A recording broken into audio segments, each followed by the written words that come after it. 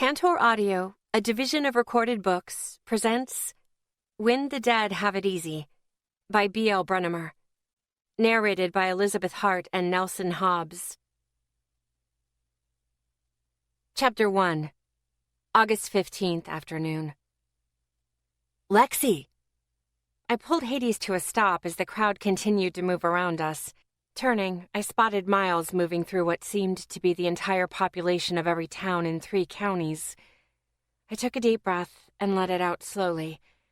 It wasn't as bad as I thought it might be, but the crowd was starting to get on my nerves.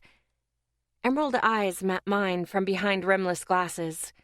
I couldn't help but smile as he came toward me. Miles's angled jaw and high cheekbones made him cute, but when he smiled like he was now, you could see how handsome he really was. He looked down at me from his 6 inches of extra height as he stepped in close, his hand going to the back of my arm. "How was work?" I shrugged. "Not bad, but not great." "Are you still having trouble with script?" he asked in that smooth timbre that I loved. I smiled up at him as I breathed in his wintergreen scent. "Yeah, Megan says I need to practice more. How is physical therapy?" He gave me a sheepish grin. "It was all right." "Oh?" Miles had been hitting the pool hard to get back in shape for the next swim season ever since the cast came off last month. A little too much too soon, to be honest. His ears turned pink. "I received a lecture about overtraining while the break is still healing." "Called it." "But she did release me, so I can get back to my usual training schedule." He smiled that smile again, making my heart pick up the pace. "Oh no, we're never going to see you now." Hades pulled on the leash, making me look down and give him scratches on his head. "You're going to turn into Frogman, aren't you?" "No, I have a better reason not to train all the time." His voice grew softer. "Oh yeah? What's that?" I lifted my head and met his amused eyes. He just smiled down at me, his fingers running lightly up the back of my arm. His silence had me going back over what he said. My face caught fire. "Oh." He chuckled. "The twins were right. That is a fun game." I playfully narrowed my eyes at him before we started walking through the crowd. "Have you seen them?" Hades stayed to my left, keeping everyone a good 3 feet away. It helped that he was enormous now. Fully grown, his head was at my hip, and he weighed over 100 pounds of muscle. And wrinkles. My baby was still my wrinkly ball of love. Only now he was huge. "Just Ethan. I've only talked to the others on the phone." He slid his hand around mine and squeezed. "Have you?" "Only on the phone this week, though I still haven't seen Isaac. But at least he still talked to me this month." Several random people started staring at me as we walked through the crowd. I tried to ignore it. I still haven't spoken to or seen Zeke. "So, naturally, you are stalling meeting them today." I made a point to look anywhere but at him. He sighed. "Angel, it's going to be all right." "How? None of you have seen each other since New Orleans, and only just started talking again." I couldn't keep the strain from my voice.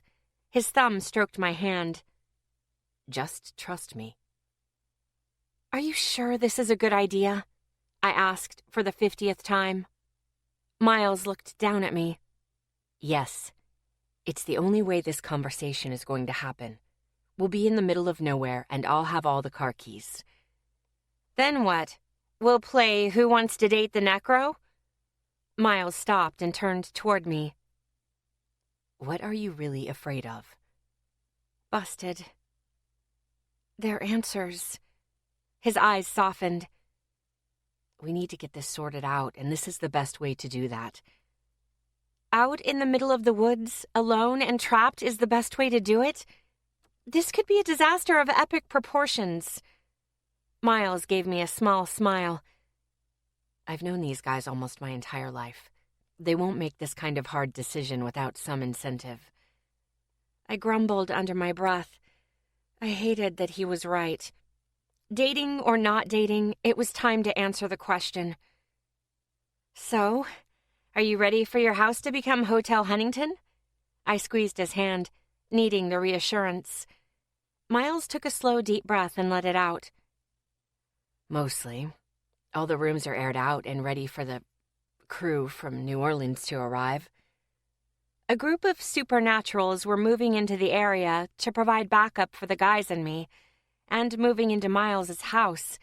He'd reluctantly offered to house them so they'd be able to move to town quicker. You know you don't have to do this, right? He nodded. It's only temporary. They'll all be out in a couple of weeks once they have their housing situations figured out. When are they coming? In a couple of days. We'll be on the camping trip, and Hollis gave the key to the ones coming up. He gently got me moving again. We need to meet Isaac. I took a deep breath and let it out slowly. Miles took the lead through the crowd towards the ride section of the fair. I was supposed to meet with Isaac and spend some time with him away from the others. Miles squeezed my hand one more time before letting go. Isaac must be close by. I tried to spot him through the crowd, but it was no use. I was too short. Isaac's on his way over. Miles looked down at me. I met his eyes as the urge to run hit me hard. Miles gave me an encouraging smile. It's going to be all right. I nodded. Sure it was.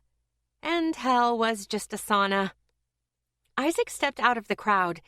He was taller than I remembered. His wide shoulders seemed to have more muscle than a few weeks ago.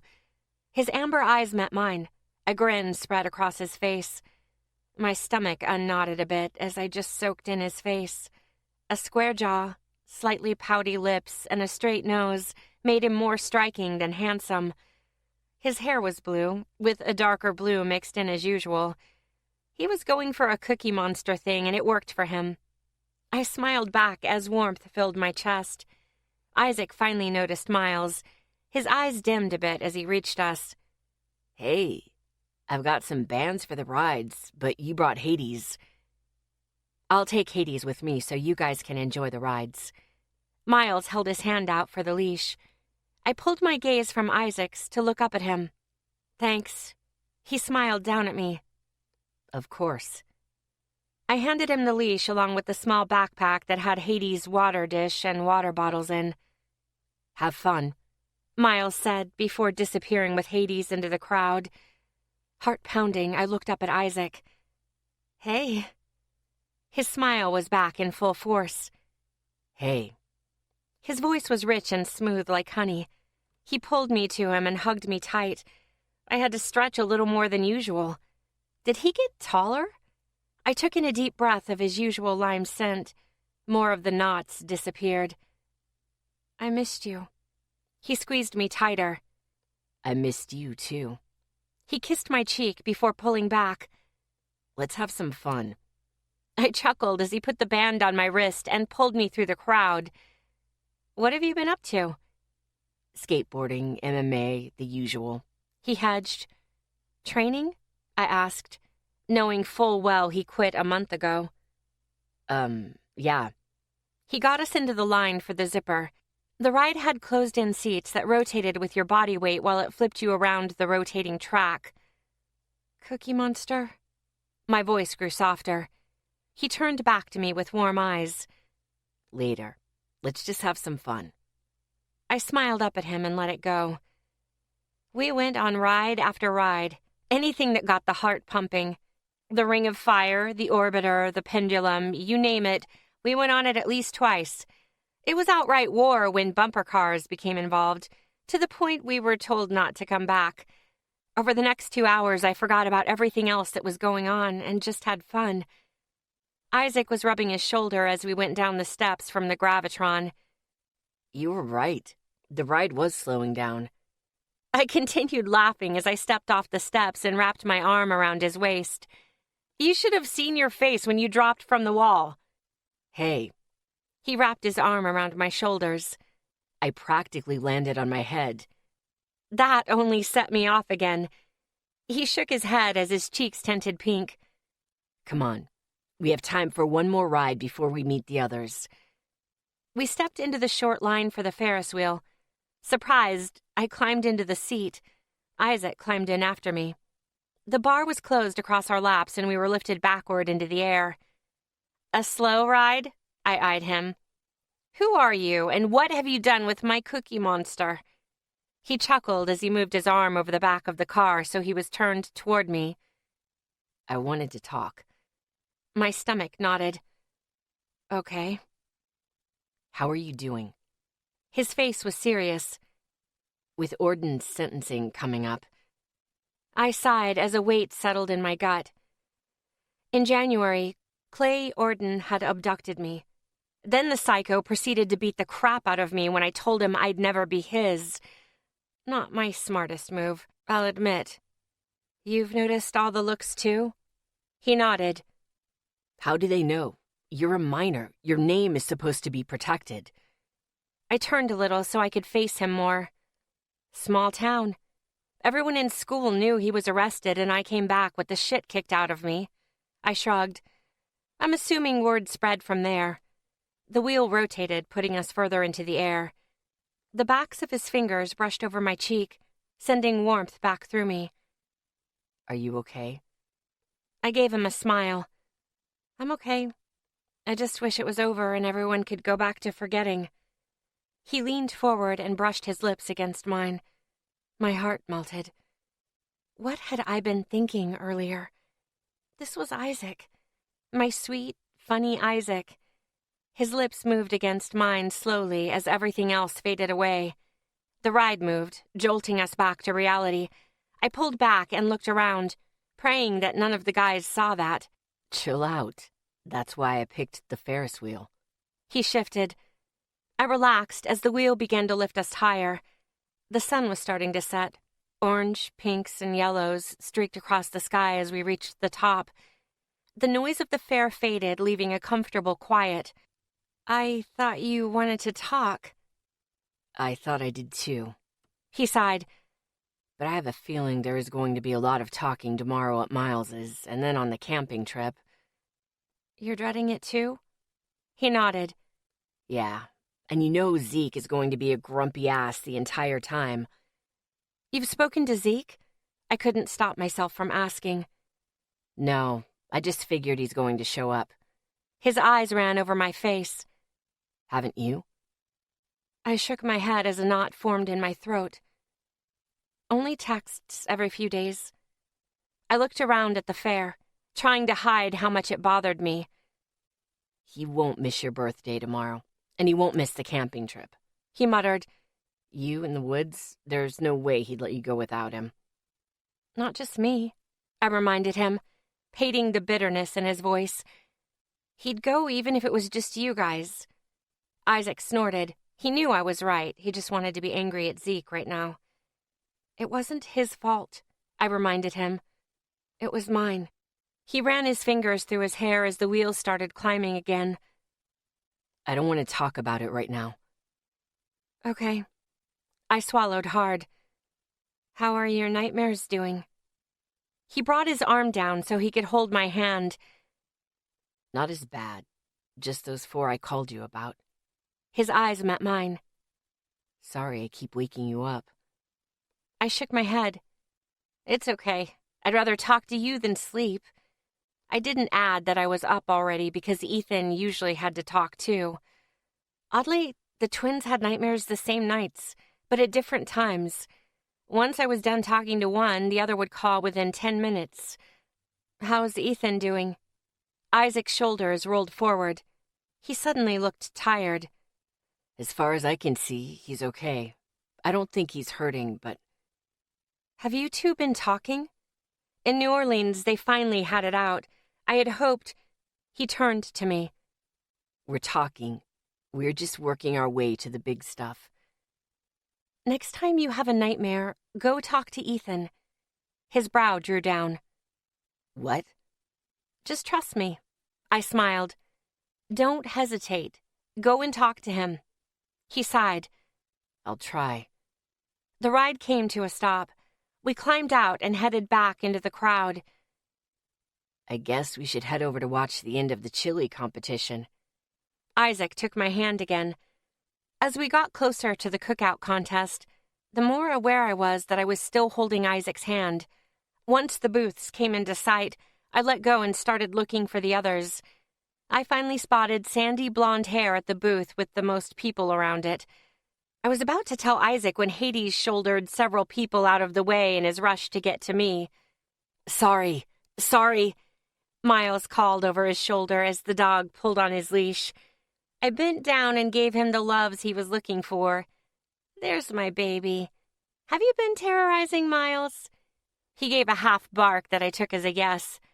Miles was shaking his head as he handed me the leash. I remember now why I don't have a dog. 'Cause you're too nice to pull them back when they want to go somewhere? I smiled a big smile. Miles spoiled Hades rotten and just couldn't tell that wrinkled face no.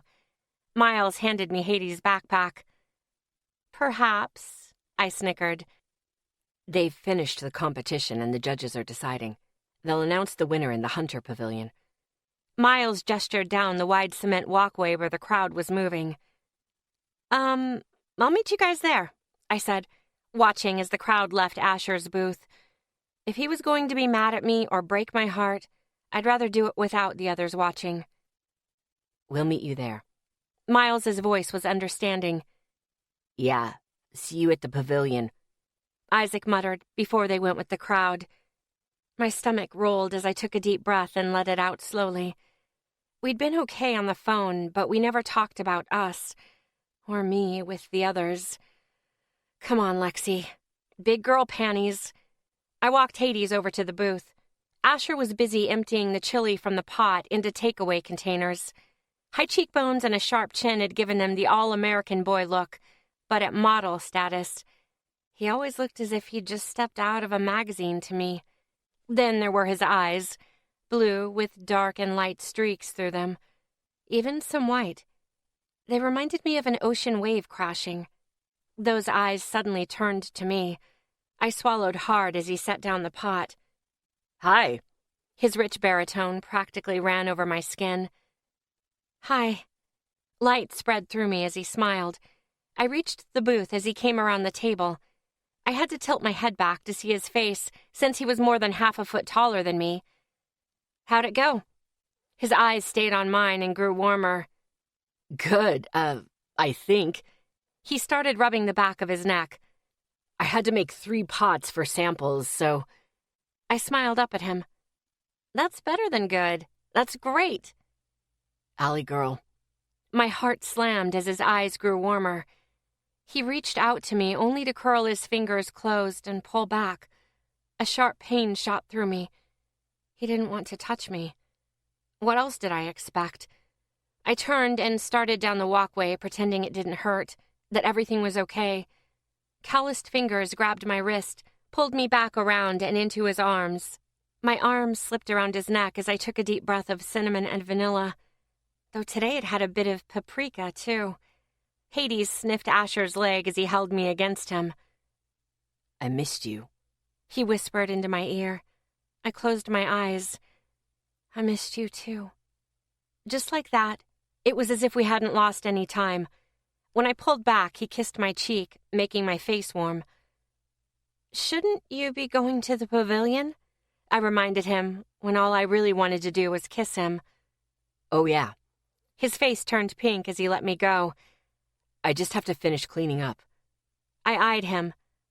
Are you stalling? He made a point not to look at me. No, not at all. You're a horrible liar, I chuckled. Okay, I might be stalling. He took the towel off his shoulder and set it on the table. I've never done a competition before, and a lot of previous winners were in it too. I don't think I have much of a shot. Hey, Superman. He turned to meet my eyes. Even if you don't win, you still went for it. You still gave samples to a bunch of people. A smile began to spread across his face. Yeah, that's true. He took a deep breath and let it out slowly as he held my gaze. You're right. I wrapped my arm around his. I know. I made sure Hades was beside me as I pulled Asher toward the pavilion. He chuckled as his hand dropped to take mine. How was crossing today? Not bad. I managed 40 each trip, so around 120 crossed this time. And you're still not having any side effects? He asked, looking down at me. Nope, I chirped. No headache? No bloody nose? Nope, and nope. I smiled as I squeezed his hand. Relax. I'm not dying anymore. I've got a normal, happy life ahead. Hades barked and pressed against my leg. That chill ran down my neck. Several ghosts moved through the crowd in front of us. We both watched as the ghost couple walked by. Okay, as normal as I can get. He chuckled. Did you win? Jessica, Asher's twin sister, popped out of the crowd. Her boyfriend, Jason, staying several feet back. Tall, curvy, with the same sandy blonde hair. Jessica was pretty. Too bad she was extremely aware of it. They're about to announce the winner at the pavilion. Asher's voice grew firmer as his gaze went to Jason. Jessica made a point to talk to her brother without looking at me. I know you're going to win. I'll see you at home. Jessica went back to Jason. Jason's face grew paler as Jessica took his hand and tugged him back into the crowd. I looked up at Asher and realized why. Asher's eyes were hard and cold. Hatred and anger practically came off him in waves. I'd never seen Asher make a face like that. Zeke? At least once a day, but Asher? Hades' head snapped around to him. The large dog made a low half growl. Ash? He blinked and unclenched his jaw before looking back down at me. The look was gone. His eyes were just as warm as before. I hate that guy. Me too. We started walking again, Hades' tail wagging happily. Have you ever heard any rumors about them? He asked. Only that he was cheating on her. I tried to remember who it was supposed to be with. No, I mean... He stopped himself. Never mind. When we got closer to the pavilion, we both let go at the same time. I smiled to myself as we joined Isaac and Miles in the back row of the benches. I sat next to Isaac while Asher sat on my other side. Hades sat behind me, pressing his body against my back so I knew he was there.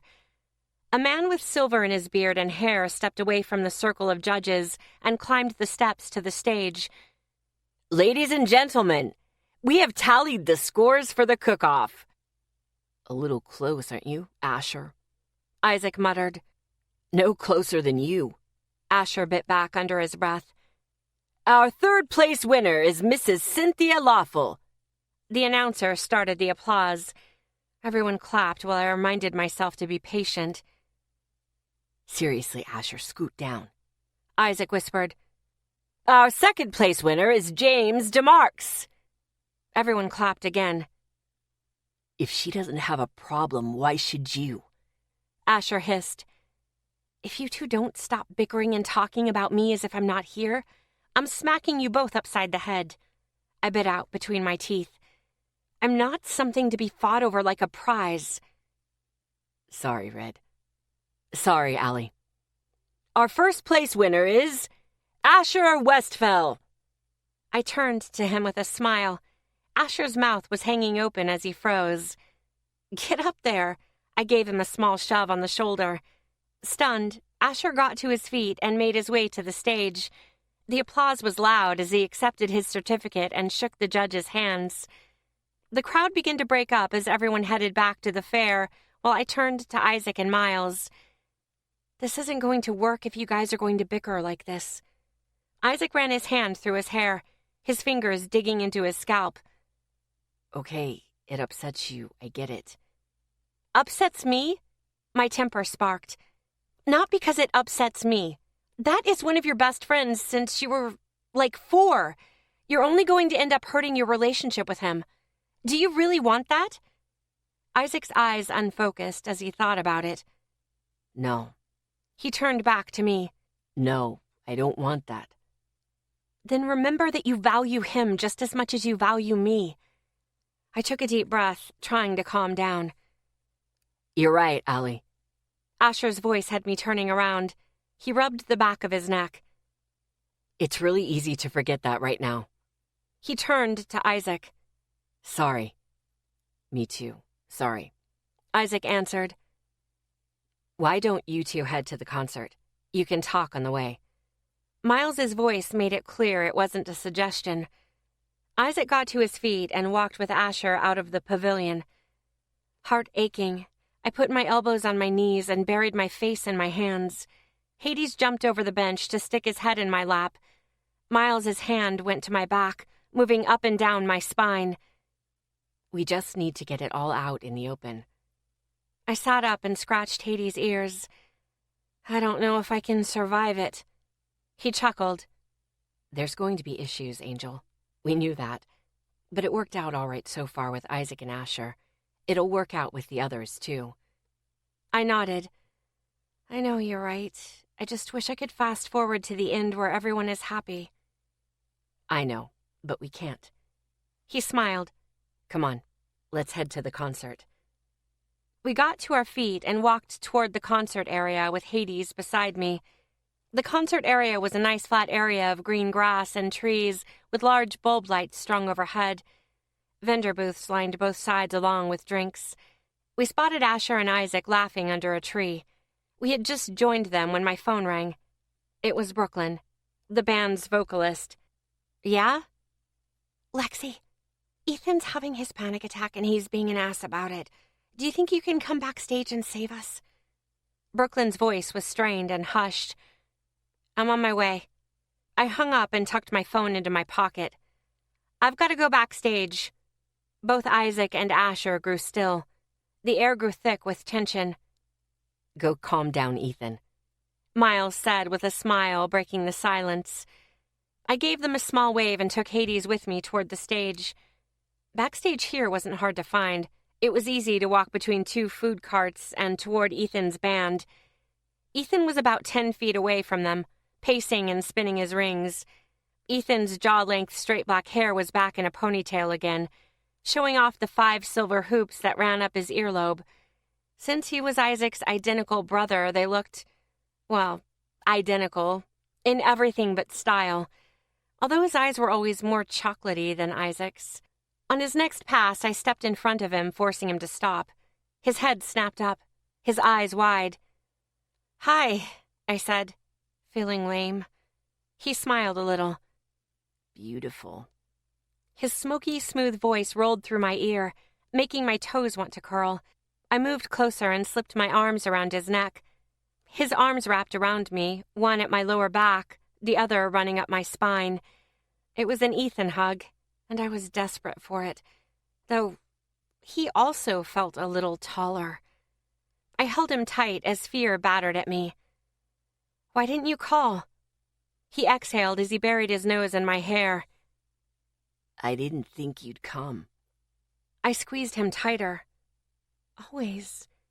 He relaxed against me, his body wrapping around mine as his spicy cologne filled my nose. I was stupid. You weren't the only one, I rasped as my eyes burned. He lifted his head and pressed his lips against my temple. We were both stupid. Yep. I looked up at him and had to ask, did you get taller? He chuckled. Yeah, we both grew an inch or so in the last month. Ma was pissed because we needed all new clothes immediately. I shook my head.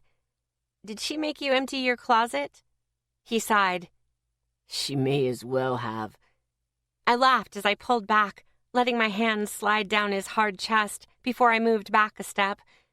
His eyes were warm when they met mine. This is the biggest crowd. I know. And you guys will do amazing, I said in a soothing voice. How many hours have you practiced the new set? Around 35. He admitted, his cheeks tinting a rose color. How did you feel last night after rehearsal? I asked, as usual. Great. I felt like we had it. His lips lifted into a half grin as he met my eyes. Then you've got it down, I told him. You never would have gone home if you didn't. He nodded, his face relaxing. You're right. Hey, we're on! Ryan shouted from his spot between Jake and Riley. His gaze found me. Is he done wigging out? I nodded before looking back up at him. You're ready. His eyes ran down my face to my lips. He kissed me hard and fast, sending my heart into overdrive. Then he was walking off toward the stage and past a gaping Ryan. My face burned as I tried to calm my body down. Smirking, Ryan followed him to the stage. Lexi, Jake said, smiling. The jock's green eyes sparkled, his short-styled blonde hair streaked with lighter blonde highlights. His cute face was lit up as if it were Christmas. What was that? Riley asked. The lilac-haired cutie gaped at me. Jake and Riley walked toward me. I only had a few heartbeats to figure out what I was going to say. Jake smirked as he wrapped his arm through mine. You and I need to talk, Missy. You and her? More like all of us, Riley stated, her brown eyes still wide. I thought you liked Zeke. Oh, fuck it. I like all of them. Riley's brows drew down. What? Jake looked down at me. Isn't she up to speed yet? I smiled. Nope. Jake's mouth dropped. What do you mean, all of them? Riley raised an eyebrow as she tucked a stray lilac hair behind her ear. Look, I'll explain on our way to the Fine Arts building. Tonight is the last night to pick up my painting. I pulled out my phone and sent a text to tell the guys where I was going. And see who won, Jake pointed out. I rolled my eyes as my phone chimed. Tough guy. Not alone. Oh, so now he appears. Alexis. I'm with Jake and Riley. Superman. I'll meet you there. Alexis. Okay. Zeke didn't text again. I tucked my phone away, then headed away from the concert. As we walked, I filled her in quickly. That I was in love with all the guys, and that I had kissed all of them. Riley couldn't quite believe it. All of them? I nodded. And Miles has this idea. I filled her in on that, too. It was like once the lock was broken, all my secrets came pouring out of my mouth. By the time we reached the building, Riley was all caught up. She shook her head. No, that's... Riley turned to me. If you're crushing on all of them the same, that's not love. You can only love one person at a time. Says who? Jake countered. Well, that's what happened. I could hardly believe it myself, and I was living it. I know, it sounds crazy. No, it doesn't sound crazy. Riley turned to me, her eyes flashing. It sounds impossible. I broke up with Zeke because he was in love with you, and I thought you felt the same way about him. A spark lit in my stomach as I stopped walking. I do. She scoffed. That's not how it works. I dropped Jake's arm and crossed my arms over my chest while I tried to hold on to my temper. Maybe not for you, but it's my reality. I eyed her. And you might understand if you'd been around the last few months. She shrugged. I've been busy. With Ryan. Too busy to call me back, too busy to answer texts. I shook my head. You weren't here, Riley. You don't get to pop back in and start judging me when you've been too wrapped up in your own love life to even answer the fucking phone. That's not fair. No, that's me calling you on your shit, I snapped, my arms dropping. What's not fair is you dropping your friends because you got a boyfriend, and then come back in telling me how I feel is impossible. She looked at me as if she didn't know me. Are you actually thinking of trying to date all of them? Hades moved between me and Riley, pressing his body against my leg. I clenched my jaw and didn't answer. I didn't owe her an answer. She hadn't been here, and this was my shit to deal with. 'Cause that's fucked up. Riley's gaze ran over me. I didn't think you were that kind of girl. That spark turned into a blaze. "What kind of girl is that, Riley?" "A girl who messes around with a bunch of guys." She wrinkled her nose as if something foul was standing in front of her. "It's not that simple." "It is that simple," she snapped. "You mess around with that group of guys and you're everything Jessica and her bitch friends say you are." I scoffed. "If that's all it takes for your opinion of me to change that drastically?" I shook my head. "You're not the kind of friend I need." Her lips pinched together. "You're right. It's none of my business. It's your life." She stepped back from me, her arms open at her sides. "I'll see you around." Riley walked off, leaving us in silence. "Wow." Jake turned to me with his mouth hanging open. "I figured she'd need some time to adjust to the idea, but damn." My heart sank. A part of me thinks she's right. Jake scowled at me. "Oh, honey, no, she's not." I shook my head. "If this wasn't me, what would you think of that person?" He moved closer. "Just because it's different doesn't mean it's wrong.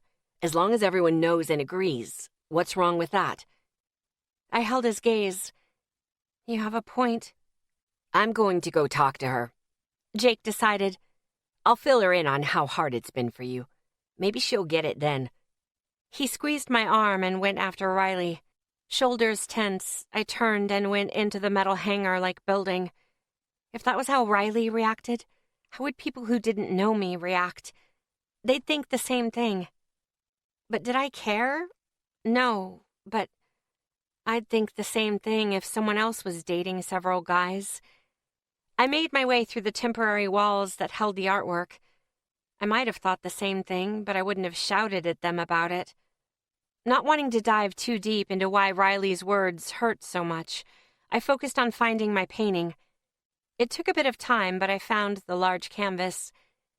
It was a painting of a wolf pack prowling toward the front of the canvas. All 5 wolves were highly detailed, each different from the next. At the center, a large, wide black wolf with blue eyes showed its fangs. To his right, a tall, lean gray and brown wolf that was built for speed. Next to him, a tan and white wolf that had a more playful look on its face. To the left of the black wolf was a gray one, tall, majestic, certain. Next to him was another dark gray wolf with haunted eyes. It was the best painting I'd ever done. It was the guys. I hadn't meant to paint them this way, but once I realized it, I couldn't stop. They were family, a team. And now they weren't together, and it was my fault. Guilt ate at my heart as I found a blue and white ribbon hanging from the frame. First place. I won my category. Then why the hell wasn't I happy? Sighing, I took the ribbon off the corner of the canvas and looked down at it. It was real and solid in my hand, and it didn't look like it was a fake. I won.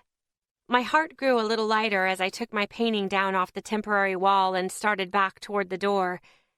I was almost there when someone stepped out from behind another fake wall. Hades moved and growled. My heart jumped as I fell back into a defensive stance, only to realize it was Dylan. Chapter 2.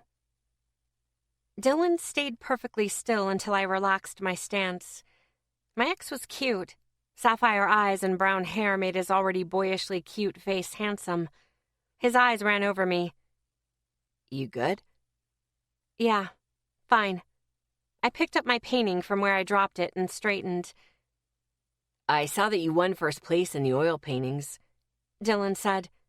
"That painting is pretty incredible." My face burned. "Thanks. How'd you do in photography?" He held up a blue ribbon. "First place." "Congrats." I started toward the door. Dylan fell in step beside me. Hades stayed put between us. Good boy. "Wow, he really got big," Dylan said, clearly trying to come up with something that would fill the awkward silence. "Well, yeah, they do that." I didn't know how else to answer that as we stepped outside. "How is everyone?" Asher walked around a bend in the walkway. As soon as he spotted us, he lengthened his stride. My friends are doing good. Apparently, Jake and Derek are working on their issues, he said, which has definitely put Derek in a less pissy mood. That's good. I hope it works this time. I looked up at Asher as he stopped beside me. Dylan? His arm slid around my waist so his hand could hold my hip. How's it going? Dylan's eyes narrowed on Asher's hand on my hip. Can't complain, you? Not really. Asher's voice was firm with an edge. His fingers tightened on my hip as he looked down at me. The guys are waiting. I eyed Asher, then Dylan. What was going on here? Asher had never touched me in front of Dylan before. Yeah, okay. See you later. His hand on my hip pulled me to get me going. Somehow I ended up on the side furthest from Dylan. Bye. Dylan's eyes had moved to my chest, on the delicate rose gold angel wing necklace that Miles had surprised me with last week. He gestured at his own neck. I thought I got you silver. My fingers wrapped around my necklace as we kept walking. You did. Miles got me one that works with my complexion a couple of weeks ago. It was also more delicate and simpler, more my style. Asher's arm urged me to pick up the pace. See ya around. What did he care what necklace I was wearing? We were almost back to the concert area when a chill ran down the back of my neck. I forced Asher to stop and looked around the empty pathway. No one. Just Asher and me. Then why did I still feel like I was being watched? Allie?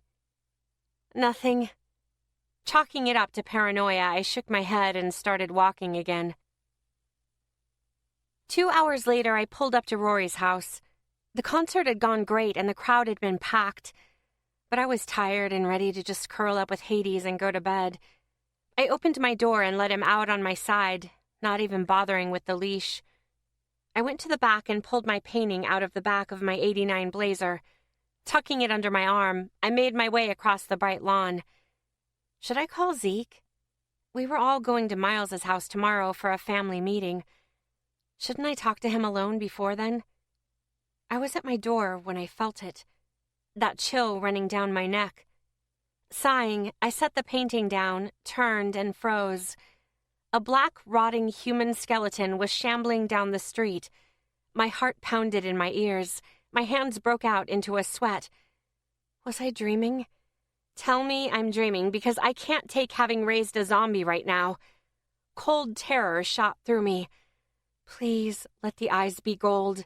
Please.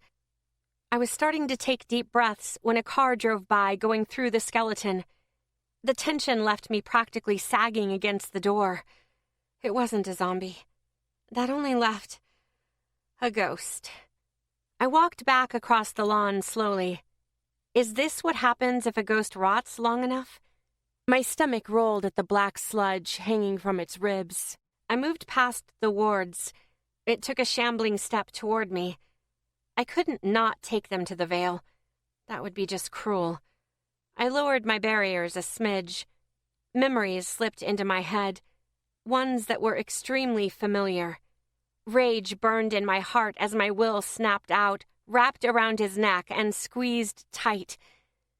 You sick motherfucker! It was the serial killer, the one who attacked me at the bowling alley. I dropped. We landed in the Veil. I rolled and got back to my feet in a heartbeat. The vines were already wrapping around his soul and sucking all the extra energy from him as if they were starving. I watched, with a heavy burning in my chest, as he screamed. For once, I didn't care that a soul was in pain.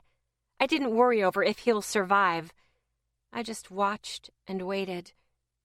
It took longer than usual, but when the vines finally let him go, he was barely an image. That's okay. If he still had form. I strode toward him and clocked him across the jaw as hard as I could. He flew back and dropped to the grass with a sickening thud. I moved through the grass to him and stomped my heel right into his balls. His eyes bulged as he cried out. I didn't care. The fucker was sick. He cupped his balls and curled into the fetal position. I punched him again, but I wasn't done. I drove my foot into his gut. His face began to turn purple.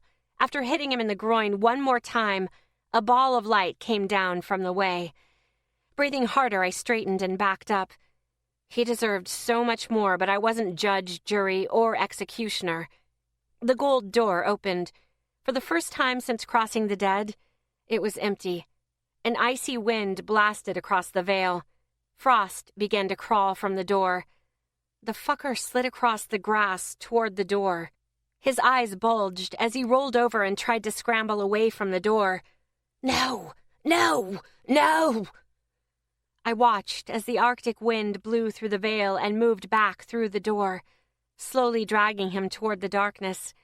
His fingers dug into the plants. The sweat on his forehead turned to ice. The wind never touched me, not even when I walked through the whirlwind and knelt down in front of him. He was whimpering when I met his eyes. My hands grabbed his. Burn in hell, Shane. I jerked his hands from the plants. A primal scream ripped through the veil as he was sucked into the blackness. The door slammed shut and shot back into the way. I pulled myself back out. When I opened my eyes, I was instantly disgusted. Shoving open the front door, I ran to the kitchen and turned on the sink faucet. I started scrubbing my shaking hands, using more and more soap. Why wouldn't this feeling go away? I washed my hands frantically, building up a good lather. It was a while before my hands finally felt clean. Needing to talk, I leaned against the counter and pulled out my phone to call Zeke, then hesitated. Zeke hadn't been answering my calls. A knot formed in my chest. This one wouldn't be any different. He didn't want to talk to me. Fine. But I had needed to talk to him over the last month. My temper sparked. What kind of fucking friend does this? I get needing time. I understand wanting space. But a month? That's it. Blood pounding in my ears, I left Hades in the house, grabbed my painting, and headed back outside. The engine roared as I drove toward Zeke's house. Yeah, I hurt him, I get that. But I was done with the silent treatment. Furious, I barely slowed down to turn into his driveway. Gravel flew as I slid on the road. He doesn't get to treat me like I don't exist.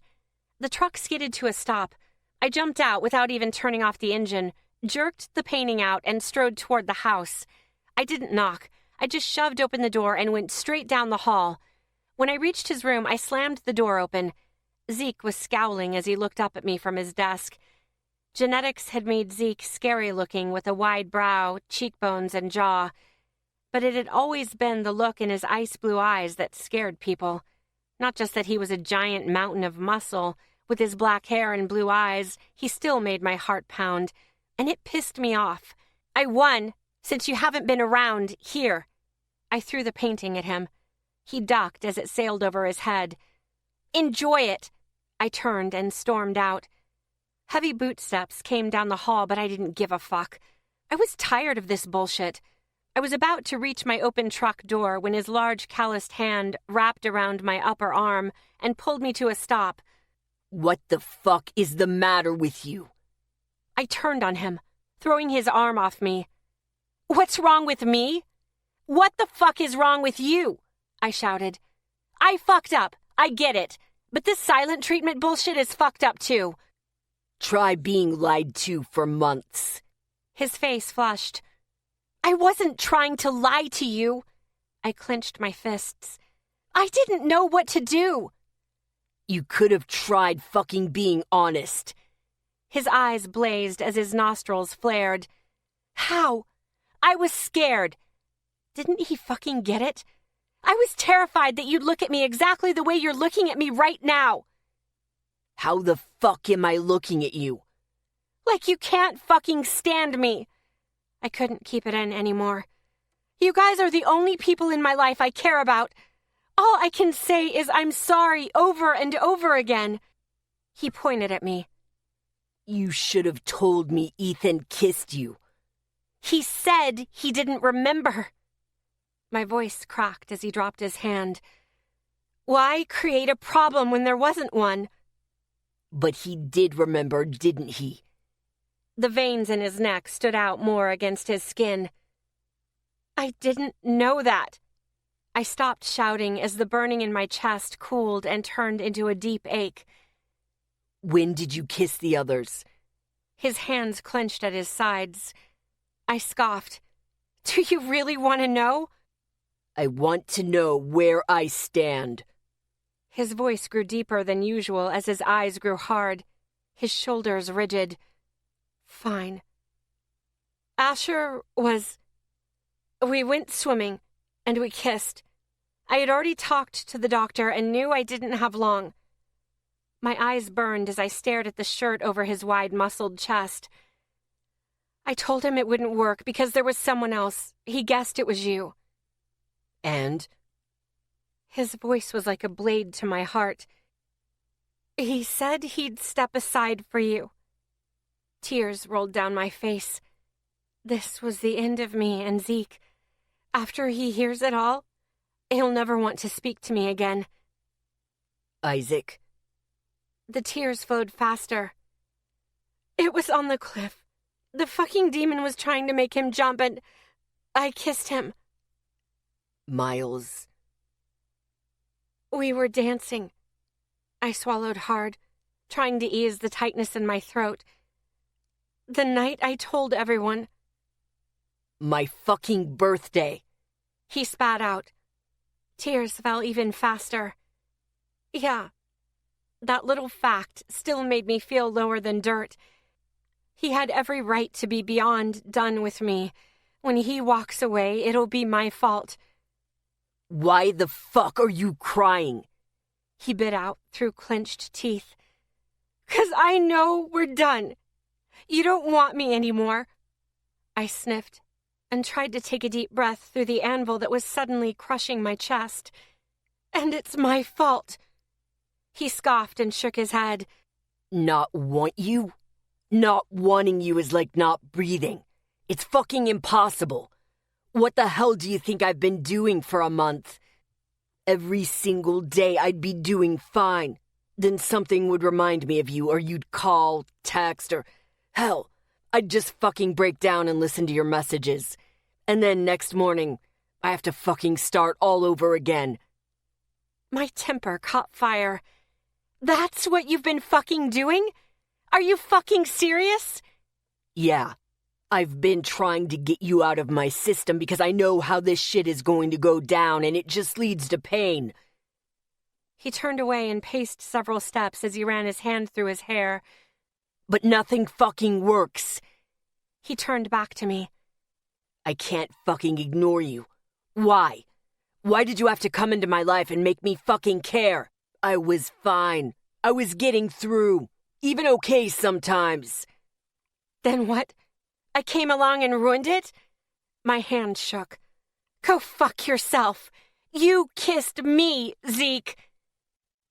Then maybe I shouldn't have fucking kissed you. His deep voice echoed through the trees. It was like a blow to the stomach.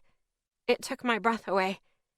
I stepped back away from him, my chest an aching hole. You want me out of your life? Fine, I'm gone. Enjoy the camping trip. Eyes filling, throat tight, I turned away and climbed into the Blazer, refusing to look at him. I backed down his driveway and got back on the road.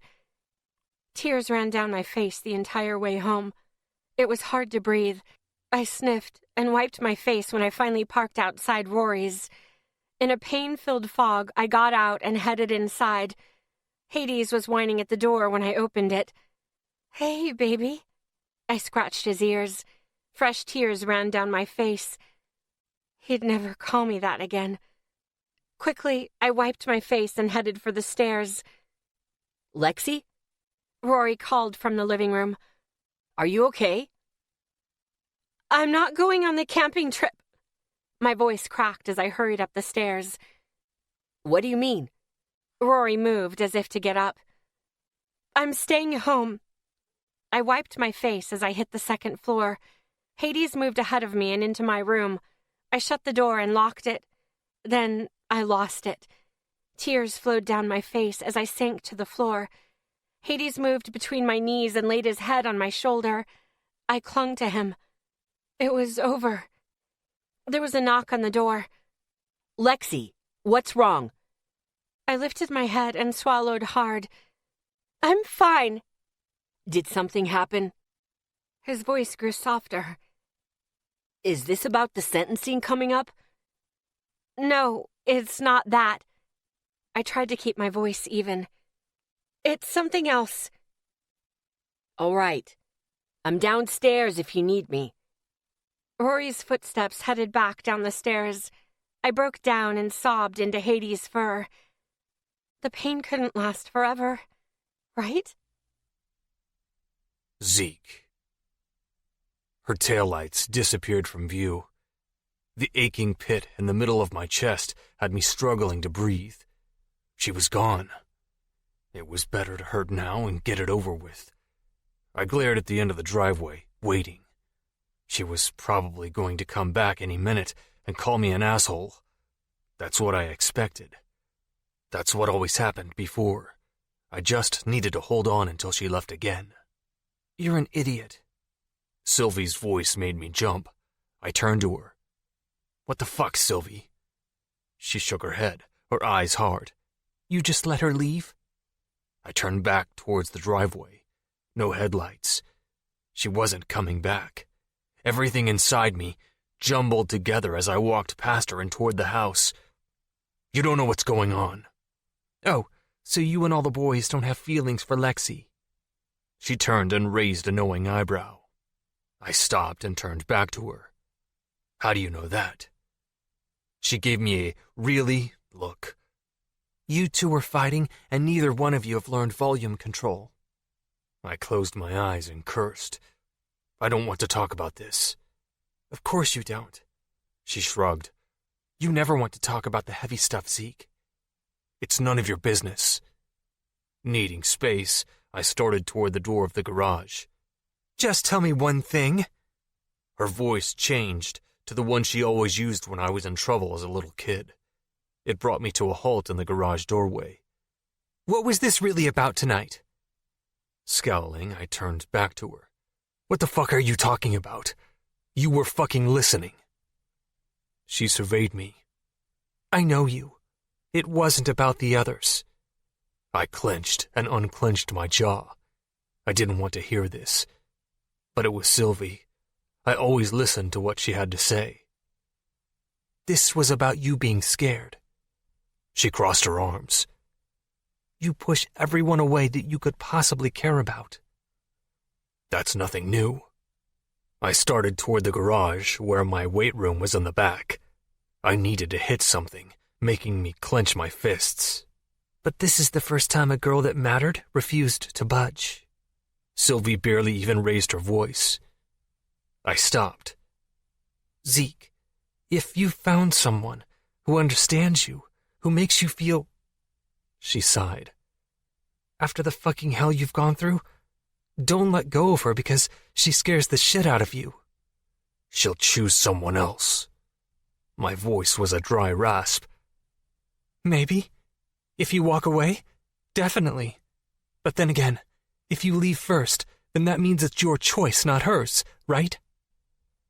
Sylvie's boots crunched in the gravel, then echoed on the porch before the door closed. My gut twisted itself into knots as my shoulders ached. I headed for the garage door, with Sylvie's voice in my head. Chapter 3. August 16th, 7 a.m. I turned off the engine, then got out as the sun was just peeking over the mountains.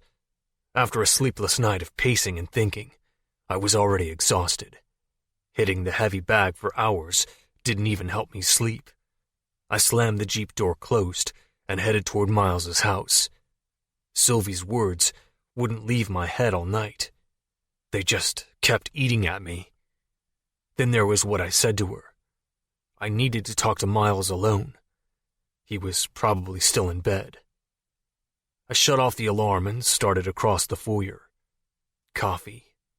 Coffee would clear up my head. "Get out of my house!" Miles's voice was like ice, sending a chill down my spine. I stopped in the foyer. "It's not yours. It's your mother's." The cockiness in those words. Rage pulsed through me as I stormed into the living room. Miles was dressed for the day, standing at the back of one of the sofas, glaring at the tall man. High cheekbones, a strong jaw, black hair, and the same eyes as Miles. Son of a bitch. Miles's dad's suit was immaculate, even though it was only 7 in the morning. No, it's part of the trust Mother set up behind your back. Miles crossed his arms over his chest. One that I had access to at 18. One that doesn't have your name anywhere near it. Miles's father chuckled. She was always a smart one. Yes, she is. Miles's shoulders pushed back, making him stand straighter. Now leave, before I call the police and have you arrested for breaking and entering. His father eyed him. You haven't been answering your phone. I haven't answered my phone in over a year. Why does it suddenly matter now? An edge slipped into Miles' voice. I stepped into the room, drawing their notice for the first time. We need to talk about your future. His dad turned back to Miles. And not wasting it with the psychotic. Psychotic, huh? Guess that was a step up from last time. Trailer trash had been thrown around.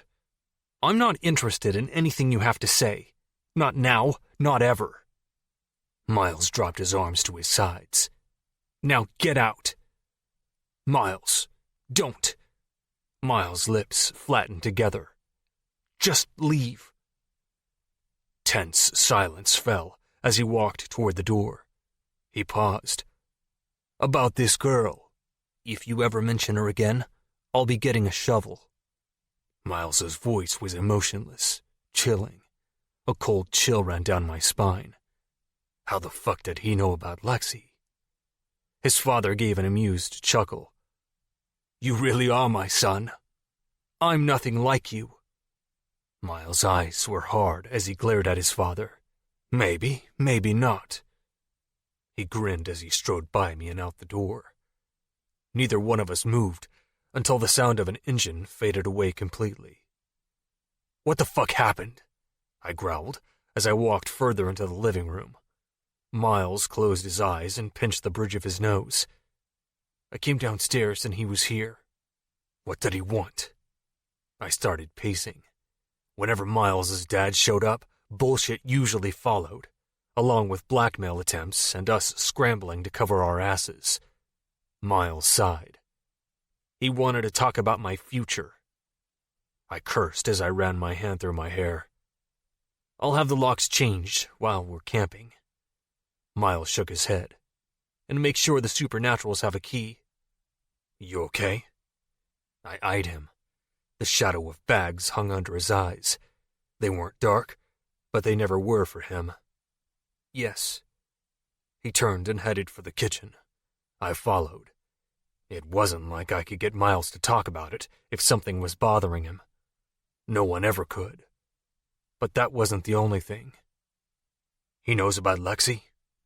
Miles nodded as he filled a mug with coffee and then slid it over the counter to me. What did he say about her? I took it and leaned against the counter. If we could get ahead of him. He knew basic information. Miles finished making his coffee, then leaned against the other counter beside the sink. Her name, where she's lived. You think he has a tail on her?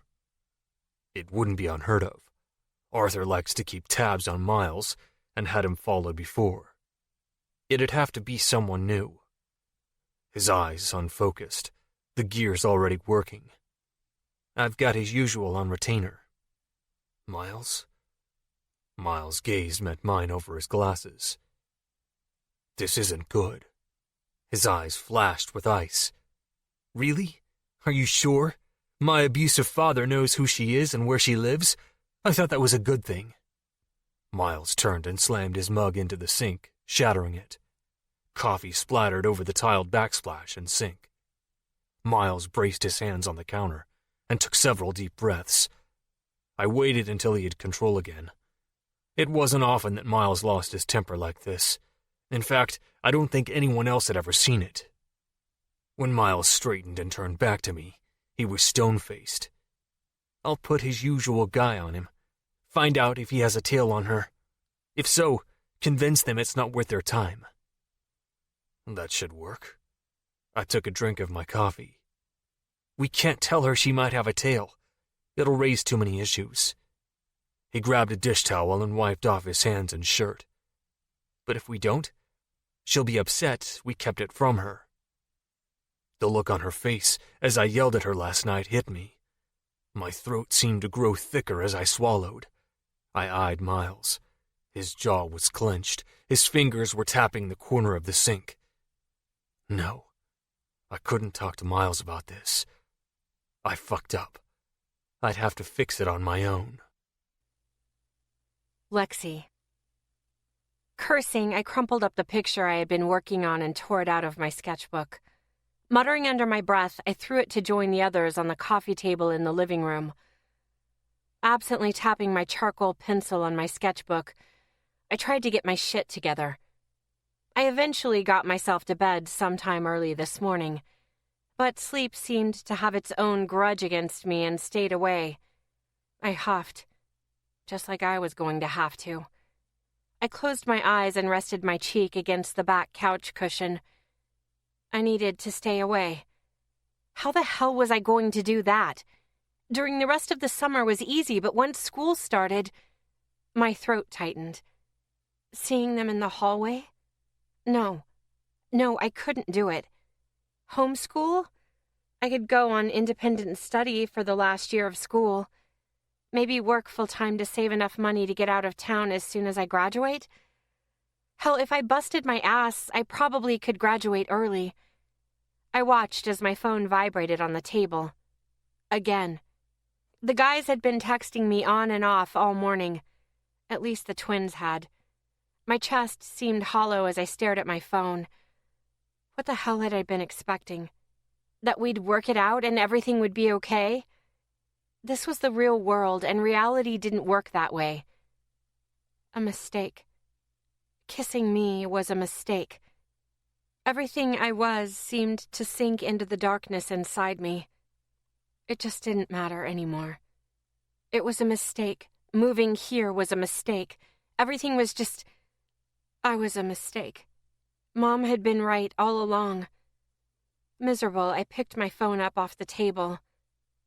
Nemo. Are you coming over early tonight? No, sweetie, I wasn't coming over at all. Zeke wanted me out of his life. That meant out of his friends' lives, too. My eyelids were heavy from crying last night as I tried to figure out how to tell him. I picked up my sketchbook, but instead of drawing, I started writing. Guys, I love you all, but I can't come around anymore. No. If I use can't, they'll ask why. Maybe if I just made it sound like my decision? I scratched it out and tried again. I'm sorry, but I won't do more damage to your relationship with each other. I couldn't live with myself if that happened.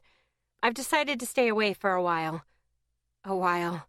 More like forever. That hollow, numb feeling grew as I tried to figure out the best way to say this. Several more tries, several more slashed-out lines that didn't work. Someone knocked. I dropped my sketchbook down onto the coffee table and shuffled over toward the door. Maybe I was never going to find the right words to tell them. Maybe it should be a fast and clean break. Just get it done and go. Yeah, that was probably the best for them. I opened the front door and looked up. Zeke's wide shoulders filled the doorway. His bloodshot eyes met mine. The bags under them were heavy. When he didn't say anything, I figured out why he was here. I reached into my pocket and pulled out my set of keys. I slid the ring with all the guys' house keys off and held it out to him without a word. I expected to feel something. Sadness, anger, something. But it was like I had nothing left to give. I was empty. Your door wasn't locked. His voice was a rough rasp. So? My voice was as hollow as the rest of me. Take your keys and go. He looked down at the keys in my hand. His Adam's apple bobbed as he swallowed hard. He opened his mouth to say something, but he stopped himself, his hands balled into fists at his side. I made it easy for him. I let go of the keys. He automatically snagged them before they fell too far. I started to close the door. That's not what I'm here for.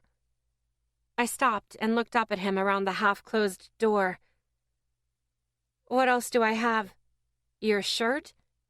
When he only clenched his jaw, I shook my head. All that stuff burned in New Orleans.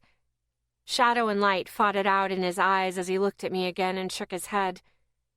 I racked my brain trying to think of what he'd want. Only one thing came to mind. If you're worried about what I'm going to tell the guys, you can relax. I wasn't even going to mention you. His face grew slightly paler as he shook his head. I'm done trying to guess what's going on in your head. You're going to have to actually say words. When he didn't say anything, I started to close the door again. The door was almost shut when he smacked the palm of his hand against the door, stopping it. The sound of flesh hitting metal was loud in the silence. When the door opened again, his eyes met mine. I hate these fucking talks. Then walk away. I held his gaze without flinching. There's nothing keeping you here. He pressed his lips together. He swallowed hard. You're here. That's enough. I wanted to feel something. Warmth, irritation, anything. But there was nothing but the emptiness. I'm backing out of your lives, out of school, out of town, really. You guys can go back to normal. His eyes narrowed on mine. And what would you do? I gave him an empty smile. What I always do. Figure it out. Alone. His eyes ran over me. When they met mine again, worry seeped in with the shadows. I pushed the door shut and headed to the kitchen. I was pulling a bottle of water out of the fridge when the door slammed open. I shut the fridge and turned as Zeke stepped into the living room and slammed the door shut behind him. He didn't want me around, but he was just going to walk into my house? A spark struck in the darkness. Just a tiny glow. He strode toward me. Kissing you wasn't a fucking mistake. That spark surged into a small flame in my chest. Pretty, but too small to feel. He stopped a couple of feet away from me.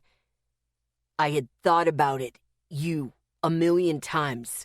The only thing I'd change about it was that I walked away from you. That flame spread sluggishly as if finding wet kindling. He shook his head. You're in my head, Lexi. Every day. Now, when I'm exhausted, hurting, or out of it, I don't go somewhere to deal with it. I go looking for you. I've never needed someone before. He stepped closer. And it scares the shit out of me. That one flame spread into many. Zeke's gaze ran over me, his jaw set. I said that because it would have been easier if it was my fault when... His voice was thick and gravelly as he continued. When you chose someone else.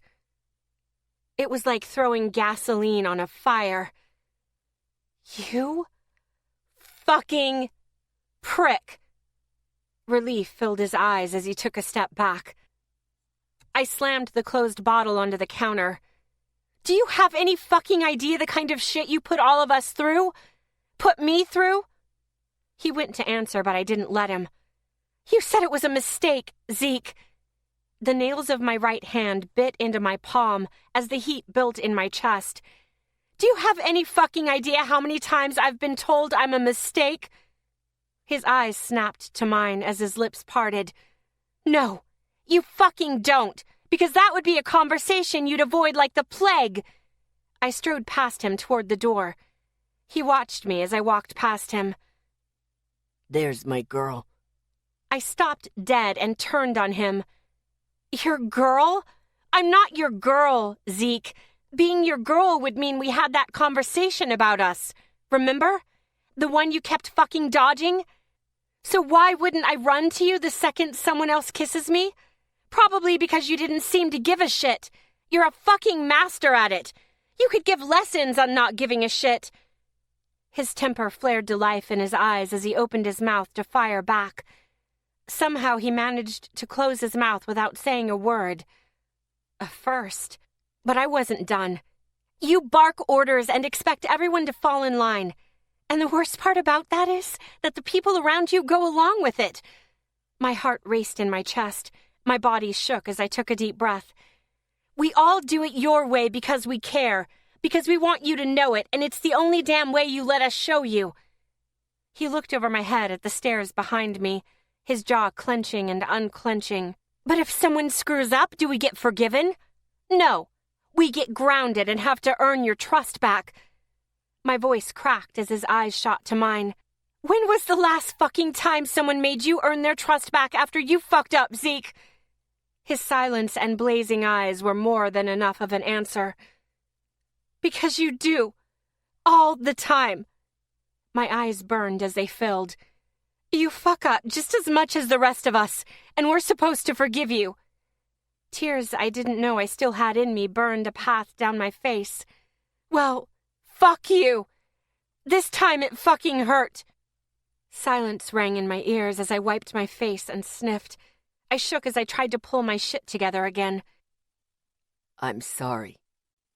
His voice was a rough whisper as he stepped closer. I grew still. I could count the number of times Zeke apologized to anyone on one hand. His eyes ran over my face, then back to meet mine. You're right. About everything. I do all of that. It's not easy having someone walk around with a piece of you. That's what family is. My voice was rough in the quiet of the house. I really didn't mean to hurt you. He looked down at the floor between our feet. I panicked and made a giant mistake. I crossed my arms over my chest. He needed to understand something. I can deal with panic. I can deal with mistakes. He lifted his head. His shining eyes met mine. I won't deal with cruel. If you ever go that far again... I shook my head. I didn't know exactly what I'd do, but it wouldn't be around him, that I was sure of. He reached out to hold the back of my neck. I backed up out of his reach.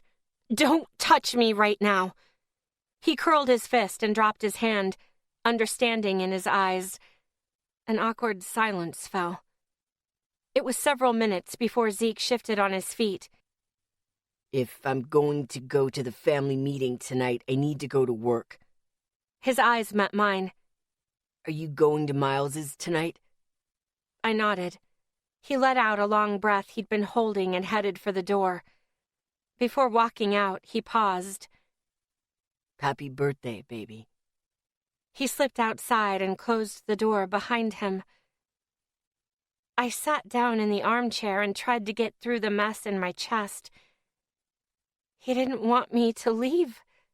That was good, wasn't it? Thoughts of tonight slammed to the front of my mind.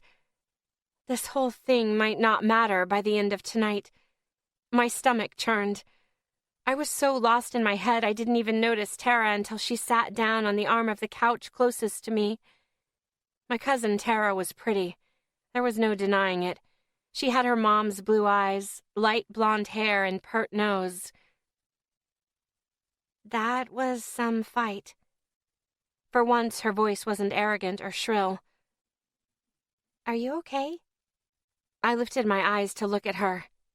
Tara? Caring? As well as could be expected. She gave me a strained smile. You have plans for your birthday? I guess I did, but now I just wanted to go to bed and hide there with Hades. I have some stops to make first. It's kinda obvious you've been crying all night. Her honesty caught my attention. Your eyes are swollen. I shrugged with one shoulder. I'll live. She gave me a timid smile. I could show you how to get the swelling to go down. No one would know when you're done. Tara was being helpful? I wasn't even going to start poking at this. I'd appreciate it. Her smile grew more confident. I'll get the ice. Chapter 4. Tara's ice pack worked. A half an hour later, my eyes were back to normal, which meant I had to go see everyone else. I sighed as I parked between the twins' house and Asher's. My grip on the steering wheel tightened as I took several deep breaths. Okay, shit hasn't been great, but we were talking. That was a start. Yeah, the morning didn't start great, but it's a new hour. I can do this.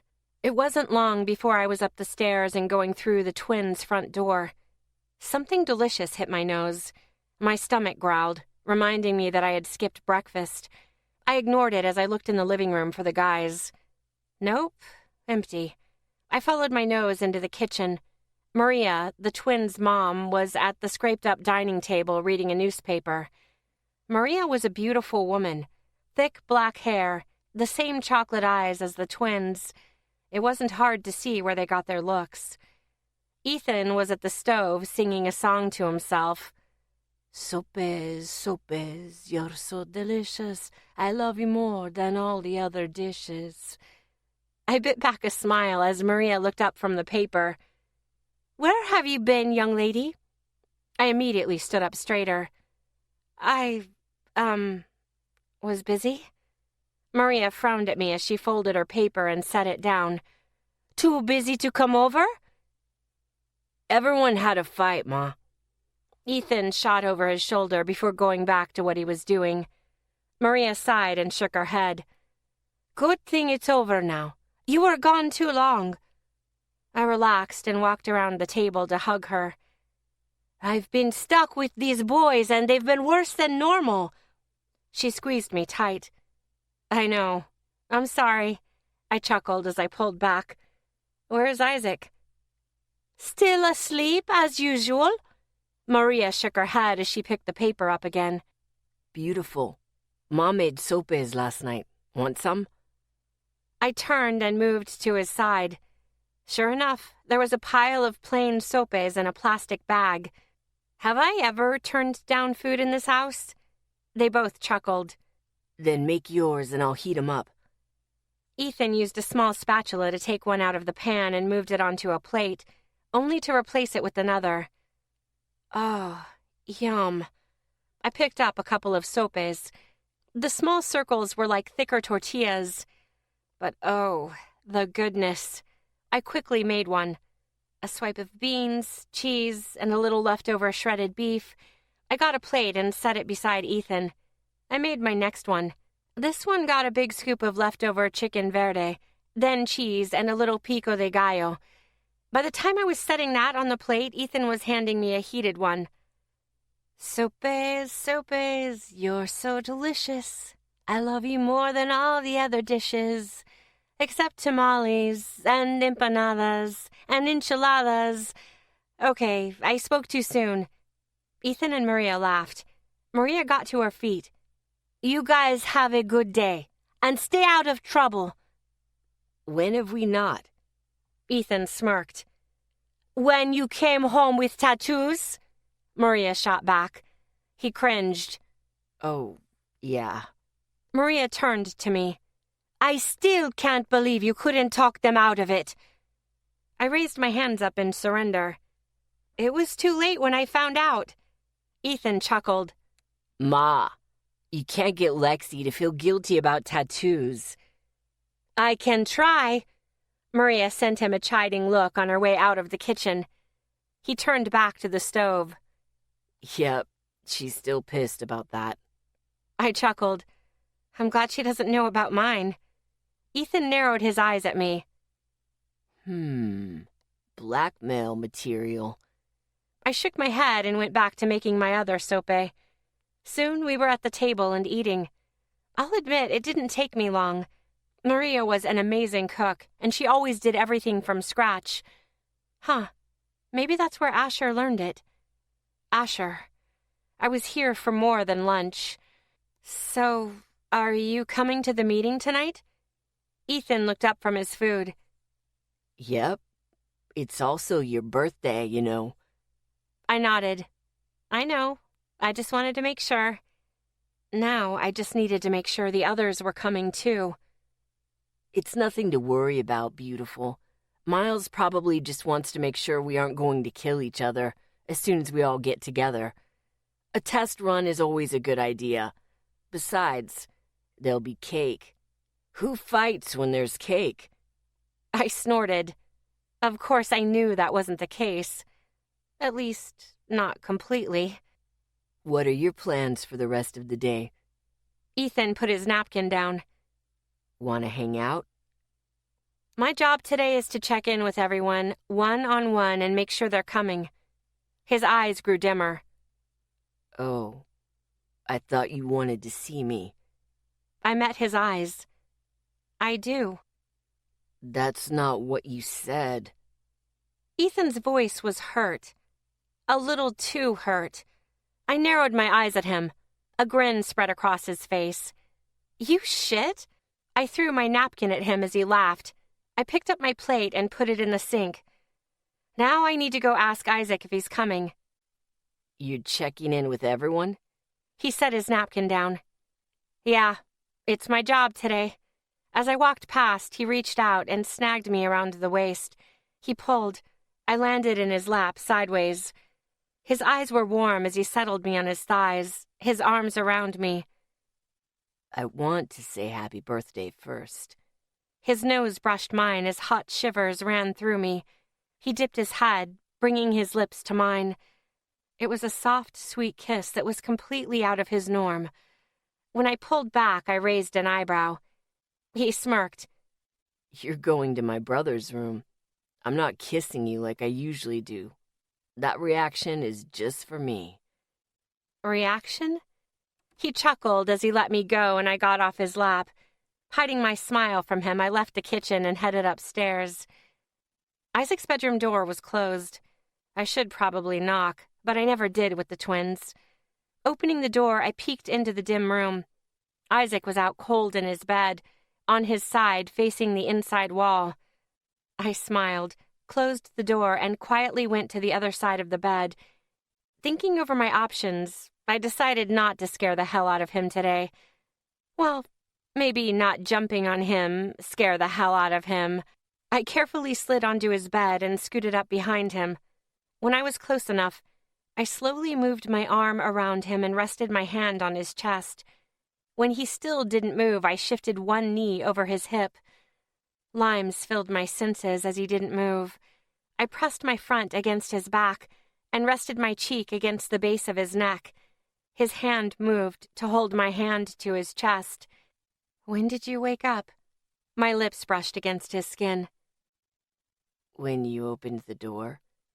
His voice was still half asleep as his other hand went to my knee on his hip. You're not slick. I snorted. Never thought I was. He let go of me and stretched, groaning as he moved. When he stopped stretching, I went right back to my spot. He chuckled. I like waking up to you in the morning. His hand pressed mine to his chest again. I kind of do too. I hated to admit it, but it was the truth.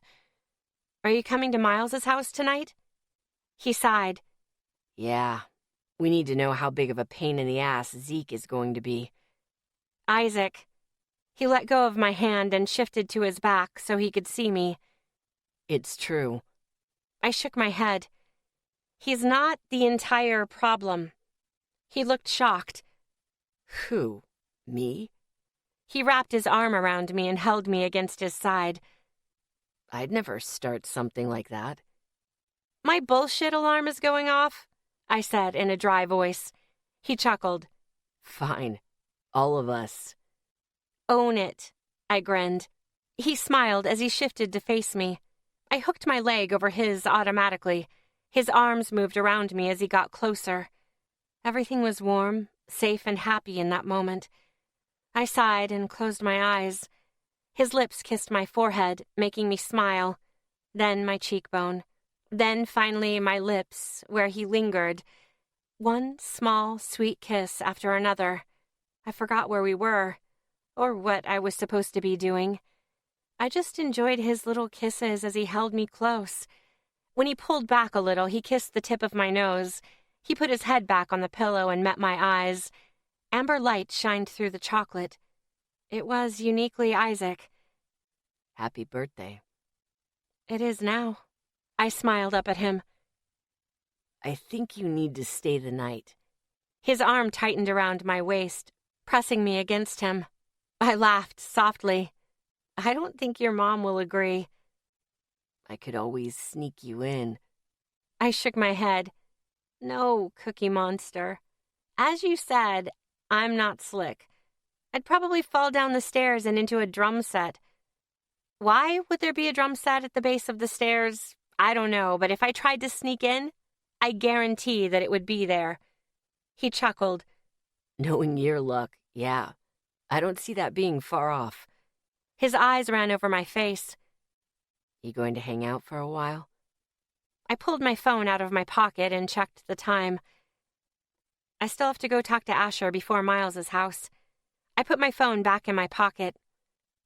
I actually have to go. He pulled me closer and squeezed me tight. I squeezed him back. I'll see you in a couple of hours. He let me go with a small smile.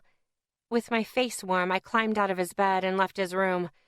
By the time I was outside, my face was back to normal.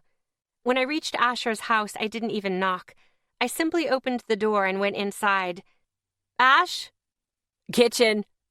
I headed across the foyer, through the past door and into the kitchen. Asher was in his apron and working. What you doing? I moved across the kitchen and hopped up on the island to sit. I'm making dinners for Jess while we're camping. He put the lid on a casserole dish and put it away in the freezer. Doesn't she know how to cook? I opened the cookie jar next to me and snagged a peanut butter one. Some, but it's reading the back of the box, cooking. He grabbed a cookie himself, closed the lid, then moved the jar away from me. Hey! I managed around a bite of deliciousness. He set the jar down on another counter and turned back to me. You're not raiding the cookie stash. I wrinkled my nose at him before finishing my cookie. So, are you coming to Miles's house tonight? Asher stuffed the last of his cookie into his mouth and picked up a pot of water off the stove. His non-answer was answer enough for me. It's my birthday. It's a family meeting.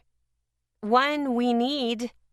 He poured the pot into the strainer over the sink. The last time we had a family meeting, I got in a fistfight with Zeke. And? Yeah, that was messed up, but he met my gaze.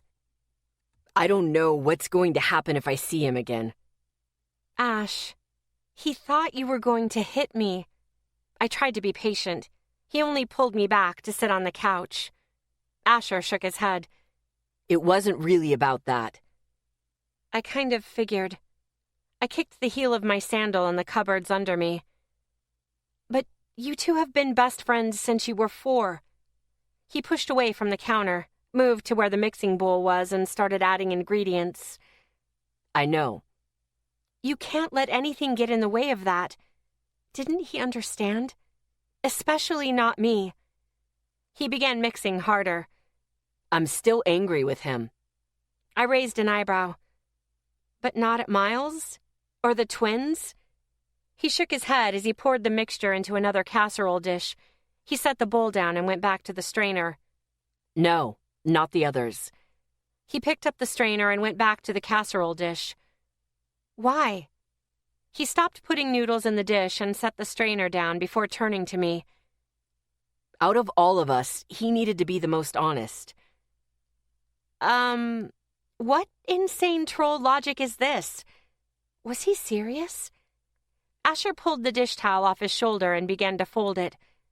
If anyone should have told us about his feelings, it was Zeke. We know his history. We know how hard it is for him to care about someone. He shook his head. He should have fucking told us.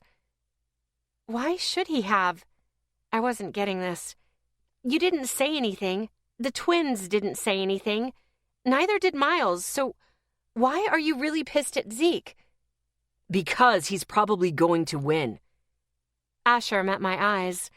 Because we know his history. We know how much it would take for him to care this much. It's going to come up and that'll be it. Everyone else will step aside for Zeke." Stunned, I could only shake my head. There is so much wrong in that answer that I don't know where to begin. He crossed his arms over his chest. "I know the guys. This is what's going to happen." First, I got off the counter and looked up at him. I'm not something to win. I'm not a competition. Second, you have no idea what the others are going to say. Third, you're forgetting Zeke. I shook my head. Zeke would never fucking agree to that. Plus, I don't even know if I can choose. His eyes were rough as they met mine. "You can." I scoffed. "Oh, I can? Really? 'Cause every time I even think about it, I start to have a damn panic attack." Asher dropped his arms from his chest.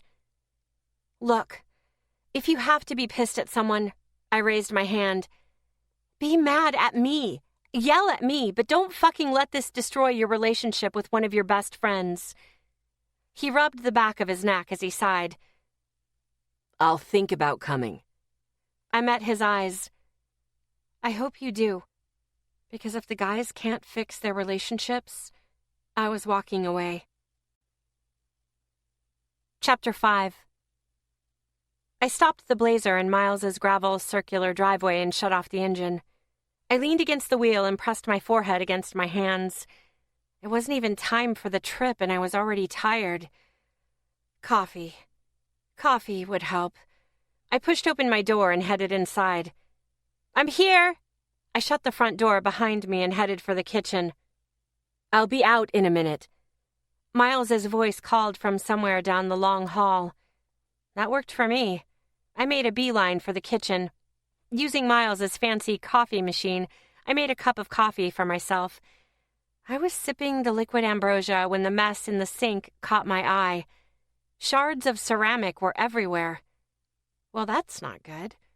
I took another sip before setting down my mug and getting the garbage can from under the sink. I started picking up pieces carefully and throwing them away. I was almost done when Miles came in. "What are you doing?" "I'm picking up a broken mug. At least I think it was a mug." I sent him a smile over my shoulder. He was frowning as he took the garbage can from me. "Here, let me get it." "I'm almost done." I made the mess, then forgot about it. Miles stopped me from reaching into the sink again. "I'll take care of it." All right, all right." I picked up my coffee and moved to sit on an empty counter. So, it looks like the only one who might not come is Asher. He continued cleaning the sink. "That's surprising. Did he say why?" "Yeah, and it's a doozy." I explained what Asher had said and my response to it. Miles was holding off a grin by the time he was done with the sink. "But he wouldn't say if he's coming or not?" I shook my head. "If the guys can't fix their relationships..." He put the garbage can back under the sink and turned to me.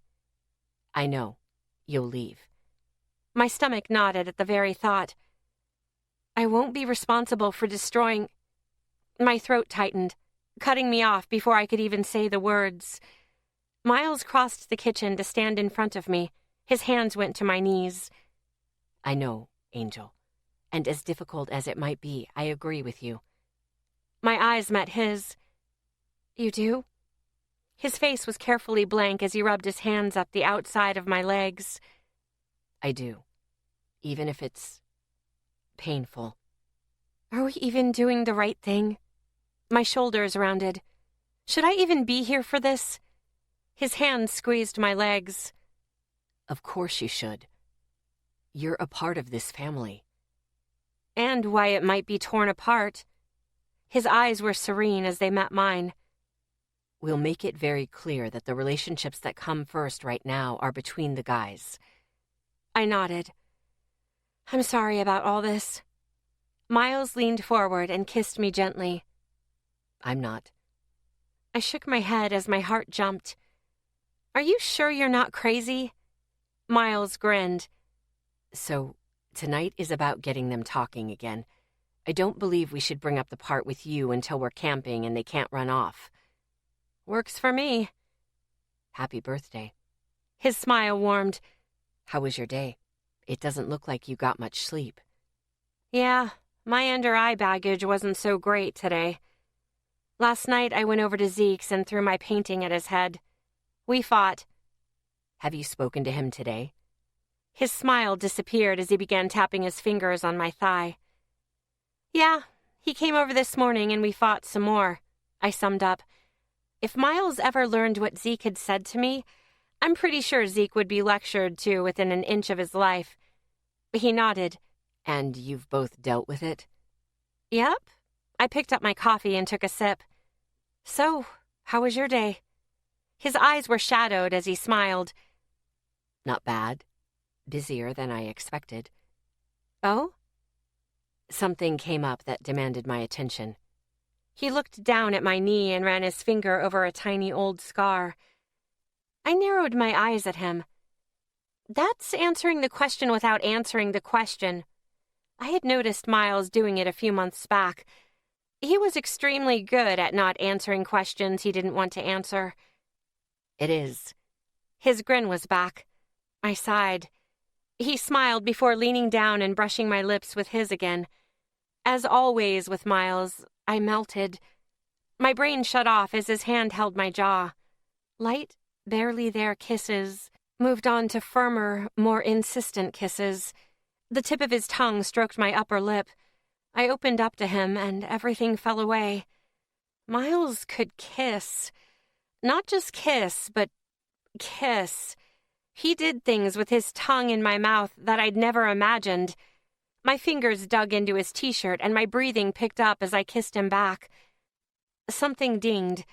Our kiss grew even softer until he pulled back. His cheeks were pink as he met my eyes. Someone's here. Huh? I couldn't even put a thought together. He smiled down at me. One of the guys is here. Right. I blinked hard, trying to jumpstart my brain again. Guys. This time he did chuckle. My face burned. You only have yourself to blame for my memory loss. He stepped back from the counter so I could get down. I'll happily take the responsibility for that. I got down as nervous energy ran through me. Needing to do something while the guys arrived, I looked through the cabinets and found a box of club crackers. Ethan swore by them. I pulled them out and went to the fridge. Yep, cheese. I pulled out a couple of kinds, one of them white sharp cheddar, Asher's favorite, then went to the counter with the cutting board. Miles, seeing what I was doing, pulled out a large platter and set it down for me. He didn't say a word as the front door opened. My body grew tense. Miles squeezed my shoulders before going out to see who it was. I focused on cutting slices of cheese and putting them on the platter. When I figured I had enough, I fanned out the crackers for easy grabbing. The front door opened and closed again. A rock settled in my stomach. It really was a big platter. Maybe some meat? I took the cheese back to the fridge and pulled open the lunch meat drawer. Miles usually kept several kinds on hand. Turkey, chicken. Oh, salami. Isaac's favorite. I took everything back to the cutting board and started putting meat on the platter, cutting some to the right size while just fanning out the salami. When that was done, I started putting stuff away. The front door opened and closed again. My heart jumped into my throat. Olives. We needed olives. I searched the fridge. Miles had a favorite. There, garlic stuffed olives. I looked through the cupboards and tried to breathe as I found a small ramekin. Hell, that'll work. Voices came from the long hallway. I focused on putting olives in the container while my hand shook. I set that in the last free spot on the platter. I took several deep breaths as I tried to calm down. Was Asher here? Did I fuck everything up beyond fixing? Yeah, I thought this would be easy. Get the guys together, talk shit out. I closed my eyes and took slow, deep breaths. Yeah, simple. Until someone loses their shit or doesn't show. Allie? I went still. The boulder left my stomach and I started to breathe again. Asher moved next to me. You made a platter? I took deep breaths as the weight in my chest eased. I was stalling, hoping you'd show up. Asher's hand moved to my lower back. I'm here. I nodded, relief leaving me clutching the counter. Everyone is waiting for us. He kept his voice soft and low. I took a deep breath and let it out slowly. Asher picked up the platter and led me out of the kitchen. The guys were spread out around the living room. Zeke was standing behind the furthest couch with his arms crossed. Ethan was sitting on the arm of that couch while Isaac sat on the raised hearth of the fireplace. Miles was standing at the head of the coffee table. The glass coffee table. Why did we pick this room? Asher set down the tray and took a seat at one end of the couch closest to the hallway. Everyone's eyes were on me as I sat down in the other corner. Family meeting. Miles straightened to his full height. Everyone turned to him. Some of us saw each other last night at the fair. Miles turned to Zeke. Others wouldn't even answer my calls.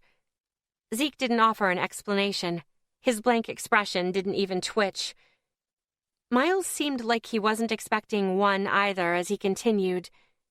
Right now, we need to get everything out in the open. Asher frowned. What? You want her to make a decision today? Miles shook his head. No, today isn't about that. Today is about our friendships with each other. More specifically, between us guys. Most of the boys shifted in their seats.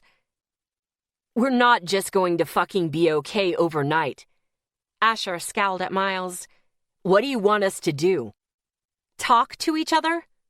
My voice was firm and slightly sharp. Tell each other why you're pissed at them? We need to work on our communication, and we need to start now. Miles turned to Zeke. Zeke, you haven't talked to me in a month. Why?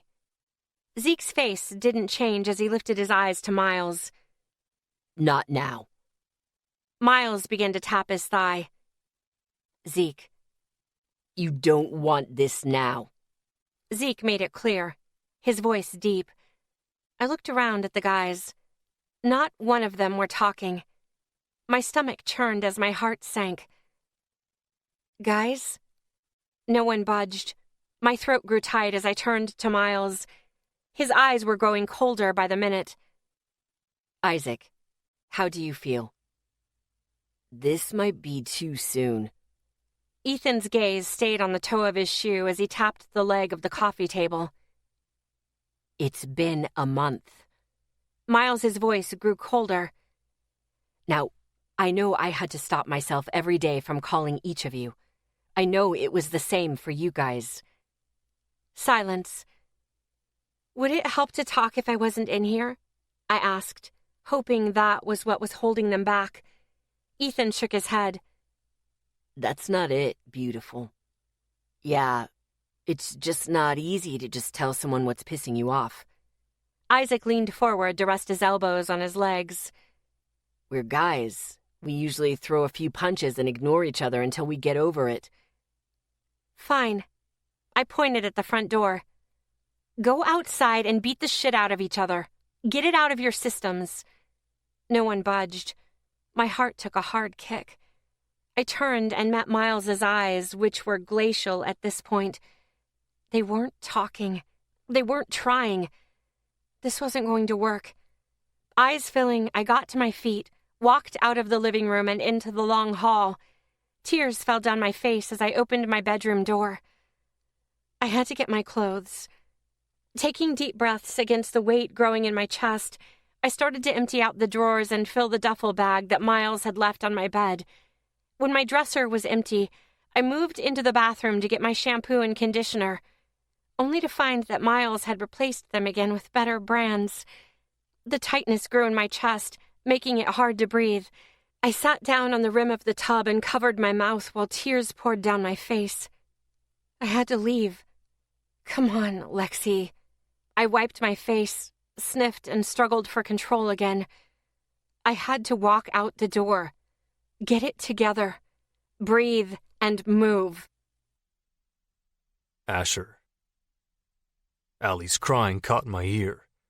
I turned and looked at the hallway. The sound bounced off the walls and up the hall. It put me on edge. I looked around the room, and no one said anything. She was upset. It had been a month. Her crying started to echo. She must be in the bathroom. She began to cry even harder. Her breathing grew ragged as she tried to stay quiet. That, and only that, made me say something. I'm angry. I turned to each of them. I'm angry at Zeke for not fucking telling anyone how we felt about her. I'm angry at Miles because I'm pretty sure he's going to ask us all to step aside for Zeke to be with Allie. I'm angry. I would never ask anyone to do that. Miles' voice was cold and hard. Not to mention, I'd never make that decision for Lexi.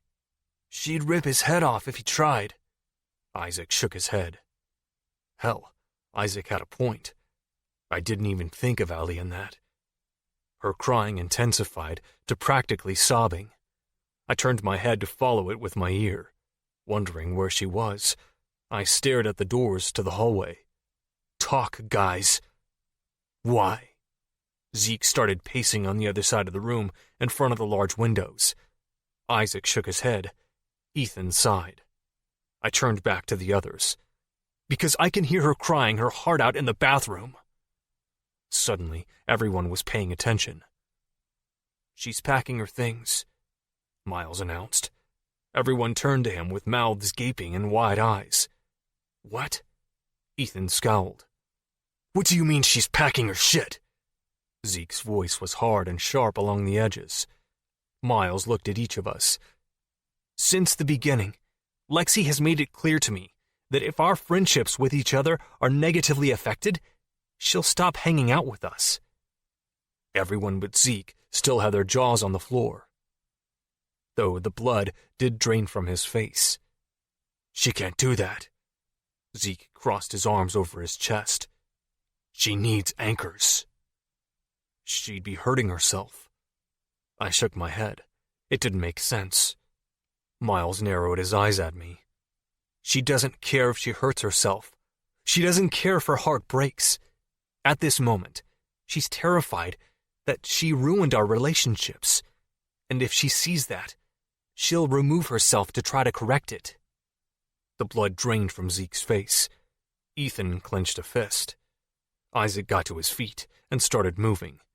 He dug his hands into his hair and paced in front of the fireplace. So unless we want that to happen, talk. I started to rub my knuckle along my jeans as I concentrated on listening to Allie get it together in the bathroom. Zeke began to pace again. As the silence went on, he began dragging his hands through his hair every few steps as he cursed under his breath. The room stayed silent. Fuck. Zeke turned to us. I hate this shit. We know. Everyone chimed in unison. Fine. Zeke clenched his jaw as he looked down at the coffee table. I didn't say anything because of Orden. Everyone grew still and turned to him. Zeke's eyes unfocused as he clenched and unclenched his fists. That night, I was supposed to go over after work to talk about everything. But instead, I let her go home alone and get taken.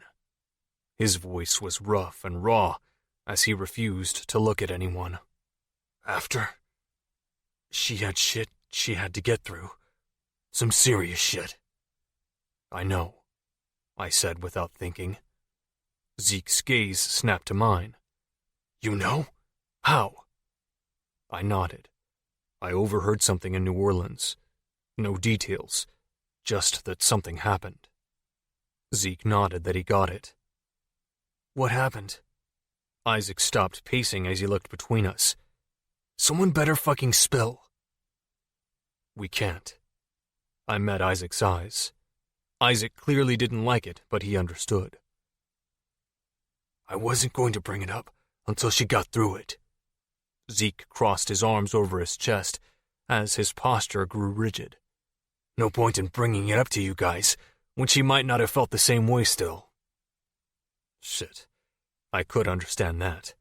My anger at Zeke fizzled a bit. It didn't disappear, but it lessened. Isaac cursed. I didn't say anything because... Isaac shook his head. I thought there was no way in hell she'd feel the same way. Ethan huffed. I just figured I'd fuck it up. I was going to after I spoke to her if she felt the same way. Miles sat down on the arm of the couch. We're all pissed. Isaac sat back down on the hearth. We're all on edge. Ethan rubbed his eyes with one hand.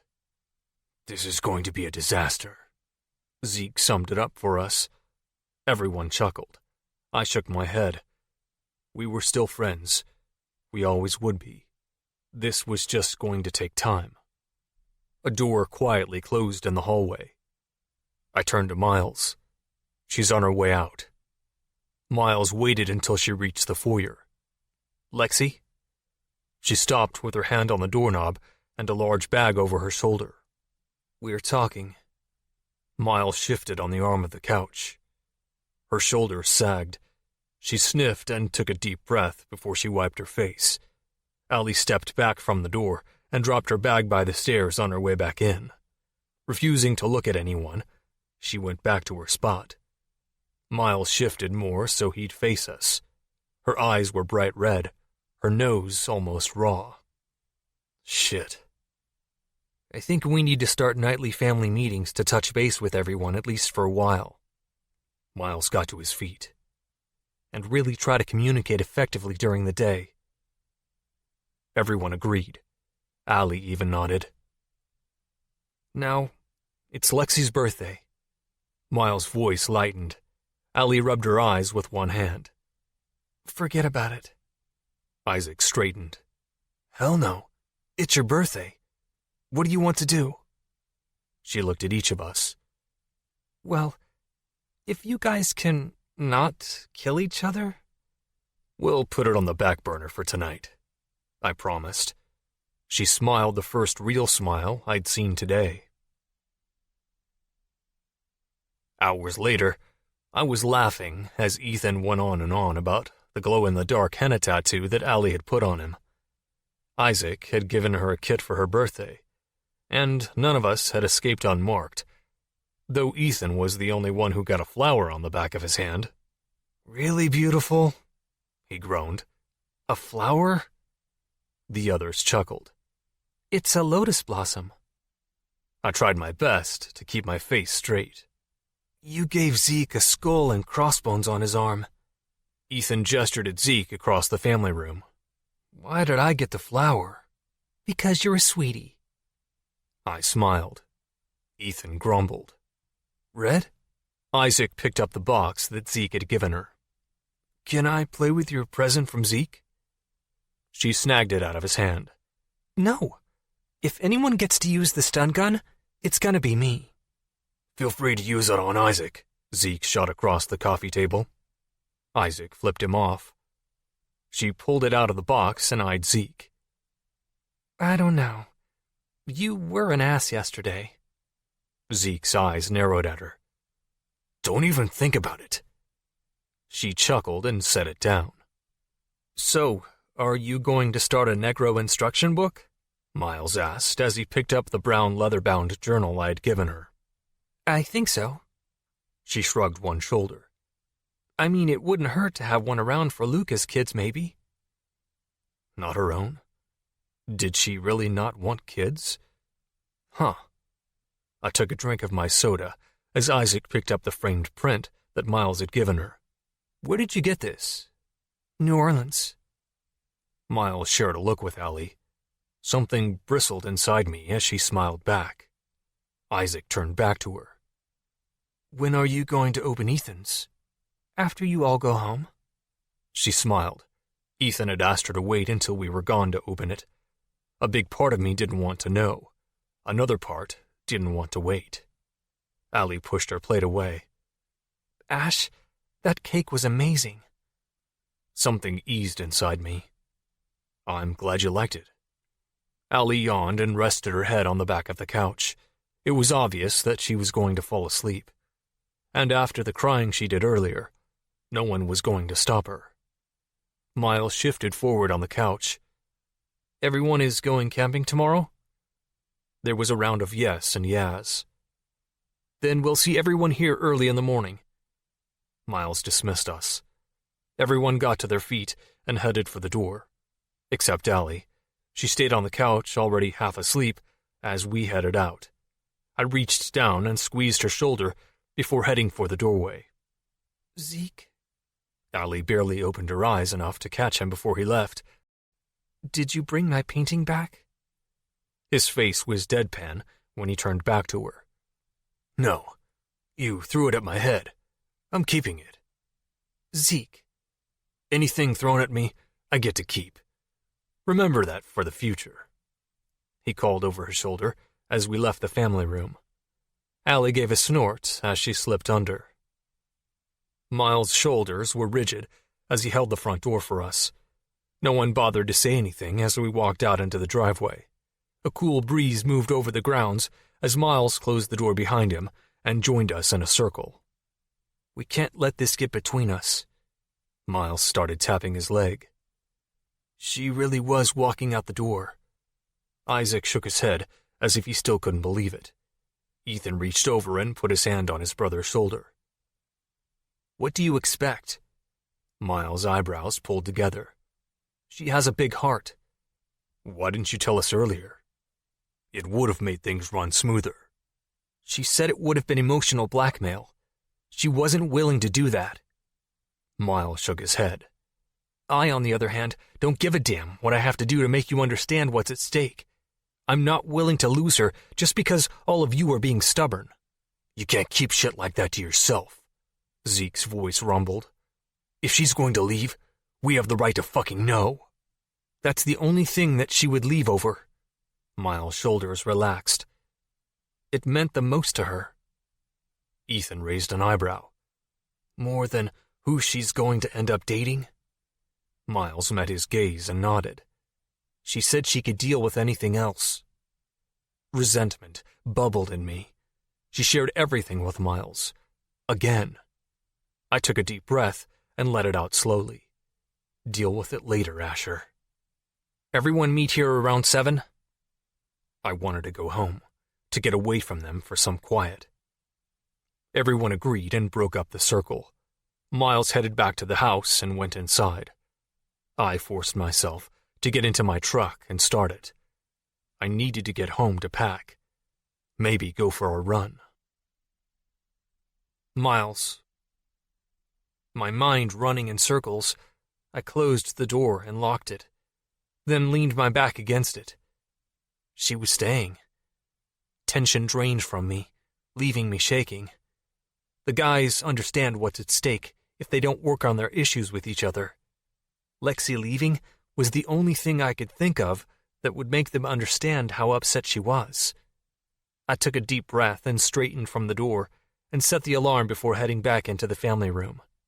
After leaving the living room earlier, everyone had acted as if no one had ever kissed Lexi. That nothing had been said. It was what she needed tonight. What we all needed, to be honest. Time to remember who we were with her. Lexi's eyes were closed, her head starting to hang. The relief had to have been enormous. I smiled. Poor Angel. She hadn't slept much in the last month. She had been looking almost ragged lately. I'd never tell her, but I had been worried. I knelt down on the floor in front of the couch and ran my fingers over her cheek. She made a sleepy, content sound. Angel, do you want to sleep in your room or mine? I kept my voice low and soft. She shifted to lean against my chest. I smiled. She always answered me when she was sleeping deeply. Slipping my arms around her back and under her knees, I lifted her against my chest. She slipped her arm around my neck and snuggled against the base of my throat. I headed upstairs and down the hallway to my room. Her breathing was deep and even as I nudged the door open, then laid her gently down on my bed. She curled up on her side. Carefully, I undid her sandals and slipped them off her feet. I turned on the lamp on my bedside table while watching her face. She didn't even twitch. She was really exhausted. I opened my walk-in closet and closed the door behind me. After quickly changing into my nightclothes, I opened the closet door and headed for the bed. I propped my pillows up against the headboard and picked up the book on the nightstand. I tried to get into the book, but it just wasn't working. And when she scooted closer, I realized that it was useless. Setting my book down, I turned off the light and set my glasses next to my book. After shifting the pillows, I lay down beside her, lifting my arm over her head, and waited. It didn't take long. Lexi liked cuddling. She buried her face in the crook of my neck, her hand going to my chest, her leg hooking over one of mine. I brought my arm down to wrap around her. By morning, she'd be lying on me. I watched her sleep against me, my hand slowly running up and down her back. She was almost out the door today. I took a deep breath of rosemary and relaxed. That was the worst part for her. The only part she said she'd ever leave over. She was staying. Watching her sleep, I tried to come up with a plan to convince the guys to agree to my crazy idea. I wasn't going to lose her just because she also cared about the others. I couldn't. Chapter 6. August 17th, 5:45 a.m. I gently closed the blazer door. If Rory caught me sneaking into the house at this hour, he'd kill me in 6 different ways and then ground me for my afterlife. The lights flicked on. I froze. When the door didn't open, I let out the breath I'd been holding, eternally thankful that Rory's room was at the back of the house. I made it to the door and unlocked it slowly. Opening it, the small creak the hinge made seemed to echo through the house. I stepped into the family room and came face to face with a taller woman. Light blonde hair, blue eyes, pretty face, and a great rack. She jumped when she saw me. Something fell out of her purse and onto the floor. It was a lacy black thong. Oh my God. My mouth dropped open. She pressed her finger against her lips. I had to cover my mouth to stop from laughing. Her eyes were wide as she picked up her panties, grabbed my arm, and dragged me back outside of the house, then down the driveway. Lexi. You slept with Rory, I whispered a little too loudly. Aunt Susan's face was burning red. Well, he is my ex. Were booty calls covered in the divorce? I snickered. We were talking last night and I slept on the couch. She tried. But she sucked as a liar. Bullshit, I snorted, trying to keep it down. You wouldn't be sneaking out and your panties would be on. What are you doing sneaking in this early? She demanded with a raised eyebrow. That sobered me up. My friends and I had a fight. We talked it out and then I fell asleep. Her eyes narrowed on me. Bullshit. Hey, my panties are still on me just as they have been all night, I flat out told her. She tried not to laugh, but it didn't work. Fine, I believe you. Rory got a text last night from some kid named Miles. He told him where you were and that you fell asleep. He even asked if you could crash there. I smiled to myself. Yeah, that sounds like Miles. Damn, it's good to see you, Lexi. She smiled as she shook her head. You too. I couldn't stop smiling. Susan pulled me into a hug. I hugged her back. I was so glad to hear that you came to live with Rory. I worried about you every day. I smiled as I squeezed her back. I'm okay. Not even dying anymore. She let go and shot me a look. That's not funny. Oh, yes, it is. Susan smiled again. Please don't tell Tara. What? No epic getting back together? I couldn't help but ask. She sighed. I love Rory, I always will. But we both know we don't work as a couple. Amazing sex, yeah, we have that down pat. I cringed. Oh, ew. She smirked. Amazing, sweaty, toe-curling. Nope, no, nada. Not listening. I started walking away. Screaming sex. Susan finished as I shuddered. I turned around and flipped her off. She chuckled. Take care of yourself, kiddo. You too. I turned back around and walked into the house, this time not caring if I made noise. Hades was on the couch, stretched out on his back. I smiled and headed upstairs. I still had to pack for the camping trip. When I got upstairs, I put away my birthday presents. Well, all but Ethan's. I sat down and finally opened the wrapping. It was a book. A book of poetry. Love Her Wild by Atticus poetry. I smiled to myself. Ethan was a constant surprise. Maybe this trip wouldn't be a disaster after all. It was still early when I finally loaded my bags into the back of the Blazer and headed in for Hades' dog food. Rory was still getting his gear out of storage while Tara had gone upstairs to pack. Yes, Tara and Rory were coming with us. Them coming will just make talking about the alternative relationship we all might be starting easier. And if I repeat it enough, I'll eventually believe it. I picked up the backpack with Hades' toys and bowls. What time are you guys planning on meeting us? Rory set down the tent on the dinner table that was already covered in lamps and fishing gear. It should take us about a couple of hours after you guys leave. Tara is dragging her feet. I shifted the large bag of dog food over my shoulder. Okay. Can you bring extra sunblock? Yeah, no problem. Rory called. Tell the boys to drive safe. I will. I shut the door behind me and headed to my truck. I put the bag in the back. I made sure I had all my stuff before I closed the back gate. It wasn't long before I was climbing in and taking off. Hades sat in the front seat with his face out the window. But before I could go to Miles's house and meet the others, I had to make a stop first.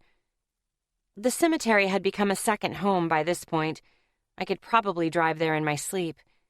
It was just like every cemetery in most places. Headstones, grass, and trees. Oh, and the huge group of souls waiting by the veteran memorial. I parked and left Hades in the car. All right. A few announcements before we get started. I got every ghost's attention. I'll be going camping for a week or so, which means I won't be able to cross anyone here.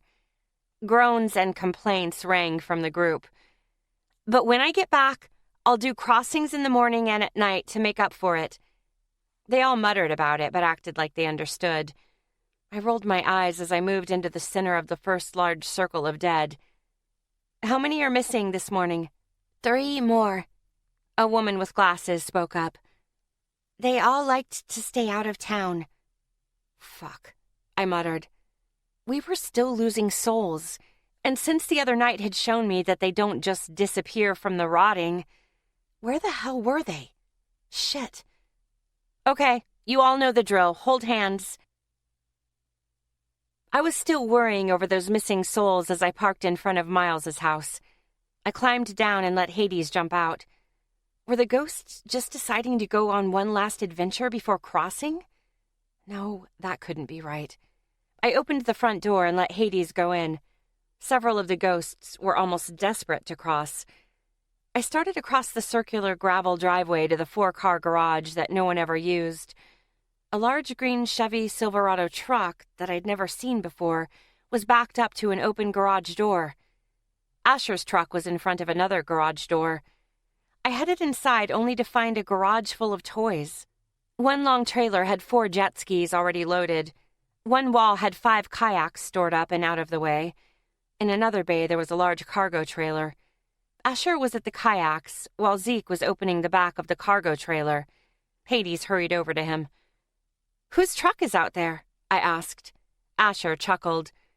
Zeke turned in time for Hades to jump up onto his back feet to brace his feet on Zeke's waist. He roughed up Hades' ears and wrinkles. It's Miles's truck. Miles has a truck? I kept looking around the giant garage and just kept finding more toys. Yeah, he doesn't use it very often. Mostly when we go camping or climbing. He scratched Hades' ears. Holy crap, I muttered as I took in all the toys. Right? Zeke signaled for Hades to get down. The giant dog dropped to his feet on the floor. Allie, come here. I need to see if we have one you can wear. Asher called from next to a rack of life jackets. I stopped gawking and went to his side. What size are you? Asher reached up and moved the hangers. It depends on the brand of clothes.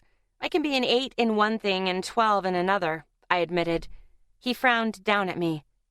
How is that possible? Brands make their own sizes, I shrugged.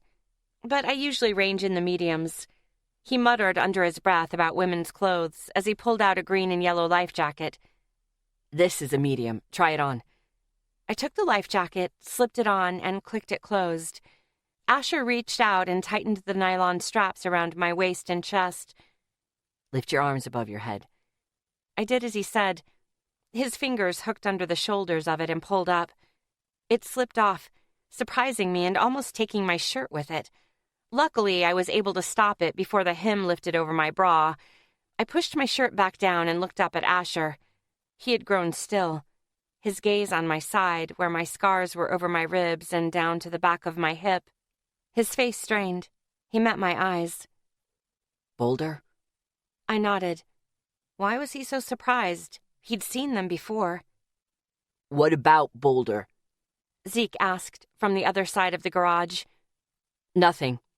Asher went back to the rack of life jackets. He pulled out another one. This one smaller and still had the tags on it. Where did this come from? Asher checked the size on the bright green jacket. Here, try it. I slipped it on and zipped it up. Asher adjusted the straps on the sides until the vest was snug. Okay, arms up again. I did as he said. He tried to pull it off me. It didn't budge, though it did pull on my chest a bit when he pulled hard. Ow, Ash. I've got boobs, man. He let go immediately, his cheeks turning pink. Sorry, that one fits. I undid the zipper and took it off. I got 10 that Miles went shopping. I'm not taking that bet. Asher started pulling other life jackets off the rack. Zeke, you need to make sure your vest still fits. Yeah. Zeke grumbled. I smiled as I left him to go help Zeke, who was at the back of the large cargo trailer. So where's the camping stuff? I asked. Miles just told me to bring a sleeping bag. That's because we already have everything stored and packed away, he said as he looked at the back of one of the doors on the trailer. What did he mean? I moved to stand next to him and my jaw dropped. The trailer was full of camping gear. Wow. You guys need all this to go camping?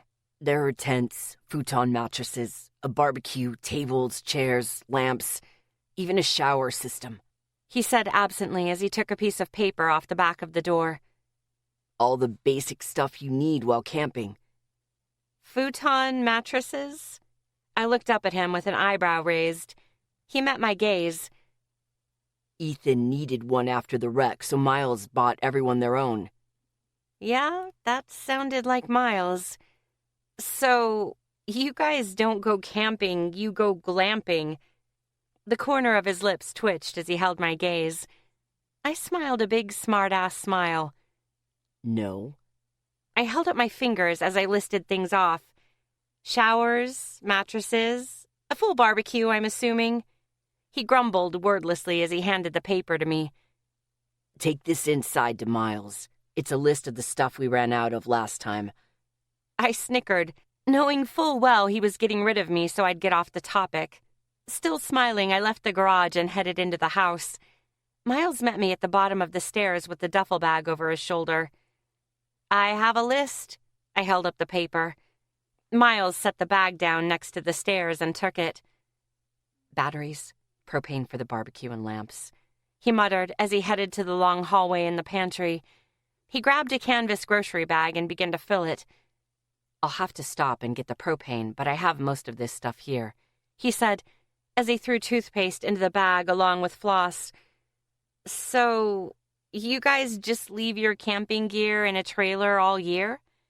I leaned against the doorway to the pantry. Yeah, there was no real point in unloading everything but the ice chests. We never used that trailer for anything else anyway. He added batteries to the bag. I actually love that idea, I admitted, except the chance for spiders goes up.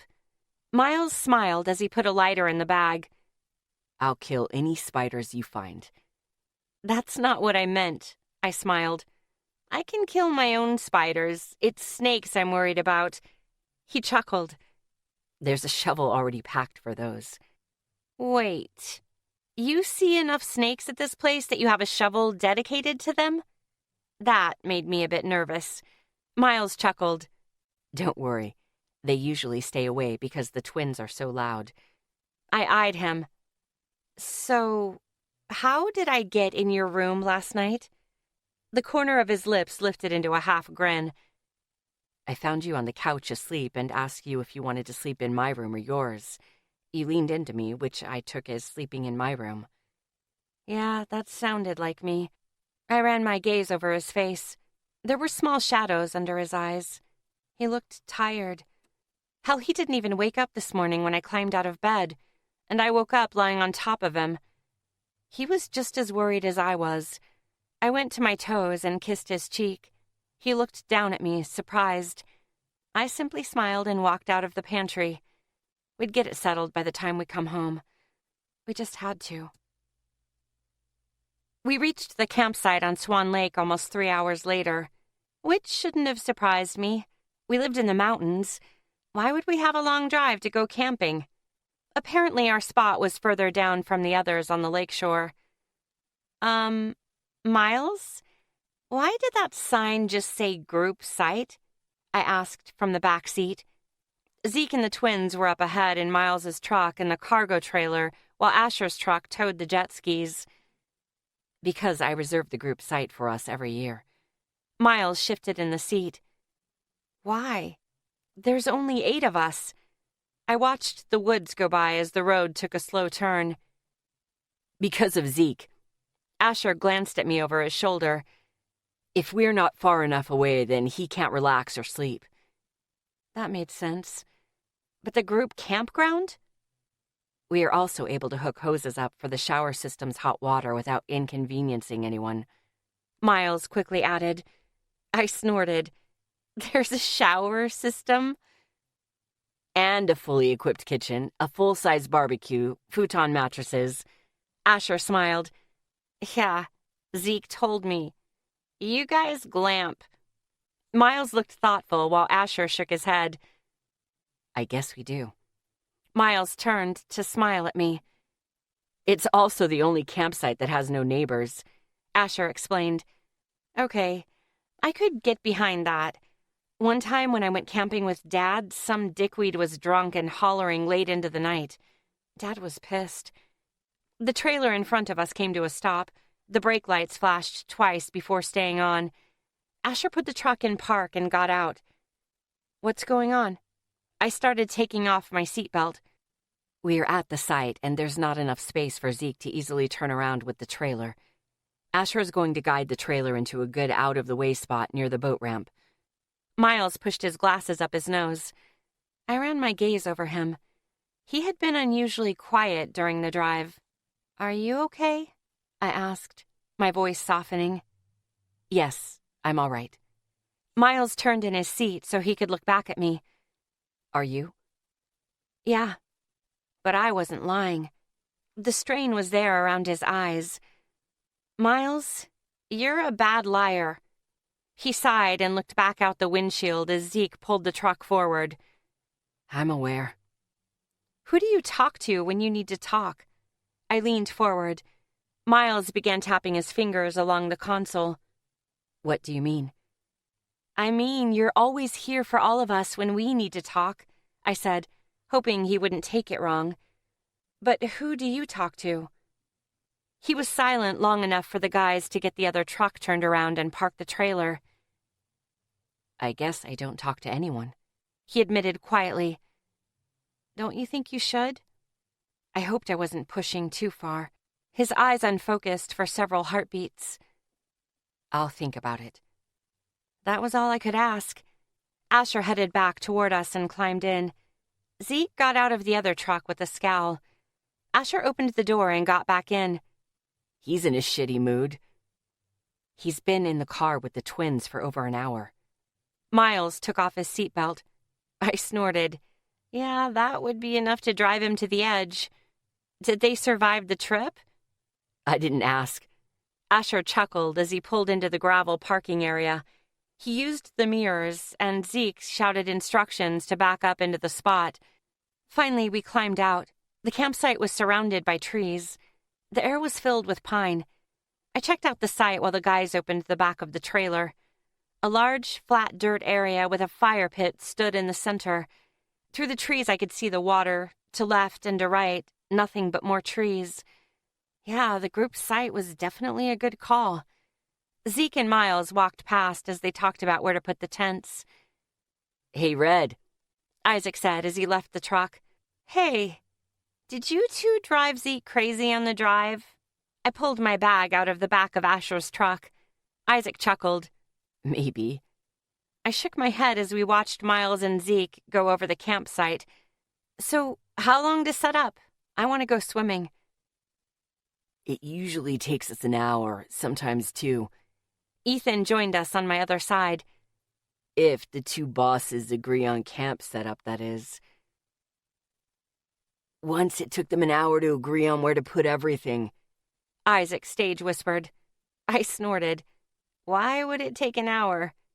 Miles and Zeke agreed and headed back to us. "Tents first," Zeke announced as he reached the back of the trailer, then pulled out a large bag and handed it to Asher. "Is Lexi crashing in our tent?" Isaac joined us at the back of the trailer.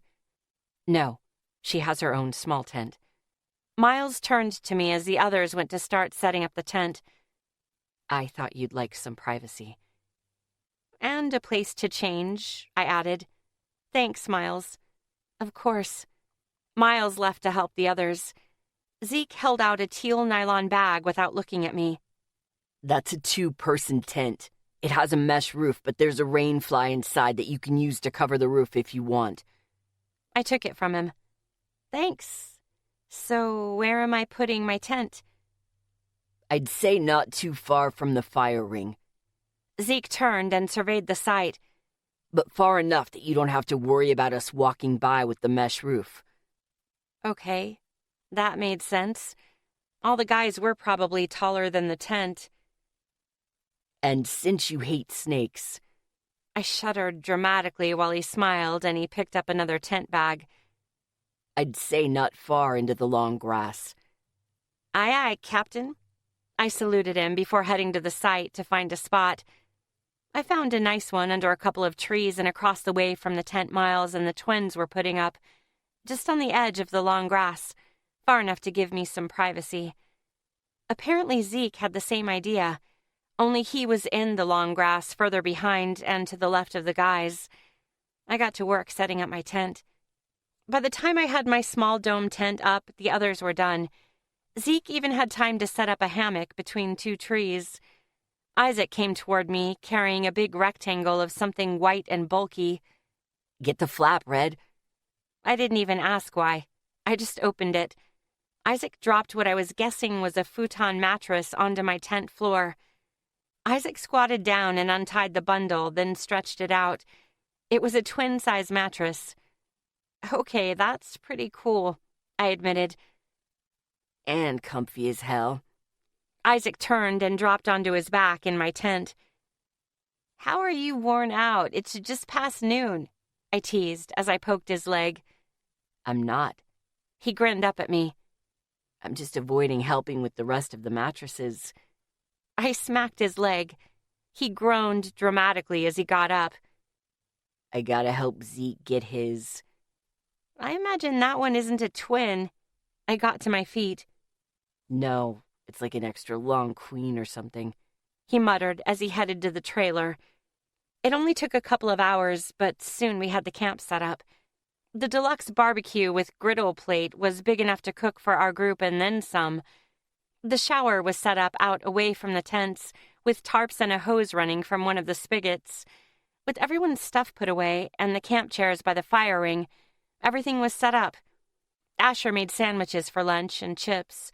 We were eating around the fireplace when someone broke the silence. "Jessica asked to come with us." Asher wiped his fingers on his napkin. Everyone went still. "What?" Zeke's brows drew down. "I second that. She hates camping." Ethan leaned forward, bracing his elbows on his knees. Asher shrugged as he picked up a chip off his plate. "I know. I asked why and she wouldn't say." Zeke got to his feet, set his plate on his chair, and walked away toward the lake as he pulled his phone out of his pocket. No one bothered to ask what he was doing. Why? Zeke. Jessica wanting to go camping? No, something wasn't right. I pulled out my phone as I moved down the sandy shore of the lake. On the second ring, she answered. Yeah? Why did you want to go camping? I growled. 'Cause. Why? You knew Lexi is going to be here, and we all know what you think about her. My shoulders grew tense as she didn't answer. Was Jason being a dick? Was there something going on that she didn't tell anyone about? My head ran with the worst-case scenarios. Is someone threatening you? No. Then why? The silence was thick on her side of the phone. JJ, why? I tried to stay as calm as I could. She sighed. I just don't want to be alone in the house. That had some truth to it, but that wasn't all of it. She had a certain tone when she lied. Why? I hated this runaround bullshit. Maria is right next door. You know you can stay with her in the spare room. I just don't want to be here, okay? She wasn't going to tell me. So, she didn't want to be there alone, and Maria's was too close to the house. Pack a bag and head out to my house. Sylvie can use the company, and you can crash in my room. Just don't fucking spray that shit in there. It's perfume, Zeke, she teased, her voice lighter. It doesn't smell like shit. Yeah, it fucking does. Didn't she have a sense of smell?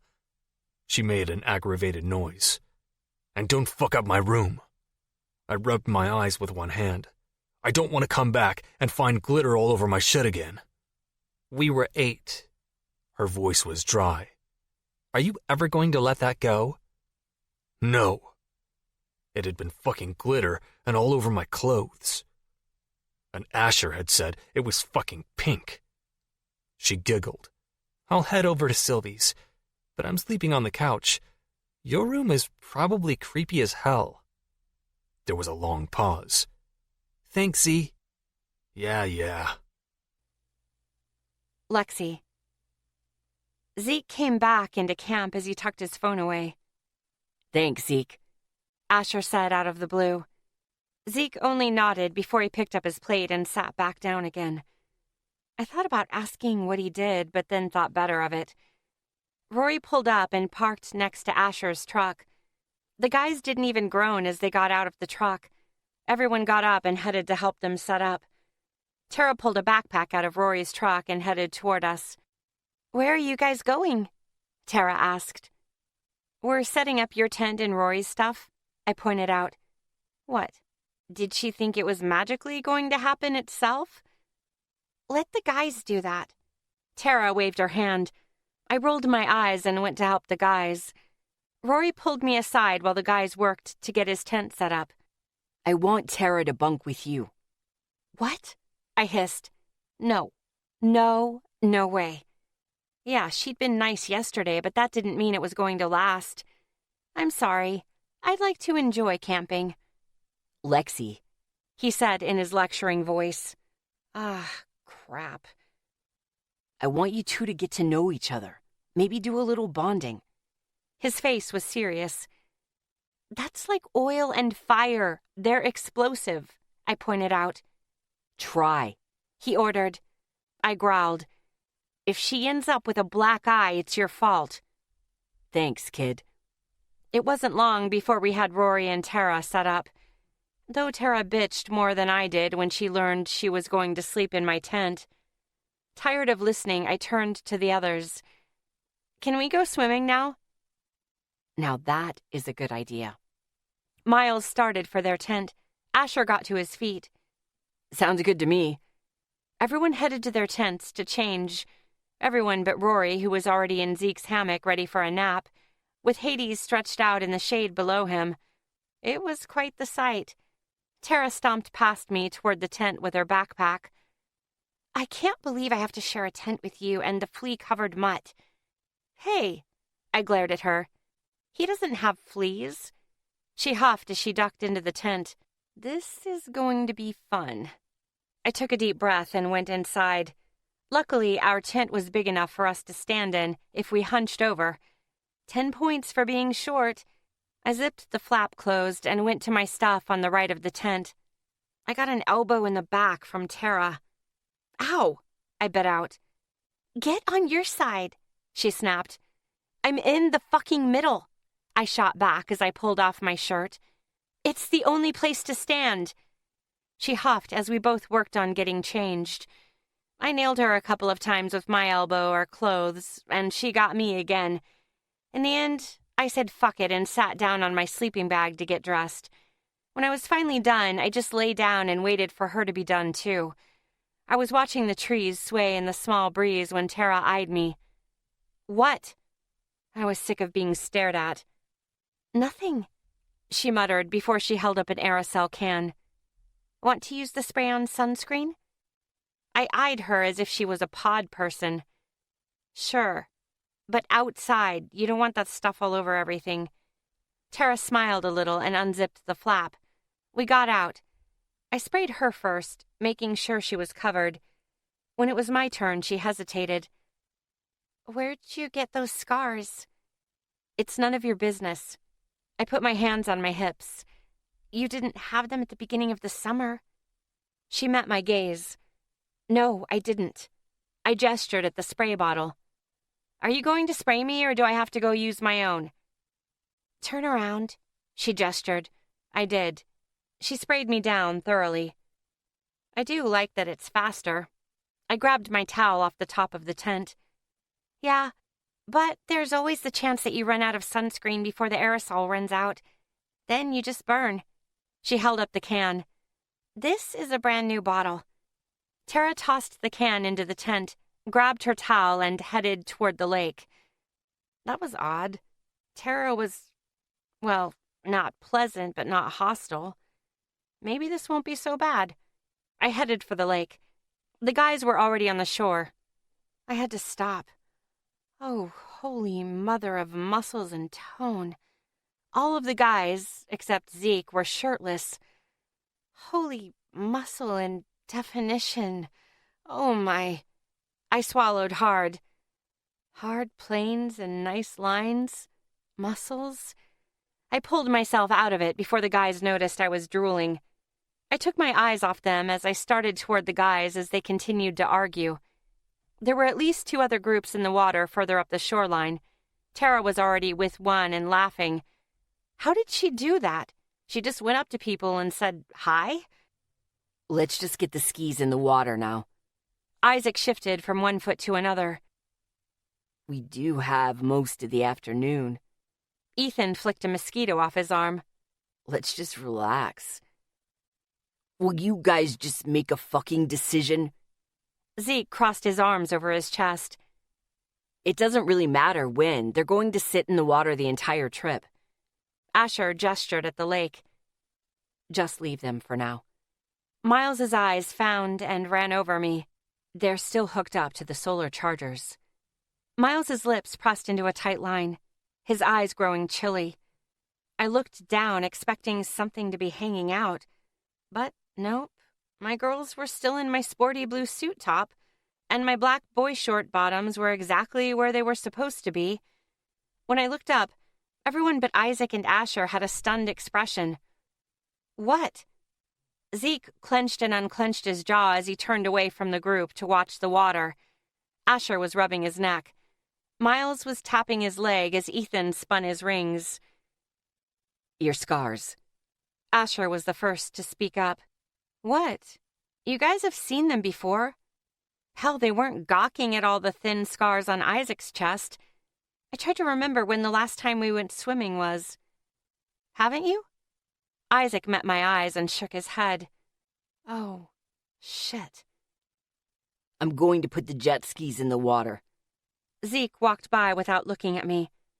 My heart sank. They kept staring. Okay, enough. It was starting to get to me. All right, everyone get a good look? I turned halfway around so they could see they went all the way around to the back of my hip. I turned back to them and gestured at the scars on my thigh, then pulled the strap of my top away so they could see the puncture scar under my collarbone. "'Cause if you don't stop staring, I'm going to put a shirt on and that'll just piss me off." "That might not be a bad idea," Miles said, as if he was thinking out loud. My ego took a hit. I wrapped my arms around my stomach. They don't look that bad. Yeah, they were thicker and more obvious than Isaac's, but still.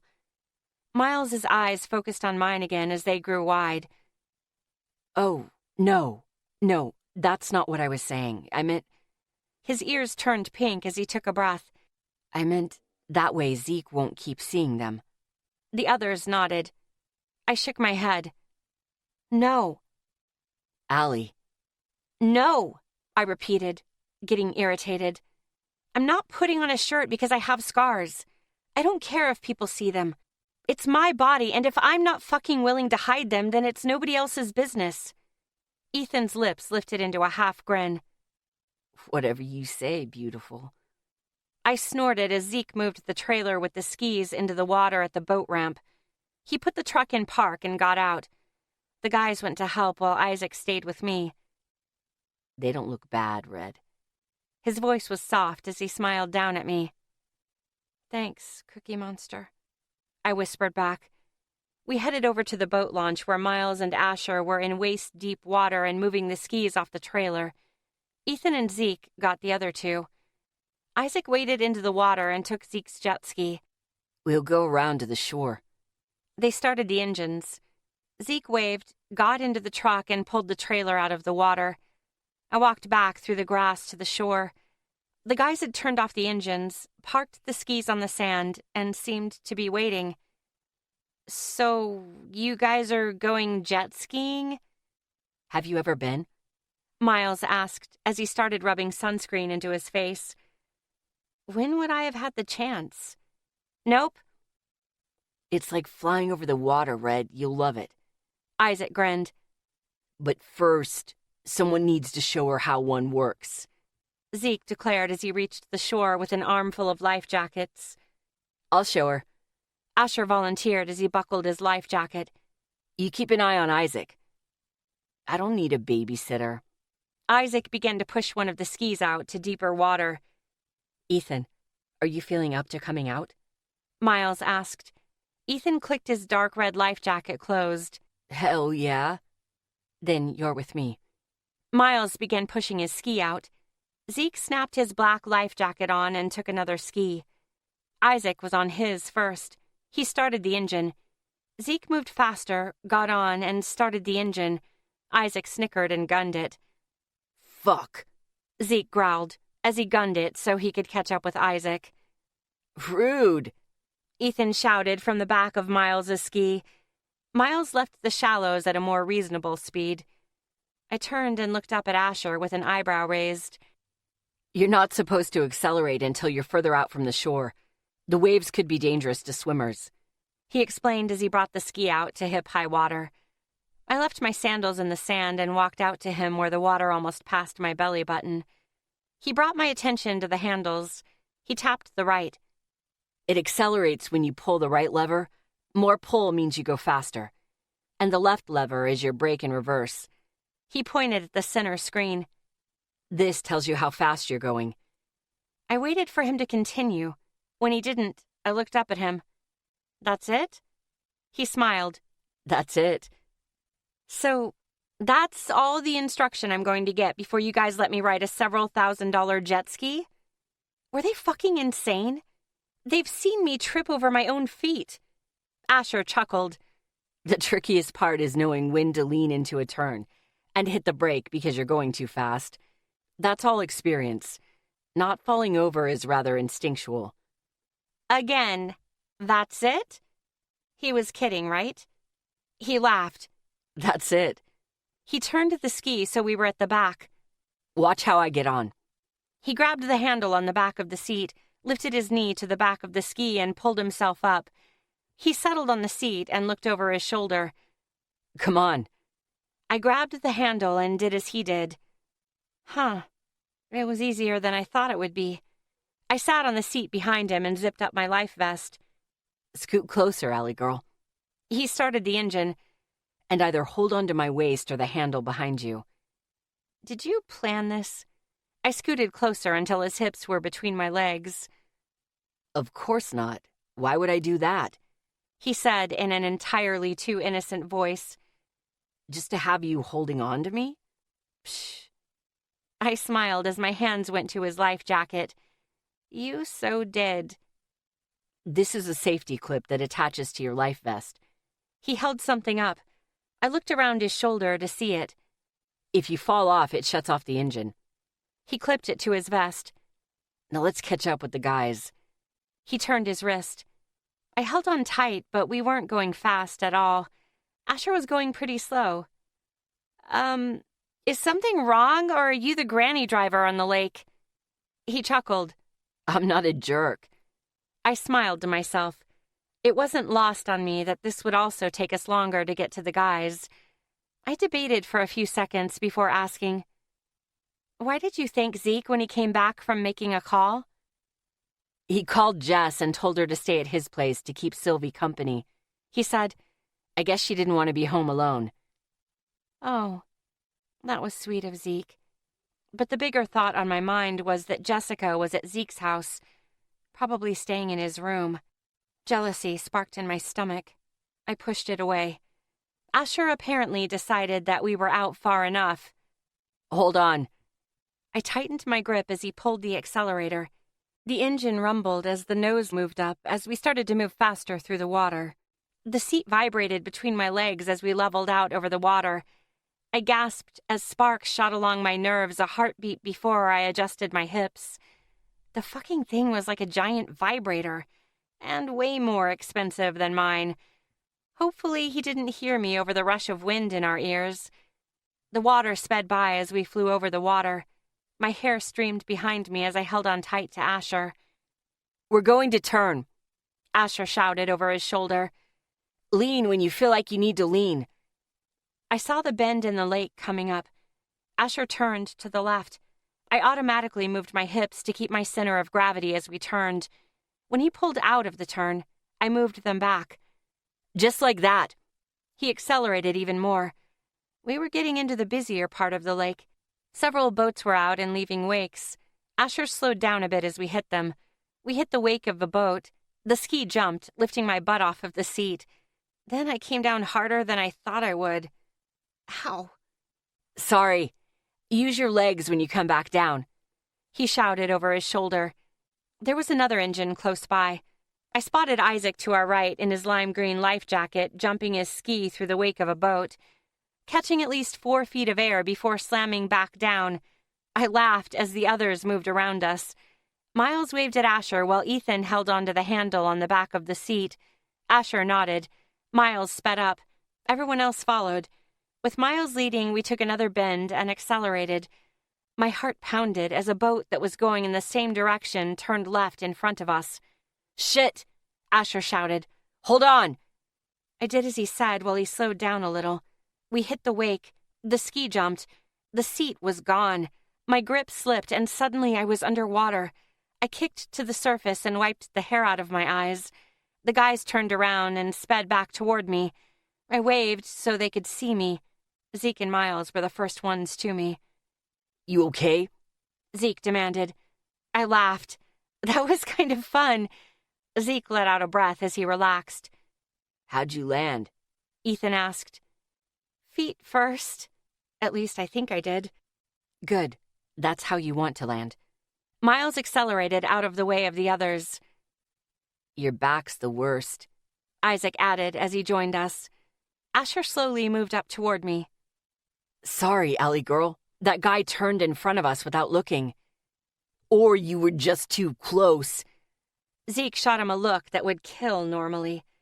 Asher glared back at him while I got to the back of the ski and pulled myself up. I'm not that breakable. Jeez. I pulled myself back on the seat behind Asher. I reached into my hair and managed to find my hair tie, pulled the curly mass into a tight, messy bun, then wrapped my arms around his waist. Let's go. The others laughed while Zeke and Asher glared at each other. Asher's hand came up and squeezed one of mine, drawing Zeke's eyes to where I held on to Asher. Miles drove his ski between them, cutting them both off. It was another half hour of racing around the lake before I fell off again. Asher took a turn too fast and I flew off. I still came up smiling. This time, Miles transferred Ethan to Zeke's ski and came to get me. I climbed up behind him and found a comfortable spot against him. His hands squeezed mine on his life jacket before accelerating.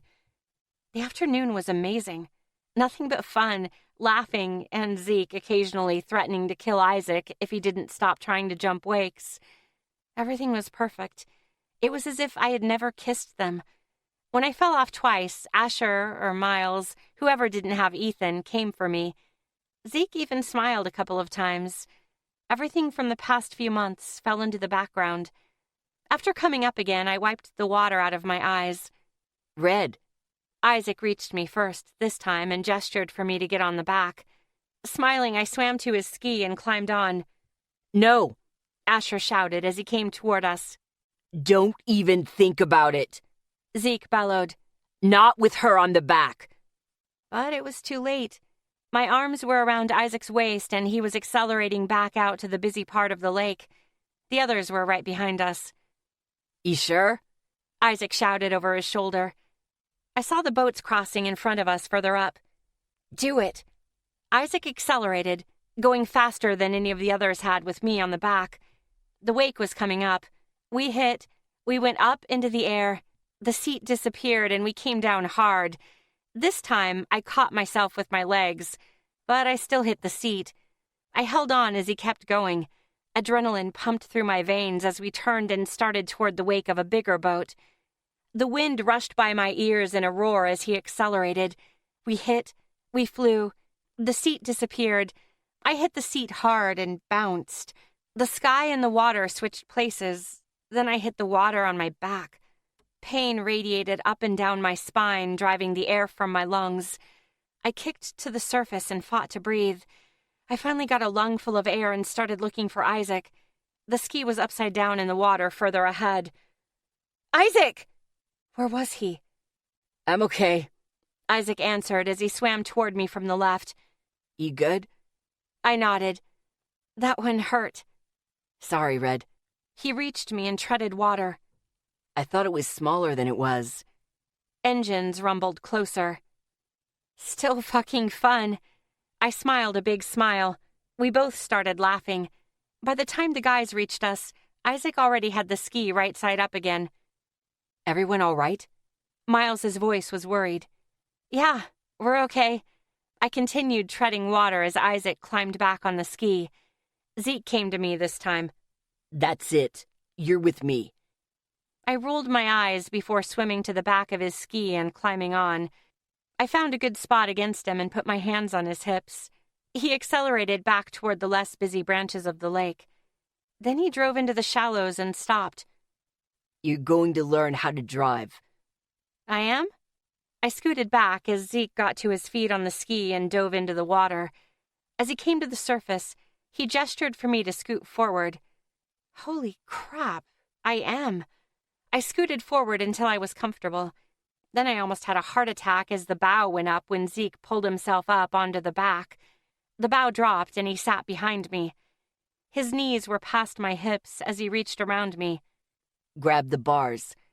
I followed his instructions. Always first look ahead of where you're going. Make sure you're scanning the horizon in front of you because we're not the only ones out here. There could be a skier or swimmer in the water. He tapped the right lever. Now, it doesn't take much to go, so press carefully. The same goes for the brake on the left. Understand? The others were ignoring us and started cracking jokes. Yep, right, go. Left, stop, I said in a cheerful voice. Yeah, it's obvious, but I don't want you getting hurt just because I didn't mention it. He reached around me and started the ski. It rumbled to life. Now, pull on the lever slowly until you get a feel for it. I did as he said. We started going forward. Good. Now a little more, he said over the noise. My shit-eating grin moved across my face a heartbeat before I pulled the lever even more. The engine revved. We took off like a shot. Zeke cursed as he grabbed the back of the seat. The wind was in my face as the others caught up. Miles pulled ahead. Zeke pointed over my shoulder at him. Follow Miles. I did as he said. Miles led us on a rather tame route. Tame, but it helped me get a feel for the controls. Hoping I wasn't about to break the damn thing, I took a hard turn, leaning into it before I even started. I barely managed to hold on as Zeke cursed and flew off. I let go of the lever as I turned back to face him. He came up and flipped me off. Everyone else started cracking up. I doubled over laughing on the ski, my sides hurting as Zeke swam toward me. I was wiping tears from my eyes when he reached up, grabbed my arm, and tugged me into the water. I came up still laughing. Worth it! That just set the others off again. This time, even Zeke was laughing. Zeke climbed back up onto the ski, then waited as I climbed up behind Miles. Come on, guys, Asher said, getting all of our attention. It's about time to start dinner. The twins and I groaned, but everyone headed back toward our campsite. When we got close, everyone shut off the engines and coasted into the shore. I got off the ski with a big smile on my face.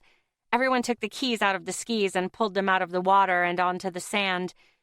Tara was sitting on the sand with another girl around our age and some guy. She didn't acknowledge us, even though we were right in front of them. Oh well.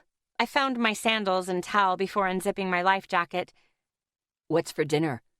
Isaac asked as everyone started toward camp. Food. Asher grinned. I snorted as I took off my life jacket. Hades ran to me with his tail wagging. Hey, baby. Did you have a good nap with Rory? I knelt down and gave him some scratches. He licked my cheek and sniffed my neck. Miles took my life jacket along with Isaac's. Go get changed. I'll put the jackets up to dry. Everyone split up as I got to my feet. I headed for my tent with Hades as I used my towel to dry and get most of the water out of my hair. I was slightly afraid of what it would look like when it dried. Screw it. We were camping. I changed out of my swimsuit into a pair of shorts and a simple gray slouchy boyfriend shirt. I made a point to grab my hoodie in case I got cold. I also grabbed my bag with my drawing supplies, too. Hades followed me out of the tent while I took a minute to hang my suit up to dry on the tree. I headed back to sit in my camp chair next to Ethan as he dried his hair with a towel. Tara walked back from the lake with the two people she was with earlier. Hey, guys. I sat down in my camp chair as everyone there said hi. Where's Rory? He went fishing. Tara's fingers started twisting together as she turned to her new friends. Everyone, this is Danielle and Dean. They're camping a few sites up with their parents. Miles started tapping that staccato rhythm on the arm of his chair. It's nice to meet you. Asher draped the towel over his shoulder as he took charge. He pointed at each of us and introduced us.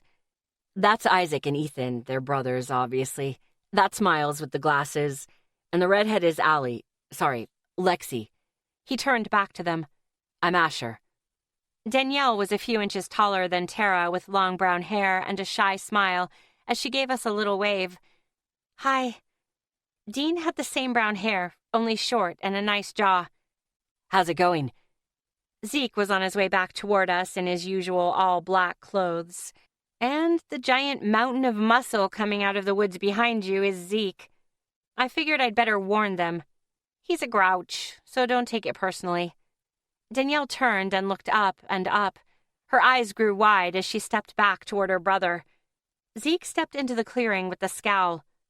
Who the hell are you? I snorted. Tara met some people. Be nice. Zeke shot me a look, then muttered under his breath as he went to his chair and sat down. What the? The twins burst out laughing. Zeke was cursing as he got to his feet and pulled a whoopee cushion out from under a black towel on his chair. You fucking little shits. He threw it at Isaac as everyone chuckled. Zeke sat back down and continued muttering under his breath. Danielle and Dean sat down with us while Asher headed back to the kitchen area to start dinner. So, where are you two from? Miles shifted in his chair to face them. Danielle was holding onto a beat-up paperback. Spokane. Washington, actually. Dean smiled at Miles. We make a camping trip out here every year. I crossed my legs and balanced my sketchbook on my lap. What are you reading? Danielle looked up as if surprised someone was talking to her. Oh, Bitten by Kelly Armstrong. Is it good? She shrugged. If you like werewolf stories, yeah, it's good. I read everything, I chuckled. I love how authors have different interpretations of legends and myths. It keeps it fun. That was all it took, and we were talking about books and authors. Danielle got animated when she talked about Sherilyn Kenyon. We ignored everyone else and talked about our favorite characters, our favorite bad guys, and whose book we were hoping for next. We were laughing when Ethan draped his towel over my upper thigh. When I turned to him, Dean's gaze darted away from me and back to Tara's face. I raised an eyebrow at Ethan. Ethan leaned over and whispered, He was staring at your scars. Oh. I winked my thanks, turned back to Danielle, and continued as if nothing had happened. It wasn't long before the brother and sister headed back to their camp. As soon as they were gone, I pulled the towel off my leg. How often did he look for you to get mad about it? Ethan took his towel back. Enough that I even noticed, Isaac said. I snorted at that. Rory pulled his truck into the lot and got out. How was fishing? Zeke called. Rory shrugged. Not bad, but not great.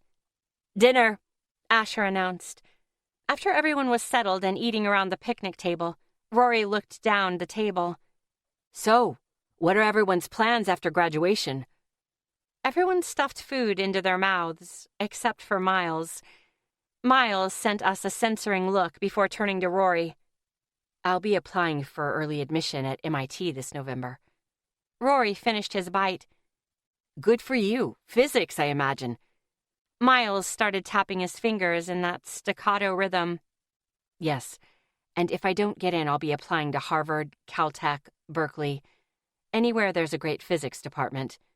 Rory nodded and turned to Ethan. Ethan? Ethan shrugged as he swallowed his food. I don't know yet.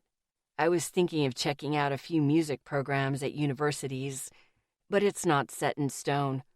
With the band and all four of us, well, we haven't talked about it yet. Rory turned to Isaac. What about you? Isaac's eyes unfocused. I don't really know yet. I'm still figuring it out. Rory smiled. That's okay. You don't have to know what you want to do when you graduate high school. Hell, Lexi's dad was an underwater welder for several years before he decided to become a firefighter. I didn't know that. I looked at him down the table. Rory nodded. He traveled all over the States doing it. Even had worked in Hawaii before he met your mom. Underwater welding? I didn't even know that Dad liked scuba diving. Rory smiled before he turned to Asher. Asher? Culinary school? His mouth full, Asher simply shrugged.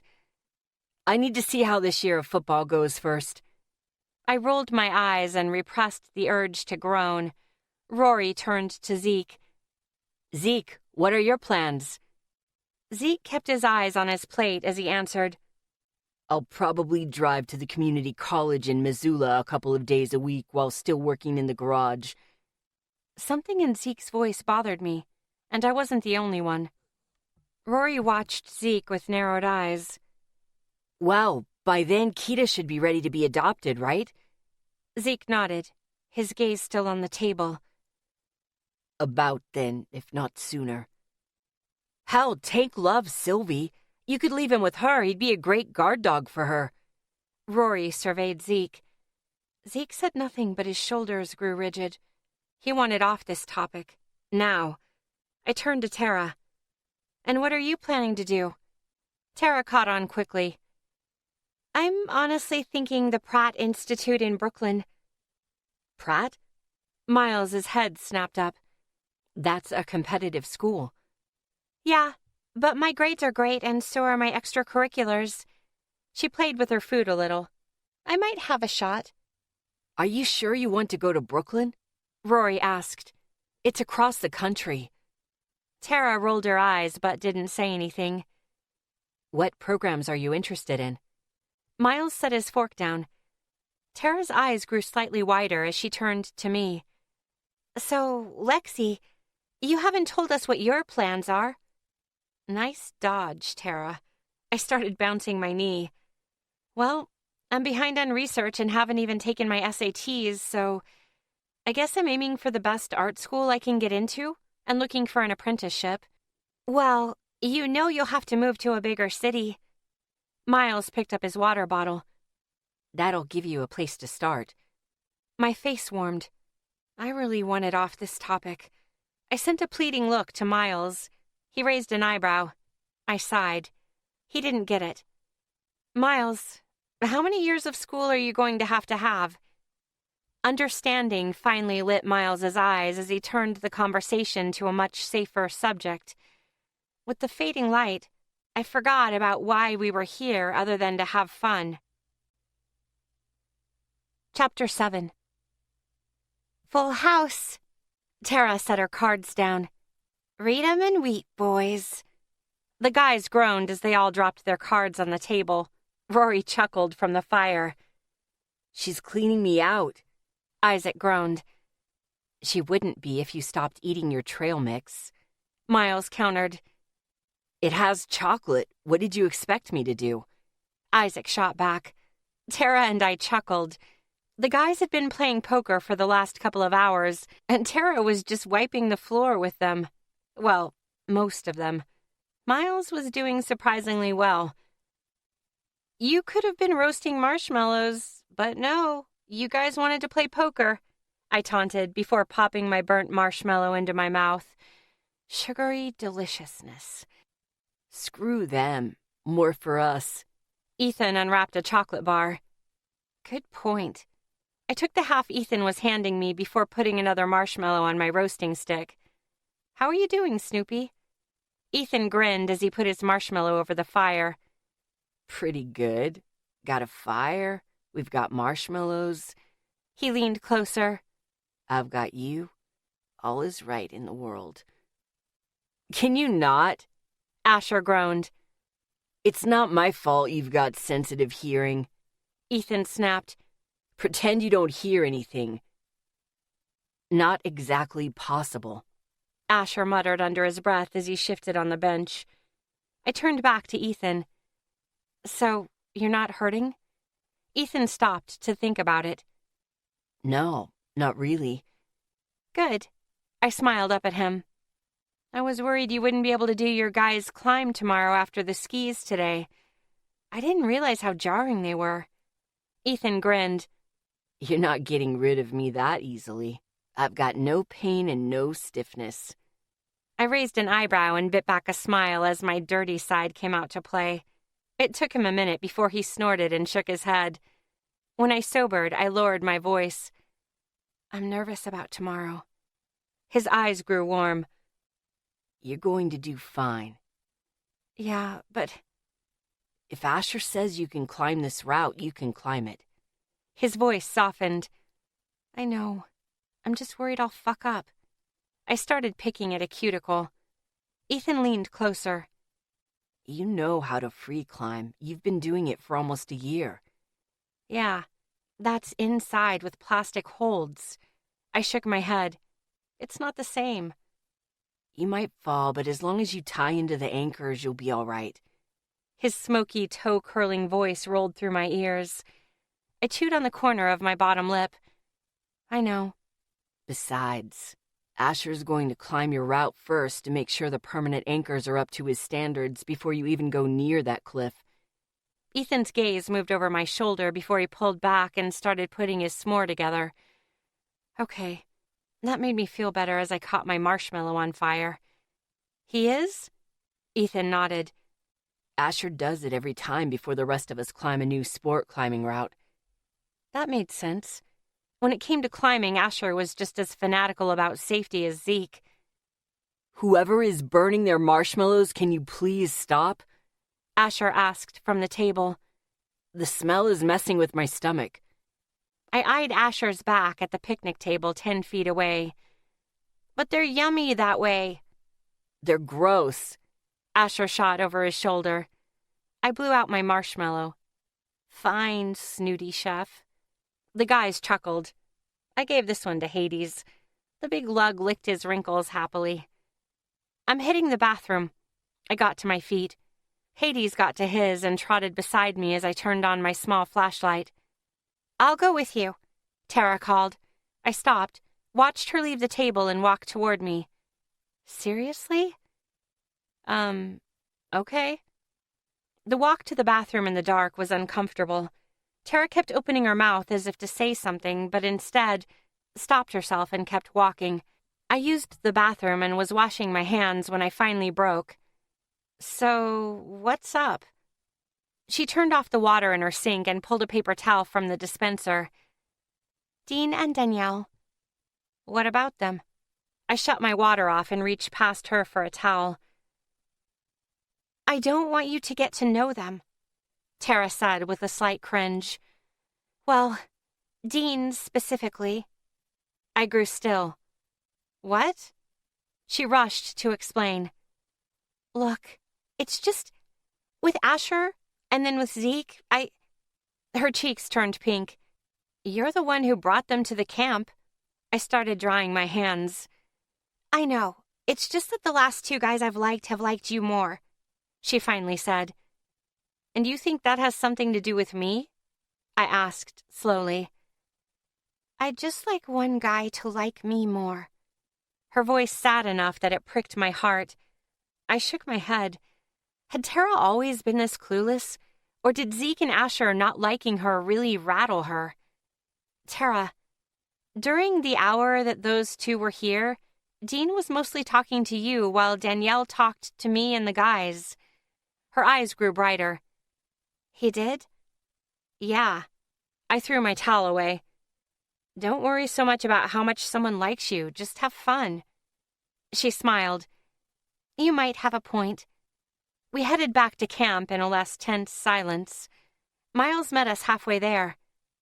Are you ready for that talk? Yeah. My heart instantly dropped. I turned to Tara and handed her my flashlight. I'm going to take a walk around the loop with Miles. Tara grinned a bit. Sure. Have fun on your walk. Miles's ears turned pink as Tara strolled toward camp. Hades, guard Tara, I ordered. The large dog trotted after my cousin and out of sight. Where are the guys? They're meeting us. Miles took my hand, turned on his flashlight, and led me right into the trees and tall grass. Where? I looked around at the grass, hoping there weren't snakes or ticks. On the trail to the right of camp that goes around the lake. There's a picnic area far enough away from the camp that we can't be overheard. He stepped out onto a trail and used his hand to help me get out of the grass. I immediately began feeling my legs. No ticks. Yay! We kept moving as Miles kept his flashlight on the trail. The light from the waxing gibbous moon was pretty as it shined down through the trees. Miles. I just thought of the moon as a waxing gibbous moon. I shook my head. Miles fought not to laugh. It is the proper term. I narrowed my eyes at him playfully. This is your fault. He grinned. I'll happily take the blame. I squeezed his fingers. Where are they? Isaac's voice from ahead. Miles squeezed my fingers once before letting go. We walked around the bend and found the guys waiting around a picnic table. Well, most of them. The twins were actually sitting on top of the table. Let's have tonight's family meeting, I announced as Miles stopped. I went to the table and hoisted myself to sit between the twins. What are we doing tonight? Asher's voice was already defensive. We need to start considering our options with Lexi. Miles kept his voice calm. Everyone turned to him. Thick silence filled the air as no one moved. It was almost as if we didn't want to say the words. That if we did, that would make this real, and then we'd have to deal with it. We couldn't stay like this. In New Orleans, I shattered the silence and suddenly had everyone's attention. I admitted that I had kissed all of you. We remember. Isaac absently cracked his knuckles. My stomach nodded. We can't continue this way. Miles grabbed everyone's attention again. We need to figure this situation out. Situation? Asher scoffed. We all know what's going on. So call it what it is. A clusterfuck? I offered. The twins chuckled. Asher didn't. Miles sighed while Zeke shook his head. Maybe we need to go over everything again. Asher rubbed the back of his neck as he looked at the ground. I took a deep breath and let out. I care about all of you. The same amount, the same way. Even though you do spend a lot of time with Zeke. Isaac shifted on the table. Ethan rolled his eyes. And you say Zeke is the jealous one. Isaac reached around me and shoved Ethan off the table. Ethan landed on his feet, holding his arms out. I'm not wrong. The first time I saw her since New Orleans was the night before her birthday.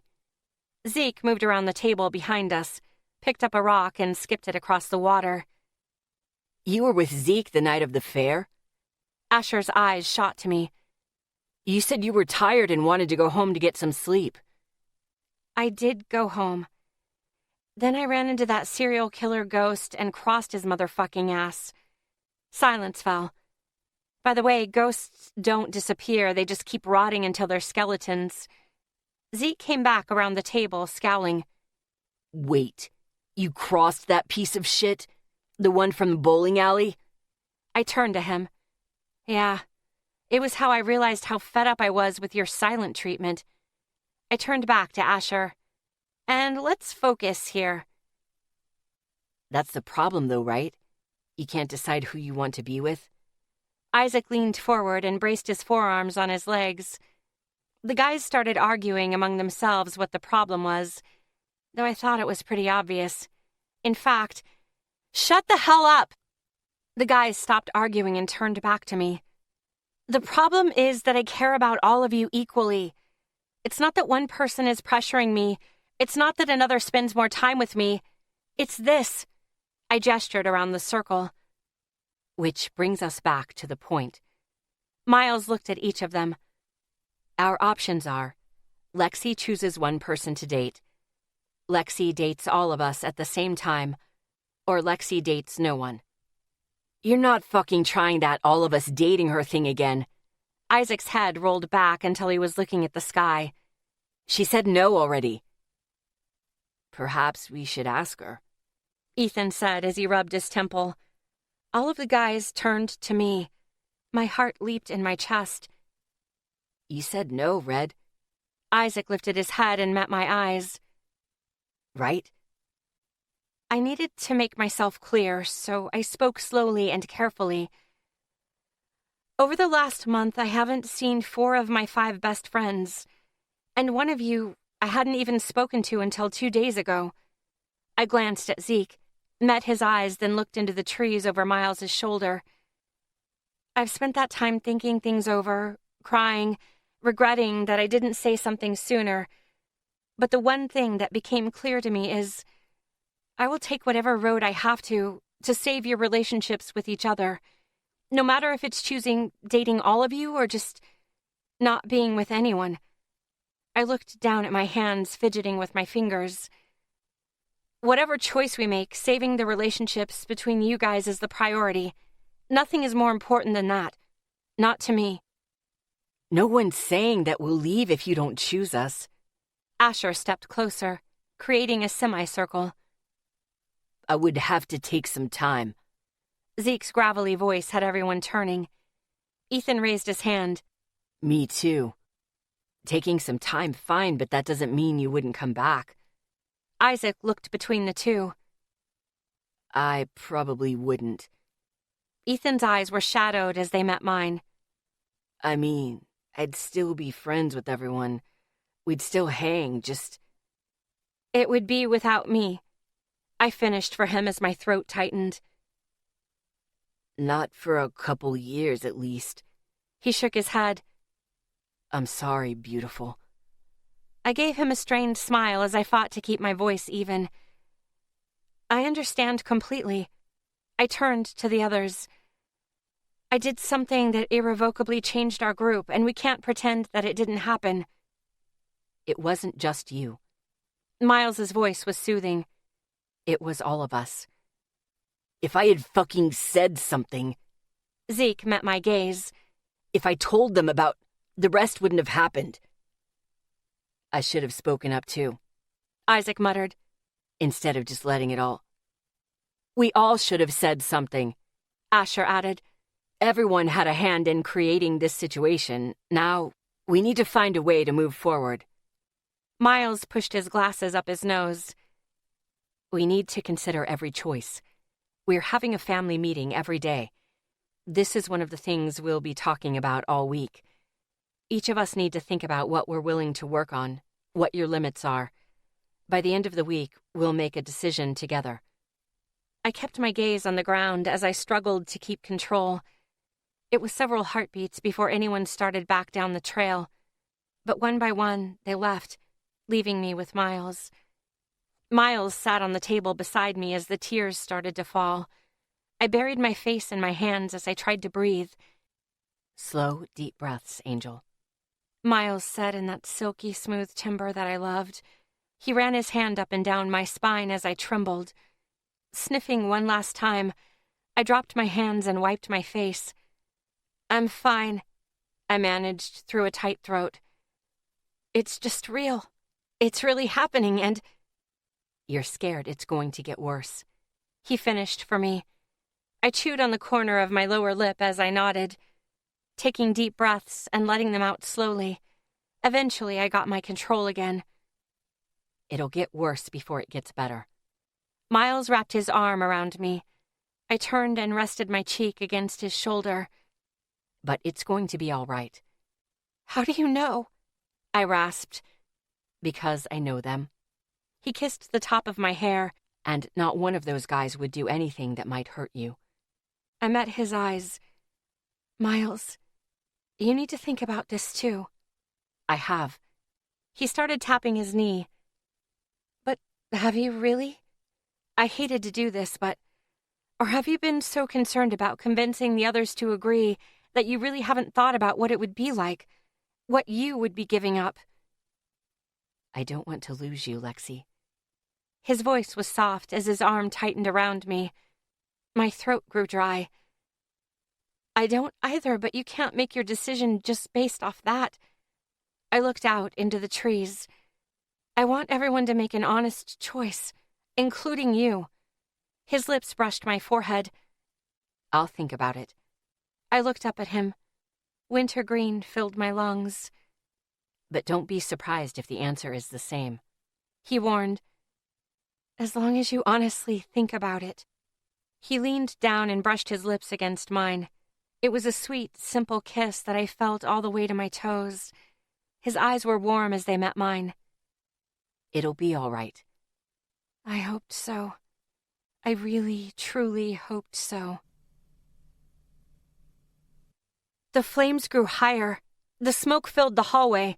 Coughing racked me as I tried to find a way out. The floor under me was getting hotter by the second. The skin on my hands and knees started to blister as I found the stairs. Don't go down, sweetheart. I jerked awake, looking for that voice. My heart pounding, my breathing heavy. Sweat poured down my face and neck. Dad. Whimpering came from my right. Still half asleep, I reached for Hades. Only he wasn't next to me. There was another whimper. I turned to look for him and found him cuddled up to Tara. My cousin's arm was around my dog's belly, her face buried in the fur at his neck. I was tempted to take a picture for blackmail, but my bladder had its own ideas. Half asleep, I stumbled out of the tent. The campsite was empty, the fire out completely. The cool breeze dried the sweat on my skin as I shuffled toward the bathroom. When I came back, I was a bit more awake. Maybe that's why I didn't spot Miles in the hammock earlier. Wrapping my arms around me, trying to fight off the chills, I crossed the camp and found him looking up at the stars. Hey. I kept my voice low, not wanting to wake the others. He smiled up at me. Can't sleep? I ran my hands over my arms. Weird dream. Miles noticed me rubbing my arms, moved over and lifted his unzipped sleeping bag that he was using as a blanket. I climbed in and snuggled up to his warm body. He chuckled softly as he covered me with it. What about?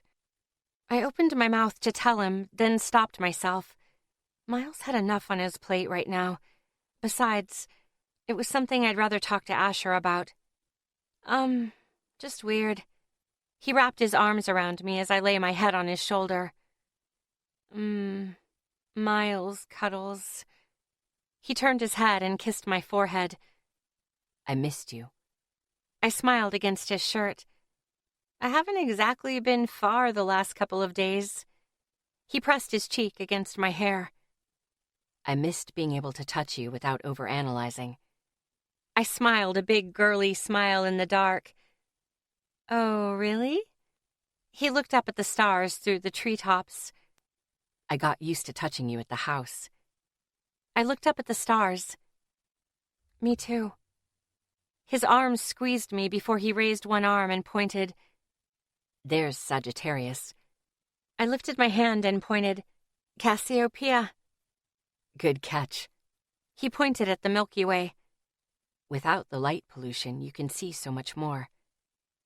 It's dark at your house, but not this dark. I kept my voice low as I rested my hand on my stomach. After all of this is worked out, I'd still like you to keep coming over for stargazing. He turned to meet my eyes. Warmth spread out from my chest to fill my body. I want to, too. He gently cupped my face and gazed at me with warm eyes. My face grew warm. He leaned in and kissed me gently. Everything faded but his touch, his lips. Eventually, he pulled back a little and met my eyes. Stay with me tonight? Of course. Chapter 8. August 18th. Early morning. Asher. Heart pounding, I ran through the brush. The dirt was soft between my toes as I moved through the darkness. Breathing heavy, I ran. Muscles bunching and extending, working together to run. The scent hit my nose. A rabbit burst from the brush to dart through the grass. I picked up speed, following my ears and nose as I gave chase. Heart pounding in my chest, body working. It wasn't long until I had its neck in my teeth. Blood coated my tongue. Asher! I jerked awake. My breathing ragged, I looked around the tent. The others were still out cold. Crickets chirped as Mom's voice echoed in my ear. Sweat poured down my face. My hands shook as I wiped it away. What the hell? Something inside me wanted to move, needed to move. I got to my feet and pulled on my sneakers. I had to get out of here. Run. I needed a run. I got out of the tent and started toward the road. Something caught my attention out of the corner of my eye. I stopped. Allie was in the hammock with Miles, both of them dead asleep. Jealousy boiled in my stomach. He shouldn't be touching her. She shouldn't be cuddling with him that way. I took a step toward them, but forced myself to stop. What the hell is wrong with me? I don't fucking own Allie. Energy ran along my skin. Run. I needed a run. Lexi. Birds chirping woke me up. I came to the surface slowly, with the scent of wintergreen surrounding me. I sighed, content. Oh, he was warm. His lips brushed my temple. Angel, I need to get up. I grumbled in protest. He smiled against my skin. Okay. I pulled away and stretched. Miles got out of the hammock and smiled down at me. Morning. I smiled back. Morning. He leaned down and brushed a kiss over my cheek. When he straightened, I handed him his sleeping bag. He folded it up as I climbed out. He headed to his tent. The sun was barely up, creating a fog everywhere. I picked up my hoodie off my chair and pulled it on, then headed for the bathroom. Today was climbing day. I chewed the corner of my lower lip as I made my way through the fog.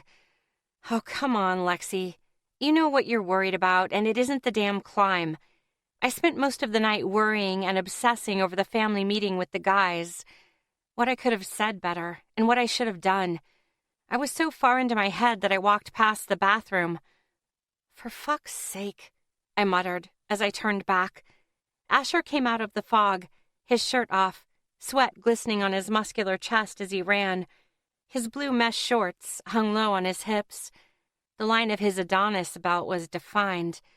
I pulled my eyes to his face before he caught me drooling. Asher's ocean eyes met mine. He slowed his jog down until he was walking. Hey. Hey. He stopped inches in front of me.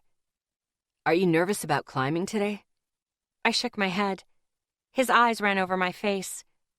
You're worried about last night. I nodded. His eyes met mine again. You didn't sleep much. I shook my head. Allie. He chided. I shrugged. I spent most of last night running over shoulda, coulda, wouldas. What I could have said to make it easier on everyone. Why did I kiss all of you, the whole gambit? And then, when I did fall asleep, I had a weird dream. Asher rubbed the back of his neck. You made yourself clear about what you wanted, and that's all you could do. Maybe. I looked down at the road, feeling crappy. You love all of us, Allie. His voice growing softer. And you know I love you. I looked up and met his eyes. That anvil in my chest eased a bit. Even after New Orleans? No matter what. He bent down and kissed me. My heart grew lighter as I moved my lips with his. My hands moved to his hard waist. He groaned low and deep in his chest as his hands moved to hold my face. He pressed harder, demanding access. My lips parted. He didn't waste a heartbeat as he moved in and took over. My body throbbed as he explored my mouth with his, finding every corner and every nerve, making my body throb. Wait, there's a reason we shouldn't. What was it? His hand slid from my lower back over the curve of my butt. Blood pounded in my ears as warmth washed through me. His fingers tightened and pulled me against him, forcing me to go to my toes. His hard body pressed into my soft belly as his kiss sent a fog through my head. There was reason caught getting... Oh, shit! I dropped flat on my feet, pulling away from him, my heart racing, my breathing heavy. Asher's eyes seemed to be lighter as he met my gaze. His hand loosened on my ass, his fingers still holding. Sorry. He looked away from me to the trees as he stepped back and cleared his throat. I'm going to go shower and start breakfast. I'm, going to get dressed, I added quickly, a bit too cheerfully, making sure to keep my eyes above his waist. I'll start the coffee. He turned and headed back toward camp. I couldn't help but watch the way he moved, smoothly and easily. It was impressive. And those two dimples. He glanced over his shoulder and caught me staring. Unashamed, I smiled before I turned and headed for the bathroom. By the time I was finished in the bathroom, gave up on my hair and got dressed, I could smell the coffee. My climbing clothes were just like my workout clothes, only with more durable fabric. Black capri Rockland leggings with a black Y-back tank and black sports bra. I pulled my hoodie back on before slipping on my sandals and leaving the tent where Tara was still out cold. Asher was in the kitchen making breakfast. Snagging a mug, I poured coffee and fixed it the way I wanted it, then sat down by the fire and yawned. Miles was in one of the camping chairs in his climbing clothes. He was wearing a pair of prana stretch khaki cargo climbing shorts and a gray sleeveless shirt. He was also wearing his contacts. Morning. Morning. Don't forget to put on sunscreen today. Miles poured himself a cup. I nodded as I continued sipping my coffee, trying to wake up for the day. Zeke straightened from the other side of his tent. For some reason, his tent was facing the woods. Zeke started walking over. He was wearing, surprise, black climbing pants and a sleeveless black shirt. The morning was nice and quiet until Zeke smacked the side of the other tent. Isaac yelped, then cursed inside. Get up. Zeke walked into the cooking area with a satisfied half grin on his face. Why? I tilted my head to the side. Miles sat down in his chair a couple of chairs away. The twins always sleep in on climb day. They stay up too late talking about it, then forget how early we have to get up. Zeke poured himself a cup of coffee, then topped off Asher's. That wasn't funny. Isaac shambled out of the tent, still in his lime pajama pants and white shirt. No, it isn't. But you two do this every time. Zeke left the kitchen area as Ethan joined us in his red bottoms and black undershirt. One day, we'll get even. Ethan's eyes were barely open as he walked around the chairs. The day one of you two get up before I do is the day I'm dead. Zeke muttered before taking a sip of coffee. Just because we don't get up at 5:30 every morning doesn't mean we can't. Isaac picked up an apple from the cooler and bit into it. Breakfast is right here. Asher tapped the griddle with the spatula. And I'll eat that too. Isaac grabbed a mug and poured coffee for himself. If you're starting another growth spurt, I don't think we have enough food. The town is still recovering from your last one. Asher mumbled under his breath. Ha ha. Isaac picked up his coffee. You're so funny. Someone's tent unzipped behind me. Is it morning already? Rory ducked out of his tent, also still in his sweats and undershirt. Did we wake you up? I turned a bit in my chair so I could see him. Rory stretched his arms over his head. Not really. This is sleeping in for me. That sucks. Ethan blew on his coffee. Come and get it. Asher picked up a plate and put a good-sized helping of eggs, sausage, and potatoes.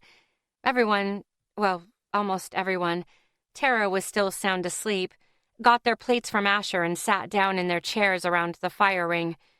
It took most of us until our second cup of coffee to finally perk up. So, Red. Isaac leaned forward. You excited for your first outdoor climb? Sure. I played with my potatoes. That's the word for it. The guys chuckled. What's wrong, kid? Rory shifted in his chair.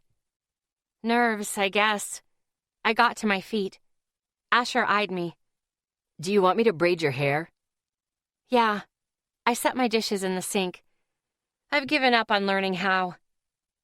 You need to have it tighter than that or it'll just get in the way. He gestured toward my tent. Grab some leave-in conditioner and come over here. I shook my head and went into the tent. Tara was now facing the tent wall with Hades' back pressed against her spine. Staying quiet, I got what Asher wanted, then headed back out and sat down in the dirt in front of Asher. He took the stuff from me. I was facing the guys as Asher took off my hair tie and undid my messy attempt at a French braid. The smell of rosemary drifted over me, a heartbeat before he moved his fingers through my hair, spreading the conditioner as he worked. The others were quiet as they watched Asher begin to braid my hair tightly. Their stares were getting to me, so I looked down at my lap as Asher worked. Maybe this was a mistake.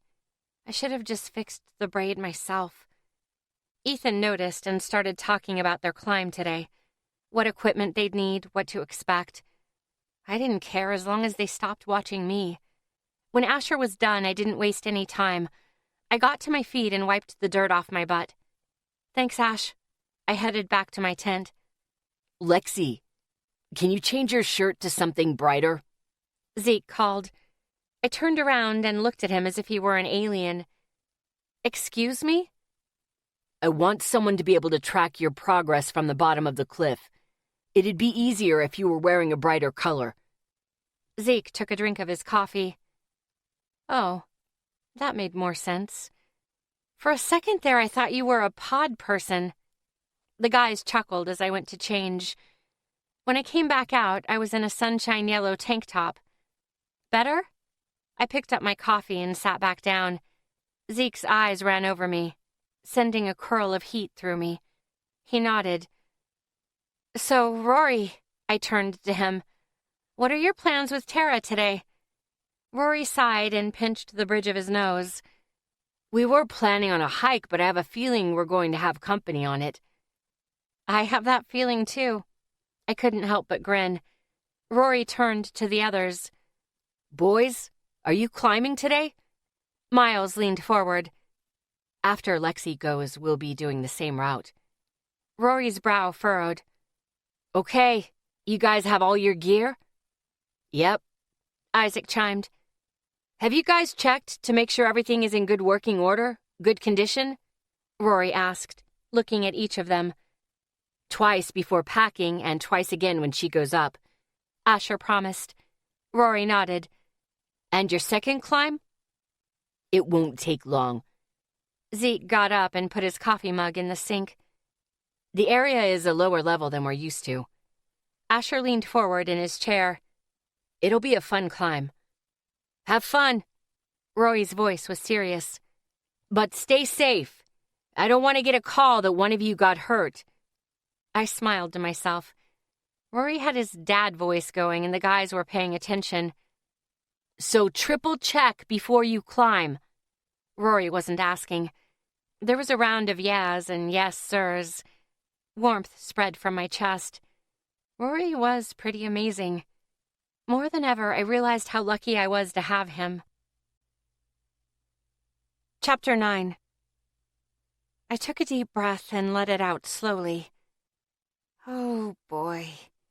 Why does the cliff look bigger outside?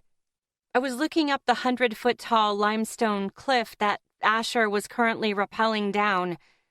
100 feet. Shit. I swallowed hard and went back to the truck. My harness was already on and ready. All I needed were my quick draws. I went to the back of the truck and found the 2 carabiners attached to a length of strap. Counting out 10, I put them on my belt on my left side. I always had an easier time tying in on that side during practice. Ethan came over and sat on the tailgate of the truck. You're going to do great, beautiful. As long as I don't get myself killed, I muttered as my stomach fluttered. He chuckled. If Asher didn't trust you to go up there alone, he'd be going with you. I nodded. He was right. Thanks, Zeke, Asher said at the bottom of the cliff. How's the route? Zeke began pulling the rope back through the bolt at the very top of the cliff. Good. Asher took his helmet off and wiped the sweat from his face. All the bolts look great, and there are plenty of handholds in her reach. Should be somewhat easy for her. Zeke shot him a look. Are you sure about that? Asher's shoulders straightened. I wouldn't be letting her go up there if I didn't think it was safe. You're not the only one who cares about her. Asher untied himself from the rope and left Zeke to finish setting it up for me. Let me see your harness. Asher set his helmet down on the tailgate next to me. I raised my hands so he could check my harness and the knot I used on my belay device, which oddly looked like a strange padlock. The concept was simple, really. The rope looped through the metalwork and created friction to help as you rappel back to the ground. It was the same device that Asher would use on his harness to keep me safe in case I fell. Good knot, Asher said absently as he checked my quick draws. On your left, good. Chalk bag?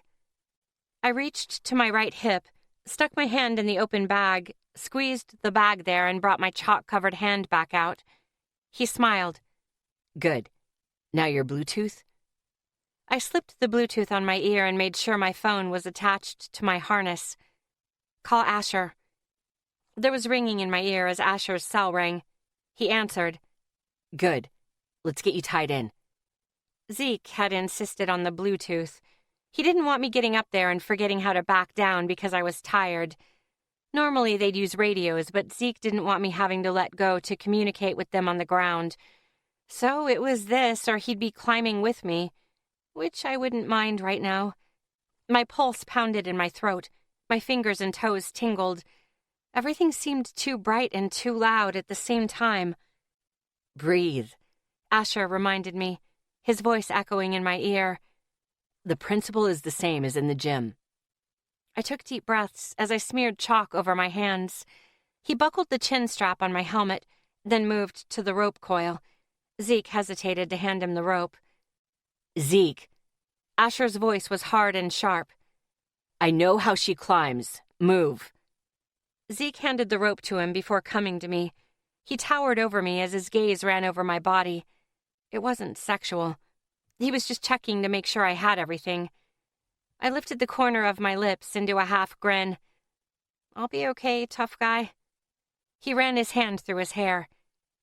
If your arms get tired, take a break. We'll have no problem holding you until you're ready to go again. If you start reaching your limit, rappel down from there. "Because it'll take energy and muscle to keep me coming down at a safe pace," I finished for him. Zeke nodded. Be careful. Come on, Zeke, Isaac called from the shade. Come stress yourself out over here and let the girl climb. Belay on, Asher announced. Zeke turned away and went over to sit with the others. I turned to the wall. Okay. I moved to the wall and looked up. Oh, crap. I made a figure 8 knot with the rope. Climbing. I ignored everything else and found a nice handhold, then a good foothold. I focused on each movement while keeping the rope straight below me. When I reached the first bolt, it was a surprise. The steel was flush with the wall along the metal plate for a carabiner. I made sure I was stable with my feet and right hand before I reached for a quick draw. Hours of practice made it easy to clip onto the hanger and slip my rope into the lower carabiner. I took a deep breath. Okay, if I fell now, then the bolt and quick draw would give Asher a way to keep me from falling, just like at the gym. Making sure the clip was facing left, I looked up and searched for my next handhold. Good job, Allie girl. Asher's voice spoke in my ear. I didn't realize... I moved to the handhold. How rough the rock would be. Killing your nails, huh? Go to hell. The guy's laughter rang in my ear as I grinned. Apparently I was on speakerphone. I kept moving. The guys staying quiet to let me concentrate. Losing track of time, I focused on moving right and clipping my rope through my quick draws. Allie, how are you doing? Asher asked as I tried to catch my breath sometime later. Just out of breath. Do you want to rest? I looked up at the cliff. Wait, that was only like 20 feet. That couldn't be right. I looked down. The world spun. Shit. I closed my eyes as the world twirled while I clung to the rock. Allie, talk to me. Asher's rich baritone was comforting. I was fucking stupid and looked down. I looked up for my next handhold. Are you dizzy? I was. But as long as I don't look down, I think I'm fine. Which wasn't going to do shit for when I come back down. My heart pounded in my chest. Sweat rolled down my back. My fingers started to ache. My hands are starting to ache. Loosen your grip. That's usually where you have trouble first. Loosen? I focused on relaxing my fingers a bit. The pain in my hands eased. Oh, yeah. Do you want to come down? Zeke asked. No, I scoffed. I want to fucking finish this climb. The guys chuckled. Staying in one place isn't going to do it. Asher reminded me. I cursed, took several deep breaths, and started moving again. When I reached the next bolt, I couldn't pull enough rope to get it into the carabiner. Need some slack. The tension on the rope eased, and I managed it. Tension. The slack disappeared. I kept moving and focused on not looking down. Hey, you guys going to be done soon? A man's voice sounded in my ear. She's almost to the top, Isaac answered. Sure she is. We'll just sit here for another hour and wait as the line gets longer, the voice said. It's her first climb, asshole. Ethan's voice was loud. And we're climbing after her. My temper sparked as I pulled myself up. Who the hell is that? Some rude jerk, Allie. Ignore it. Focus on what you're doing. My Bluetooth crackled. Tell that asshole to go find a pine cone, then sit on it and rotate, I grunted as I grabbed another handhold. Laughter erupted in my ear. Asher told everyone to shut up or they'll distract me. I found a good toehold and moved. My other foot found a ledge. I pulled myself up and found 2 bolts, one above the other. It was the lower off. I was at the top. I'm at the top! The guys cheered in my ear. Good job, Allie. Now don't forget to quick draw yourself to it before you undo that knot. I don't think I'm going to forget that, I muttered as I pulled my last quick draw. I snapped one end to the main load loop on my harness, then snapped the other to the bolt. Taking a deep breath, I started pulling rope from below. I made a loop and moved that through both bolts, created the figure 8 knot that Asher had drilled into my head so much I could probably do it in my sleep. Then I clipped another carabiner on the end.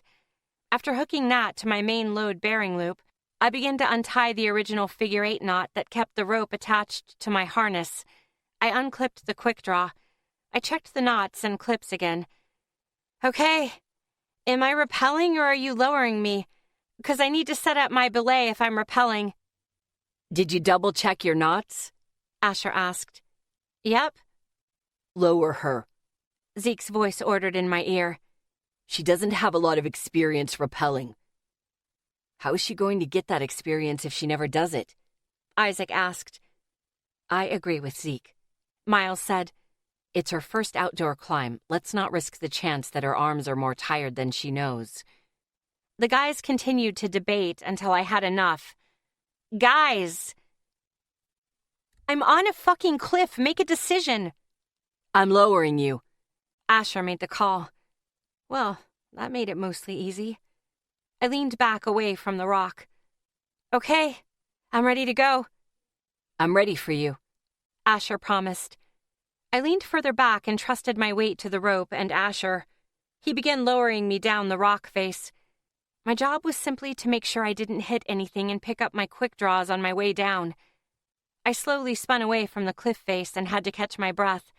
The forest was below, and the sun high in the bright blue sky. It was stunning. Okay, maybe the height wasn't so bad. I was smiling when I turned back to the cliff face. By the time they lowered me to the ground, my arms were aching. I unclipped from the rope. Off belay. I turned and smiled up at Asher. His eyes were bright. His smile was huge. I threw my arms in the air. I did it! Asher picked me up and hugged me. I'm proud of you, Allie girl. Isaac took me from Asher and hugged me tight as he set me down on the ground. I squeezed him back. Isaac let me turn to his brother. Ethan pulled me close and kissed my cheek. Great job, beautiful. When Ethan pulled back, I turned to Zeke. I didn't hug Zeke. He wasn't a public display of affection kind of guy. Instead, I showed him my arms and hands. See? All in one piece. His lips lifted into a half grin. Good. I would have been pissed. What would be different? I snickered, as he smiled and shook his head. Isaac. When we got back to camp, Tara was sitting in camp at the table with Dean and Danielle playing cards. They were laughing, just having a good time. I froze as I went to close the truck door. Danielle. Black shadows moved across her face in a strange ripple pattern. As she laughed, the color faded. When she stopped, it was back. Despair poured through me, filling me until I struggled to keep my head above water. I waited for anyone else to notice, but everyone was acting as if they didn't see it. No. It was like with the demon all over again. My throat grew dry. My stomach rolled and bile rose. Not again. I'm going to change and take Haiti swimming. Lexi headed for her tent, jerking my attention away. That black sinking feeling disappeared. Shit. What the hell was that? I put my hands in my pockets and made a point to sit down out of arm's reach of everyone. Lexi will change, come back out, and she'll tell me if she sees it. I took an emotional inventory. I wasn't mad, at least any more than I should be about the dating thing. I wasn't wanting to hurt anyone. I eyed Danielle. Could she be possessed? Maybe. Then why the hell would I see it and not the others? As minutes rolled by and I didn't attack anyone, I slowly started to relax a bit. No emotional surges, no voice in my head. I eyed Hades. The dog simply continued lying on his back, with his belly in the sun and his tongue lolling out. Okay, he wasn't reacting. It wasn't long before Ethan came over and sat down in his chair. I was about to open my mouth when Lexi got out of her tent in her swimsuit. Bolting to my feet, I went straight to her and took her arm. We need to talk. Lexi. Isaac didn't give me a chance to answer. He simply pulled me through camp and onto the trail. Worry knotted my gut. I hadn't seen him this way since New Orleans. What's going on? I pulled my arm from his grasp, just in case Zeke was watching and thought Isaac was hurting me. I'm seeing shit. He ran his hands through his hair. His eyes grew wide. He kept his gaze on the ground as we walked deeper into the woods. My chest grew tight. What are you seeing? Please, please don't let it be another demon. It would tear him apart a second time. He swallowed hard. There was a shadow on that girl, Danielle. It was on her face. My stomach dropped. What kind? He stopped in the trail and looked at me like I was insane. What? What did it look like? I struggled to keep my voice down. He shook his head as his eyes unfocused. Kind of like when you look at the bottom of a pool when the sun's out.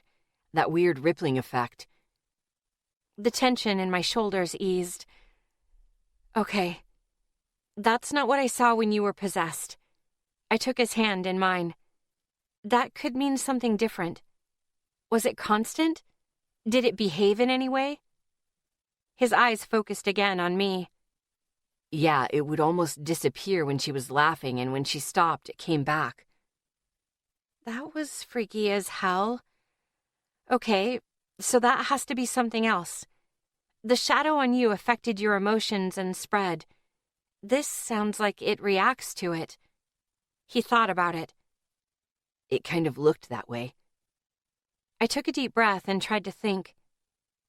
Evie had said something. What did Evie tell you when you two talked about side effects?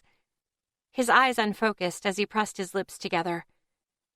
That, something about seeing shit other people won't. Relief let me almost limp. Okay, then it might be something completely normal that people just don't see. He nodded several times, his color coming back. Yeah, that feels... He met my eyes. When I first saw it, I felt... The amber in his eyes faded a little. I stepped closer until I pressed against him. You felt what? He swallowed hard.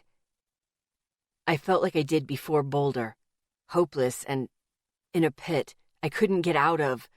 It was so deep that I couldn't even scream. I was alone. Really fucking alone. I reached up and held his face in my hands. You're not there anymore. You weren't alone then and you aren't now. Just talk to me. His hand held one of my hands to his face. I don't think it was me. What do you mean? When I looked away from her, the feeling was just gone. He shrugged. It disappeared. Maybe you should talk to her. Or we can call Evelyn. Maybe... He let my hand slip from his face. You're going to call Evelyn, right? I needed to be sure that he wasn't going to keep it to himself. Yeah, she gave me her number in case something weird happened. He looked out at the water. I'll call tonight. I tugged his shirt to bring his attention back to me. Come on. It's a beautiful day and I want to go swimming. Isaac smiled, then turned around on the trail and we headed back to camp. Asher and Miles were in their suits and walking away from the back of the trailer. Miles shifted a coil of rope over his shoulder. I'll find a higher and further out branch this year. I don't know. Asher grinned. Seeing Zeke hit the water early would be kind of satisfying. Miles chuckled. What are you guys doing? I eyed them playfully. We're hanging the rope swing. Asher gestured toward the lake. Can you go tell Zeke we're going to hang the rope, and if he's not there, he's going to have to deal with our decision? I chuckled. I'll go tell him. Come on, Hades. I headed across the campsite and through the long grass. The crickets started jumping away. Hades gave chase. I smiled as he jumped and ran through the grass. The crickets kept evading him, and he'd change direction only to slide in the grass. I reached the back side of the tent, figuring Zeke was inside. I walked around the side to the front. "Hey, Zeke!" I froze. Zeke's back was to me as he was finishing tying his board shorts. God damn it, Lexi. He grabbed a shirt off the top of the overhang. Scars covered him from the base of his neck to his lower back. I saw everything in a heartbeat, but at the same time saw none of it. What drew my eyes and kept me looking were the lines of his body, the hard muscles of his shoulders and back, his firm wide waist, the line of his spine going down that muscular. My body throbbed. His black shirt covered his back, and I was hit with the urge to genuinely pout for the first time in my life. Instead, I met his furious gaze. What the fuck are you doing? The veins in his neck began to bulge. Get a good long fucking look. He grabbed his sandals and started walking away. Then it hit me what he was thinking. "Zeke!" He didn't stop. "I already knew you had scars." I started after him. "Remember?" He stopped, the skin on his neck turning red, his clenched fist shaking. "Stay patient, Lexi." I walked around to stand in front of him. His jaw was clenched so much I was sure his teeth would crack any second. "That's not why I was staring." He refused to look at me. He just glared over my head. Sure it wasn't. His sarcasm was so thick it was practically dripping in the air. "Zeke, you might not understand this, so I'm just going to tell you flat out." My face grew warm. I can't believe I was going to have to point this out. "You're hot." His brow wrinkled. He looked down at me. What? "You're fucking sexy as hell." A big girly smile spread across my face as my cheeks burned. "I wasn't staring at your scars. I was staring at what was under them." Oh God, did I just fucking say that? It was almost as if I hit him with a board. The stunned look on his face had me biting back an embarrassed giggle. I backed up a step and then another. Any second, the heat from my face would catch the woods on fire. "I, should go help the guys with the rope swing." I turned and started to walk away.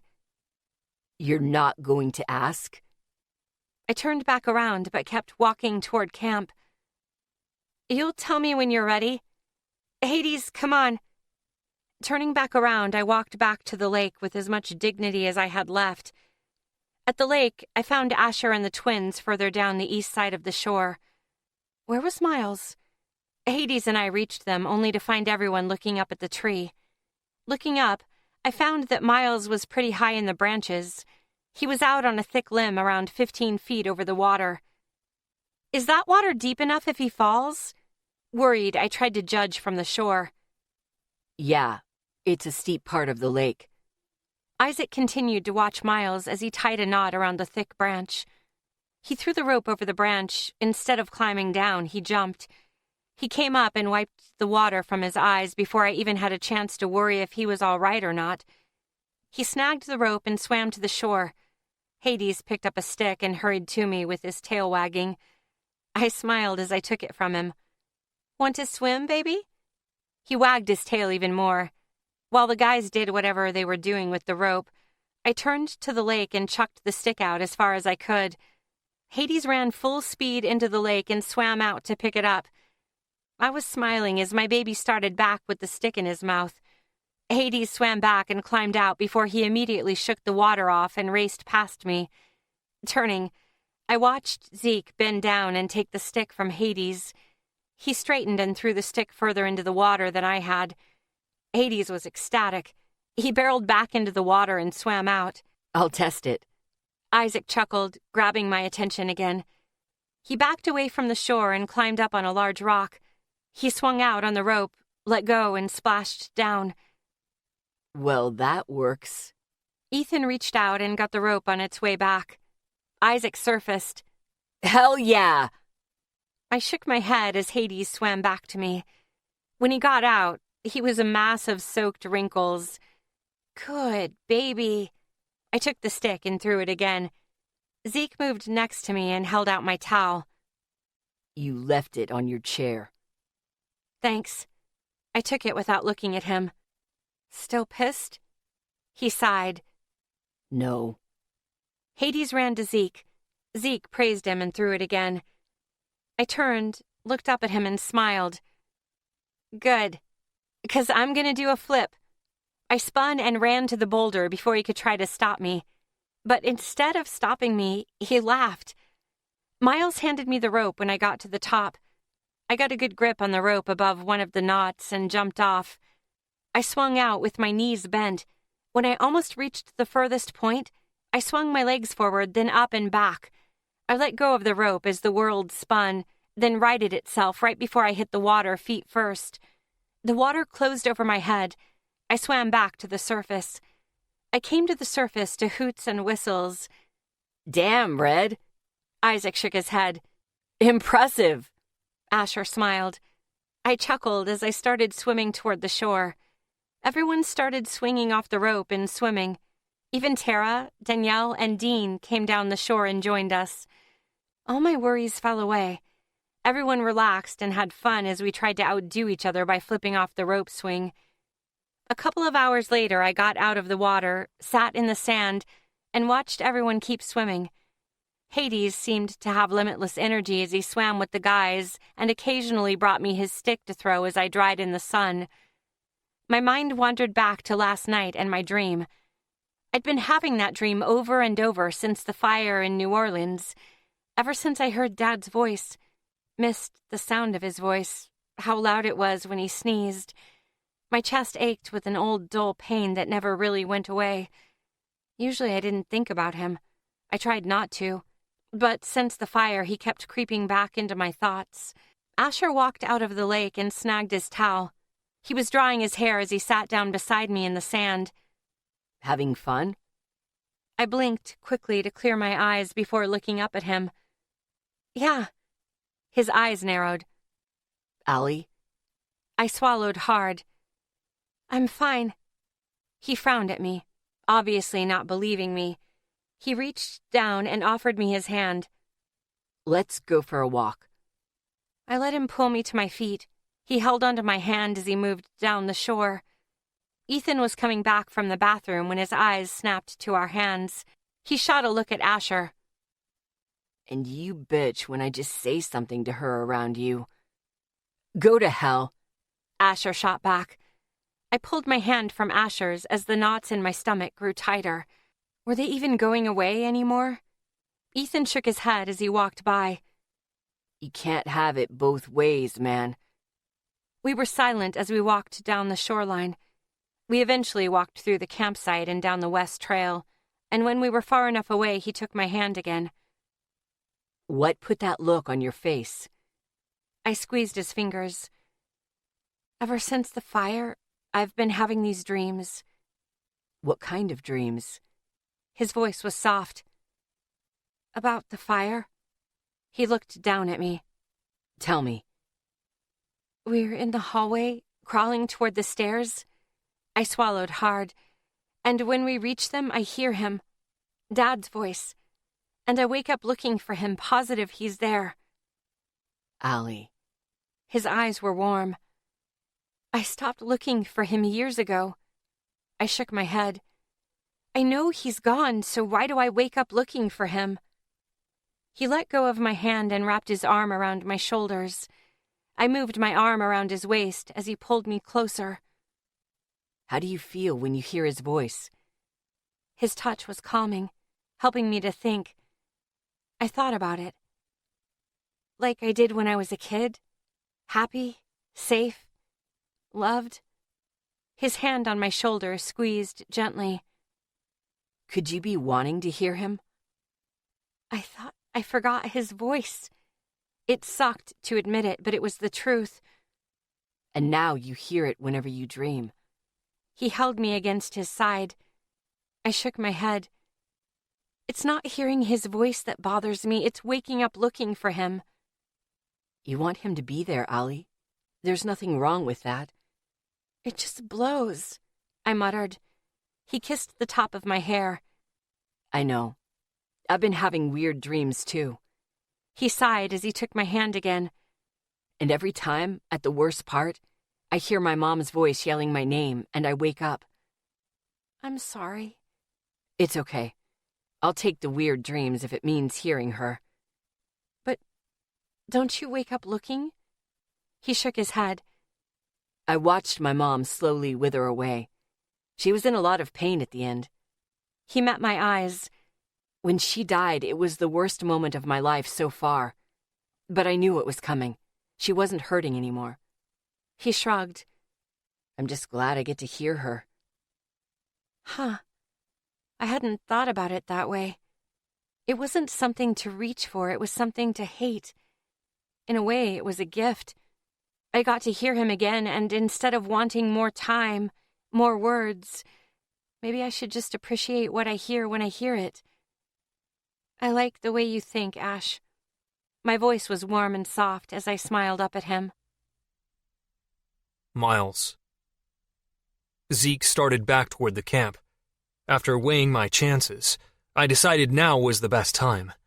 Asher and Lexi were walking down the lakeshore further down. He wouldn't be able to overhear us. I got out of the lake, grabbed my towel, and headed back to camp. We needed to deal with this, and now was better than later. When I reached camp, Rory was loading his truck with his sleeping bag and talking to Zeke. I'm leaving the tent for the girls, but I have to get on the road now. I crossed the campsite to stand beside Zeke. You're leaving? Rory sighed. One of the guys on the force had a baby, and I need to head back to cover his shift. Rory went back to loading his duffel bag as he avoided looking at us. Could you guys pass that along to Lexi? Yes, of course. I eyed him. His face was flushed, his eyes sharp. He was furious about something. Rory hurried into the truck and sped off. Zeke turned and started toward his tent in the tall grass. Zeke. He stopped. We need to talk. What's there to talk about? He didn't even turn around. Zeke. He turned and glared at me. This is not what you want to do right now. I started tapping my leg. I should have said something. You of all fucking people. Yeah, you should have. He growled, his hands clenched into fists. I'm sorry. I wasn't going to say anything. Then he shook his head. You know everything about me. You know my history. You know all of my shit. His eyes were hard as they met mine. You knew I cared about her. You knew what she... He turned away, his shoulders rigid. You had Autumn. You had other girlfriends. So because of your past, you should get any girl you want? That cold anger filled my chest. He turned back to me, his eyes blazing. Fuck you. This isn't about Lexi. Then what is it about? I've been racking my brain for a month, trying to figure out why he wouldn't talk to me. You didn't tell me. You didn't warn me. His fists shook. I could have dealt with it. I could have fucking managed to get over it. But you didn't give me the option. Stunned, I could only gape at him as my stomach dropped. Zeke ran his hand through his hair. You know, I would have walked away. 'Cause you'd be better for her than I ever could. But you didn't fucking tell me. Shit. I understood now. I got it. Zeke was pissed that I didn't trust him as my friend to understand. Son of a... It didn't even occur to me that I was doing that. I swallowed hard, my mind racing. Put me on probation. What do I need to do? Just stay the fuck away from me for a while. Zeke turned away and stormed toward his tent. I closed my eyes. I'm the biggest idiot on the planet. Chapter 10. Lexi. When Asher and I walked back into the campsite, Miles announced that Rory had gone back to town for work. Then Ethan spoke up. "We've got beer." Tara had gotten upset because we wouldn't let her take beer to her friends, but she perked back up when we told her to invite them for dinner, beer and marshmallows. Dinner was 3 hours ago, and I had to admit that nice Tara was kind of fun. She cracked jokes, she relaxed, she was a completely different Tara. Or maybe that was the beer? It was well after dark when we finished the board games and started the fire. Everyone was arguing over how the best marshmallow is roasted when Danielle spoke up. "How about we play Never Have I Ever?" I eyed the others. "With this crowd?" Everyone chuckled. "Come on, it'll be fun." Tara raised her right hand. "Nothing will ever leave this campsite. I swear on my new school wardrobe." Whoa, I was impressed. Tara loved her clothes, as in crazy loved. That's a promise we can actually count on. The others shared a hesitant look. "This could be fun." Isaac took a bite out of his s'more. "I hate that fucking game." Zeke groaned, rubbing his eyes with one hand. "You hate all drinking games," Ethan pointed out. "All right," Miles said. "but we do reserve the option of not answering by finishing our drink if we aren't comfortable." "Deal," Tara chirped. "Who's going first?" Asher asked, shifting in his chair. "Lexi," all of my friends said at once. I flipped them off. Assholes. They chuckled. "Fine, I'll go first." I looked around the group and had my first one. Never have I ever kissed a girl. The guys groaned. Us girls laughed as they drank. I turned to Danielle. Her face turned pink. "I can't think of anything, so skip me." Everyone turned to Tara. She looked around the group with a mischievous grin on her face. "Never have I ever peed standing up." I chuckled. Nice. "So that's how this is going to play out?" Ethan shook his head before taking a drink. Everyone turned to Dean. "Never have I ever kissed a guy." "Oh, copycat." I took a drink of my beer. "It's strategy." Dean countered. "Never have I ever gotten a ticket." Miles offered. Isaac flipped Miles off while he and I drank. Everyone turned to Zeke. Zeke sighed. "Never have I ever played the guitar." Both Asher and Ethan drank. "You play?" I crossed my legs and shifted in my chair. "Badly." Asher's cheeks tinted pink. "Ethan gave me 5 lessons and then made me promise never to touch another guitar." Everyone chuckled as we turned to Ethan. "Never have I ever worked in a garage." Ethan grinned at Zeke. Zeke muttered wordlessly before he drank. Everyone turned to Isaac. "Never have I ever had 2 girlfriends at once." Isaac looked pointedly at Ethan. Ethan glared at him and drank. So did Asher. My mouth dropped open. "Really, Asher?" He held his hands out and shrugged. "One relationship was ending as another started. There was a couple of days overlap." Asher cringed. "I didn't mean to, it just kind of happened. I told each of them about it, and I apologized, though." "See, now we're getting to the fun stuff." Danielle smiled. We went around and around like that for at least an hour. Eventually, it was my turn again. My face was warm, my head fuzzy. Never have I ever slept next to a girl in bed. Each of my friends shot me a look and took a drink. So did Tara, Dean, and Danielle. "Tara." Isaac's eyes grew wide, his jaw dropping.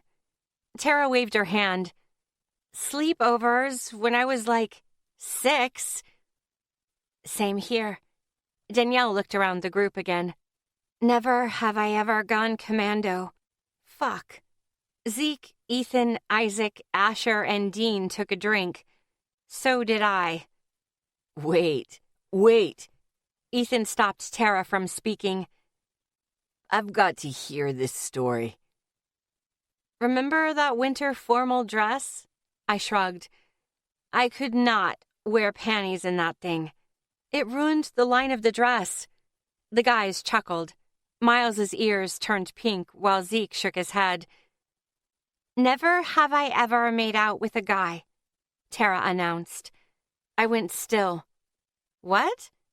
Wow, I didn't see that one coming. Oh, damn. She's bringing out the big guns, Isaac said. I took a drink along with Danielle. It was Dean's turn. I've never had a one-night stand. Ethan cursed, then drank. I can honestly say we both knew it was only one night, though.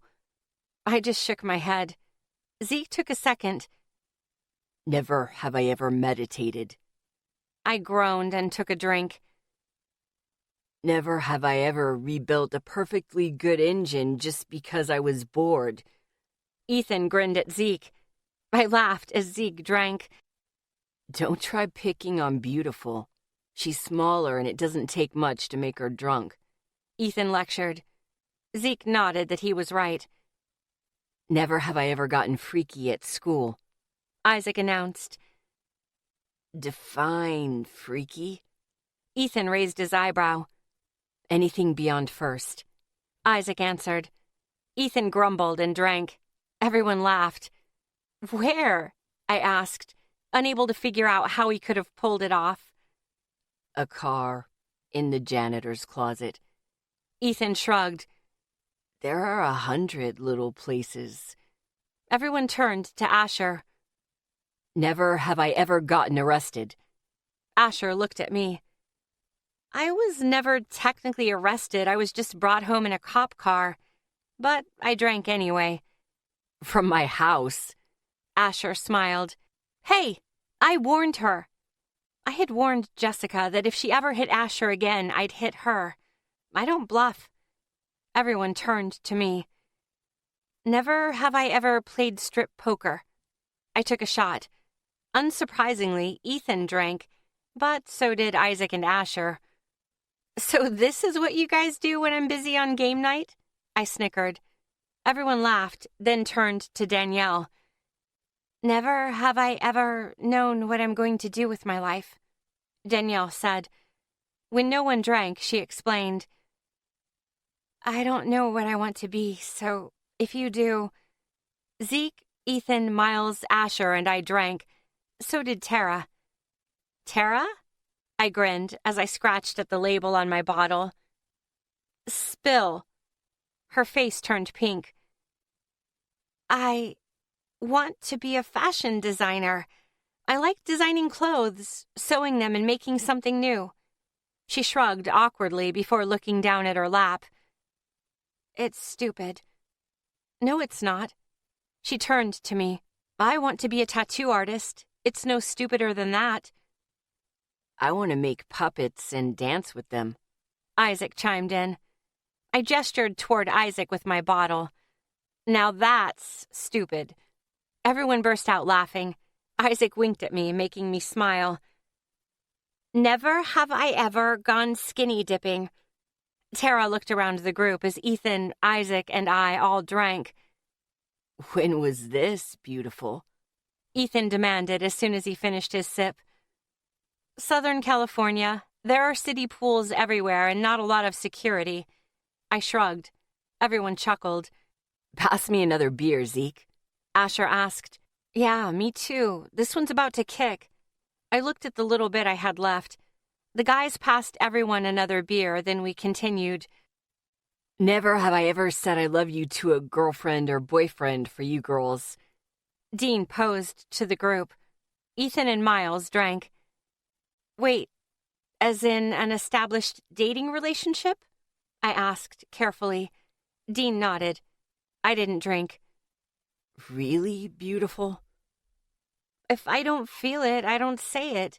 I'm more surprised about you guys. Isn't that the go-to for getting laid? I asked, looking at each of them. I've been close, but there was always something off, Asher admitted. We just use our bodies. Isaac shrugged. Take off the shirt and the girls come running. I chuckled and looked at Zeke, eyebrow raised. I don't lie. Fuck, that's why Riley and I broke up.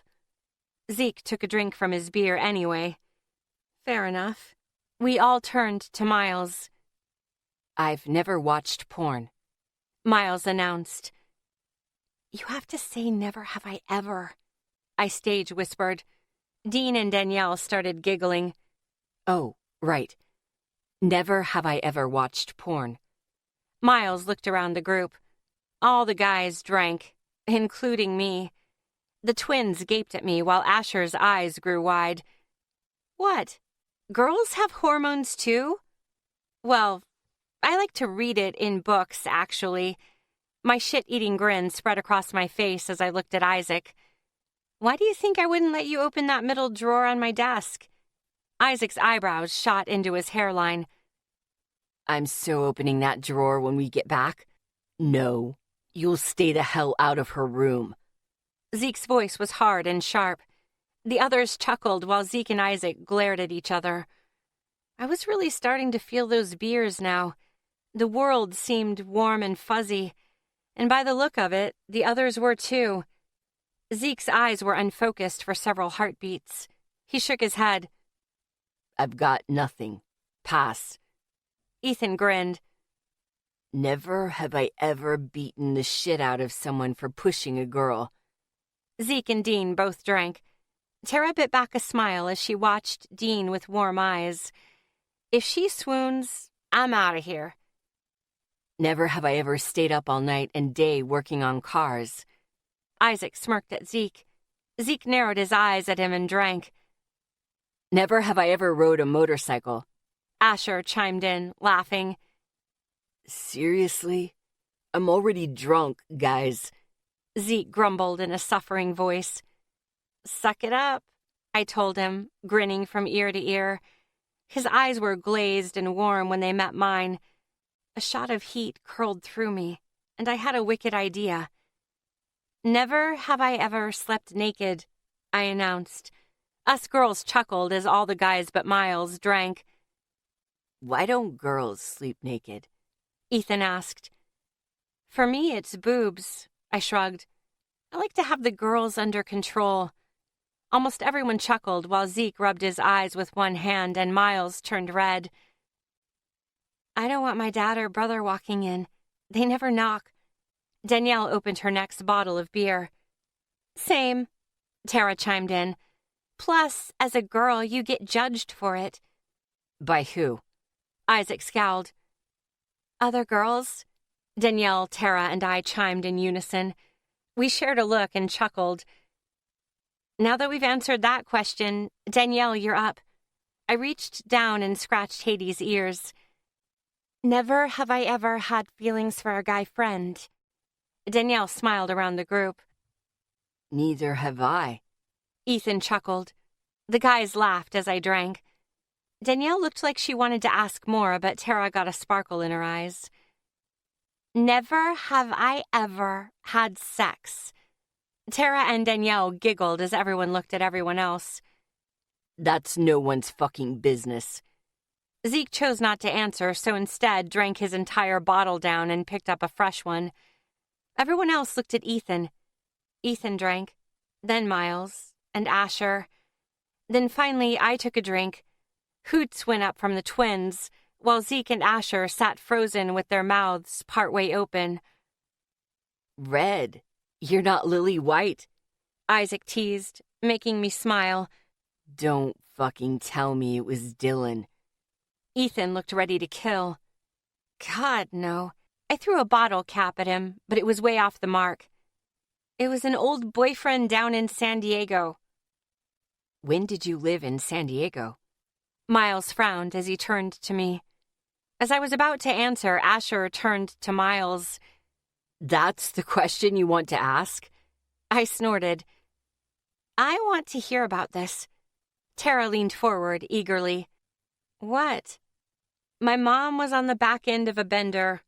I was going through a really hard time and he was there for me like no one else. At least, I thought so at the time.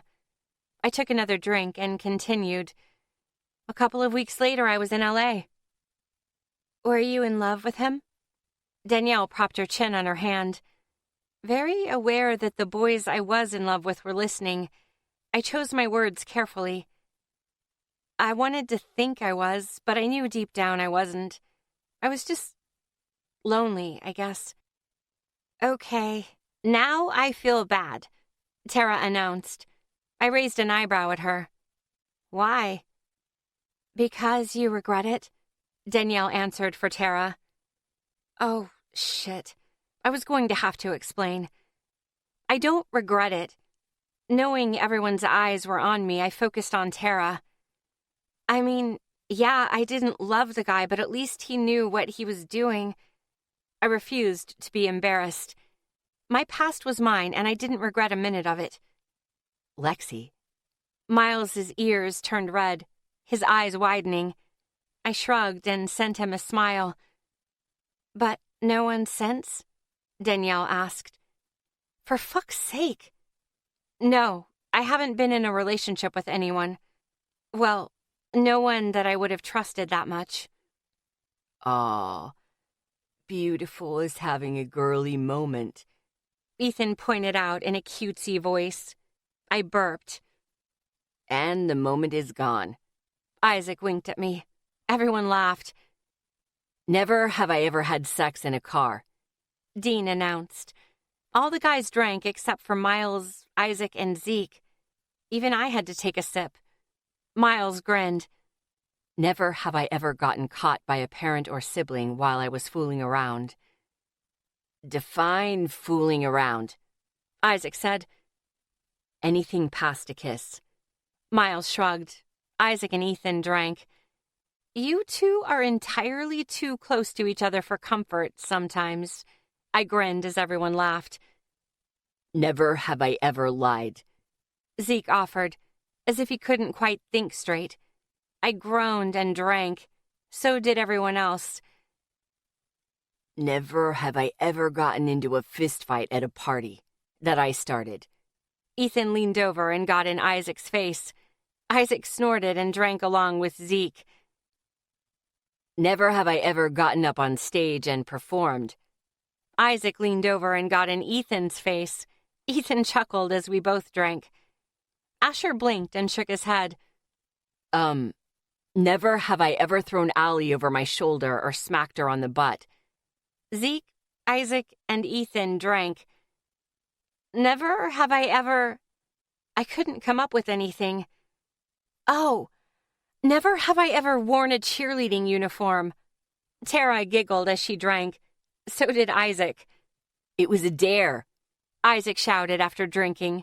I snickered. Tell me they're pictures. Ethan shook his head as everyone sobered. Danielle watched me out of the corner of her eye. Never have I ever had a stalker. My smile disappeared. The circle was dead silent. To keep the game going, I drank. You're up, Tara. Miles shifted in his seat. Never have I ever had a super romantic moment, you know? Like in the movies. Tara tried to save the game. Like what? Kissing in the rain? Dancing? You've got to be a bit more specific. I barely resisted the urge to squirm. If you've seen it in a romantic comedy or drama, it counts, Tara answered. My eyes met Zeke's across the fire for a second before I looked up at the sky. I couldn't meet Asher's eyes either, or Miles, or the twins. So I took a drink. Everyone on our side drank. I want details, Danielle announced, looking around the group. No, the six of us shouted at the same time. Our side chuckled at her wide-eyed expression. Okay, let's play something else, Dean suggested. Truth or dare? That's not a drinking game, Isaac pointed out. You can have the option to finish your drink instead of doing the dare or telling the truth, Ethan suggested. Everyone agreed. Dean turned to me. Lexi, truth or dare? Truth, I guess. I didn't really want to get out of my chair. Where did you get those scars? Dean asked. I smiled and drank the rest of my beer. I didn't know this guy anything. Ah, come on. Dean watched as the guys passed me down another beer. Miles, truth or dare? I asked. Miles took a deep breath before answering. Truth, I guess. His shoulders were tense. I couldn't embarrass Miles. How did you really do at that gaming tournament this winter? I asked, smiling. Miles chuckled in relief. It was awful. My best cards were in my suitcase that got left on the tarmac. Miles shook his head. I was out in the first round. Most of us, at least, smiled. Asher, truth or dare? Miles leaned forward. Truth. Asher stretched his legs out in front of him. Miles pushed his glasses back up his nose. Do you want to play football our last year of high school? Oh, that was a good one. Asher thought about it. Yes and no. A part of me doesn't want to because it's not as fun as it used to be. And the other part of me doesn't want to let down the team that I've been playing with since Pee Wee football. That makes sense. Miles leaned back in his chair. Asher turned to the blank-faced Zeke. Zeke, truth or dare? Truth. I'm too drunk for a dare. Zeke lifted his head off the back of the chair. You're drunk? I couldn't believe it. He didn't seem any different. Zeke's glazed eyes met mine. Completely wasted. Who do you like the least here? Asher asked. I chuckled. This should be good. Tara shifted, as if bracing herself for the answer. Danielle, Zeke said without hesitation. What? Why? Dean scowled at Zeke. Zeke turned to him with a stone face. She brought up stalkers and made Lexi's smile go away. My face burned. Okay, he was drunk. It might be time to put Zeke to bed, before he'd said something he'd regret. Ethan got to his feet. Come on, fat ass. Zeke eyed him. I don't want to go to bed with you. You're not pretty enough. Everyone cracked up. Miles turned to me. Lexi, could you assist? I was still smiling as I got to my feet. The world wobbled a bit. Whoa. Does the assister need an assist? Isaac chuckled. Not if I don't have to hold him up. I started around the outside of the circle. Can you stand on your own? Miles turned back to Zeke. He nodded and got to his feet. He blinked several times but kept on his feet. Come on, Zeke. I grinned up at him. Zeke rubbed his hand down his face before stepping out from between the chairs toward me. He seemed fine as he walked beside me across the campsite. It was still hard to believe he was drunk. Asher. Allie guided Zeke into the trees toward his tent. Miles pulled out a couple of water bottles, then followed. Now that Zeke was gone, I turned to Danielle. Why did you bring up stalkers? Danielle's smile faded a bit around the corners. It was just something that popped into my head. I shook my head. Bullshit. Isaac leaned forward in his chair. Tara shifted in her seat, making a point not to look toward us. Tara? My voice was hard. What does it matter? Dean slipped his arm around the back of Tara's chair. Ethan scoffed. It matters. They asked me how Lexi got her scars. Tara cringed as she lifted one shoulder. I told them it was when she was kidnapped by her stalker. Then why did you ask? I turned to Dean. He shrugged. I wondered how they happened. Warmth that had nothing to do with the alcohol washed through me as Isaac cursed. Did it not occur to either of you that it might have been bad and she wouldn't want to talk about it? Isaac scowled at the three of them. What's the big deal? It was like in January. Danielle's question had the heat spreading from my stomach to my chest. There obviously had been a whole lot more talking than just one question. That was clear. I got to my feet. I think you two need to leave. Dean shook his head while he got to his feet. No problem. He turned to Tara. Let's go to the lake by our camp. Tara nodded. Still not looking at anyone, she got to her feet. Sit your ass back down, Tara. My growl had her freeze. Tara sat back down, her eyes wide. Hades got to his feet and moved in front of her knees. You can't boss her around like that. Dean took a step toward me. Something moved inside me. Something I'd never felt before. Back and forth in my chest, waiting to strike out. Hades' fury rose, a low warning growl emanating from him. I'd leave before you leave with broken bones. My voice was deeper than ever as it rumbled in my chest. Dean took a step back, then another. Come on, Danny. I'll call you Tara. Sorry. Danielle winced as she passed me and went to her brother. They hurried down the shore of the lake. My fists clenched as I turned to Tara. What the hell is wrong with you? Her head snapped up. She opened her mouth to answer. What happened to Ali is none of their fucking business. I barely kept my voice down, but it was a struggle.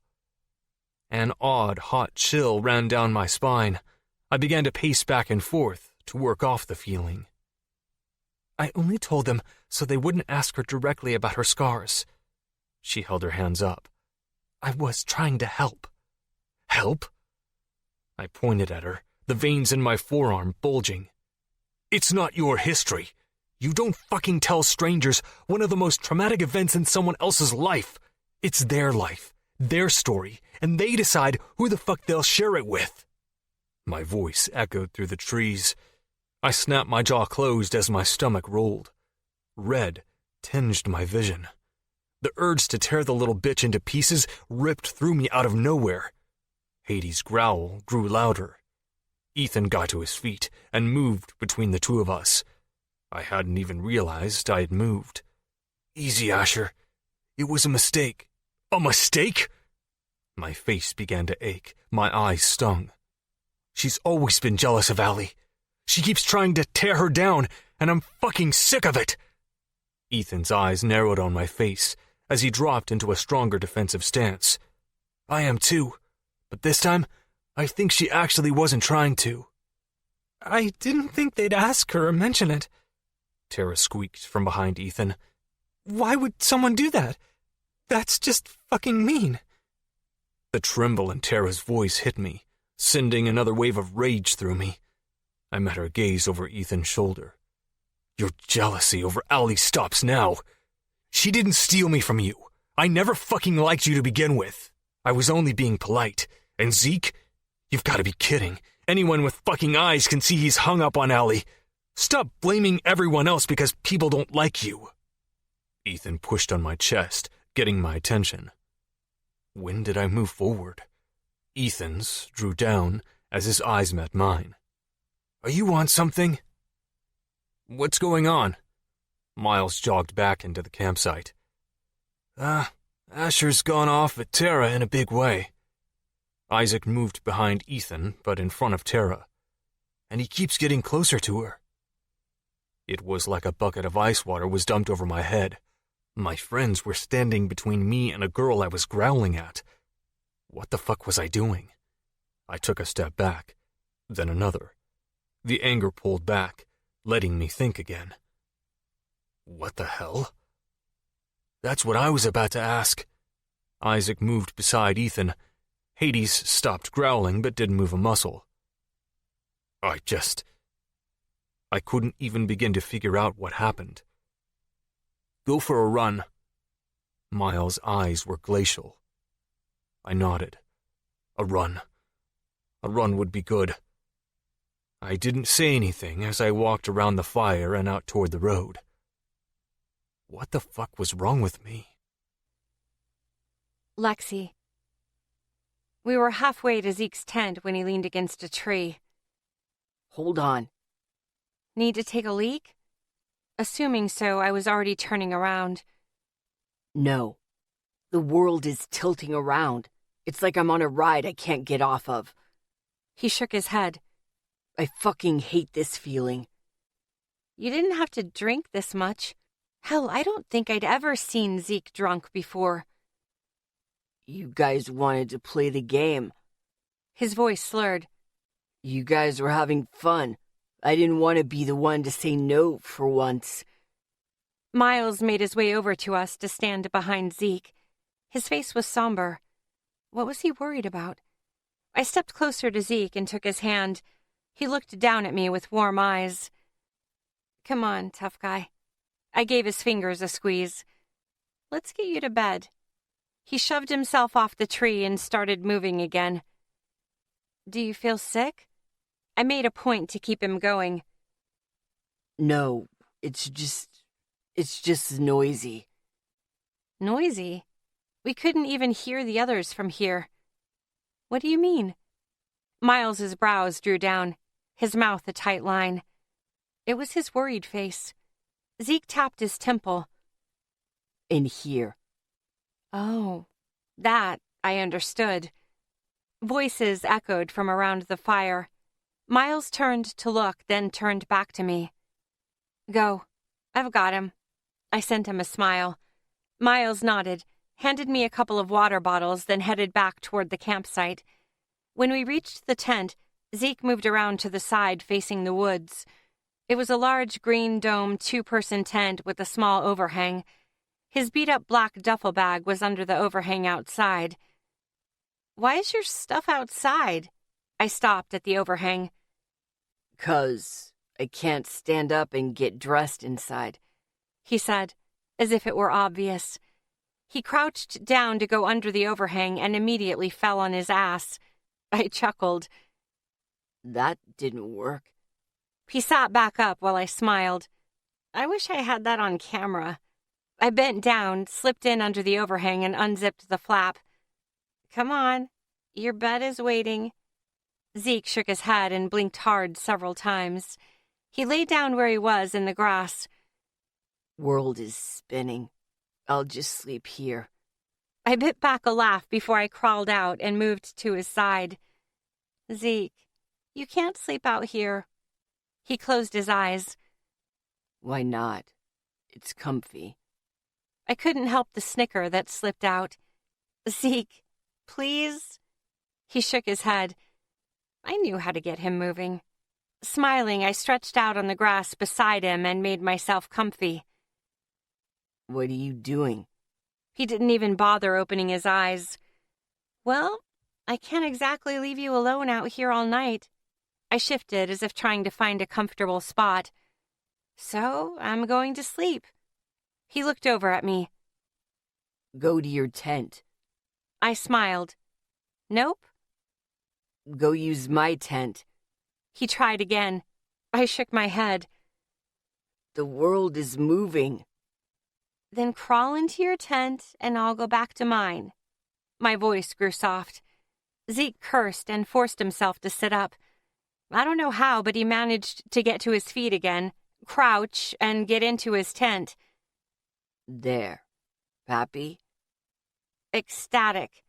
I moved to the doorway and found him half curled across his bed. I started on his bootlaces. When I pulled them off, I set them just inside the door. I reached over and patted him on his firm yet soft ass. Lie in your bed the right way. He grumbled and cursed under his breath as he moved until he was lying parallel to the door on his back.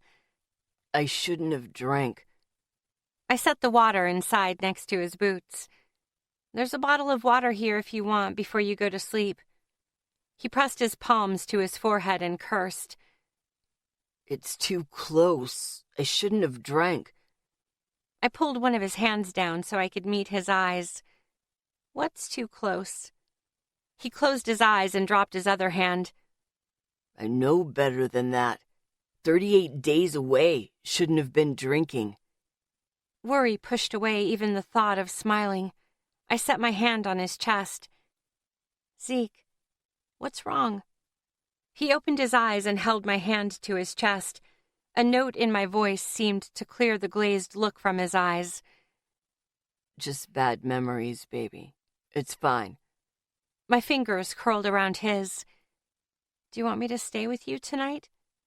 His other hand came up and held my face carefully, the tip of his thumb stroking my lower lip. More than almost anything. But it's probably not a good idea. My body warmed with his touch. The heat moved through me as I looked at his lips. Okay, he might be right. Okay, I'll go to my tent, but first I want to make sure you're okay. His hand moved to the back of my neck. Come here. I lay down half across him, my head on his chest and his arm around me. I rested my head on his chest again. He pressed his nose into my hair and took a deep breath. You make it quiet. He sighed.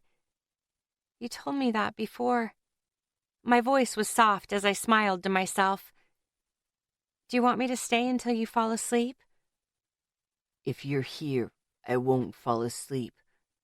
He lifted my hand off his chest and pressed a kiss against the back of my knuckles.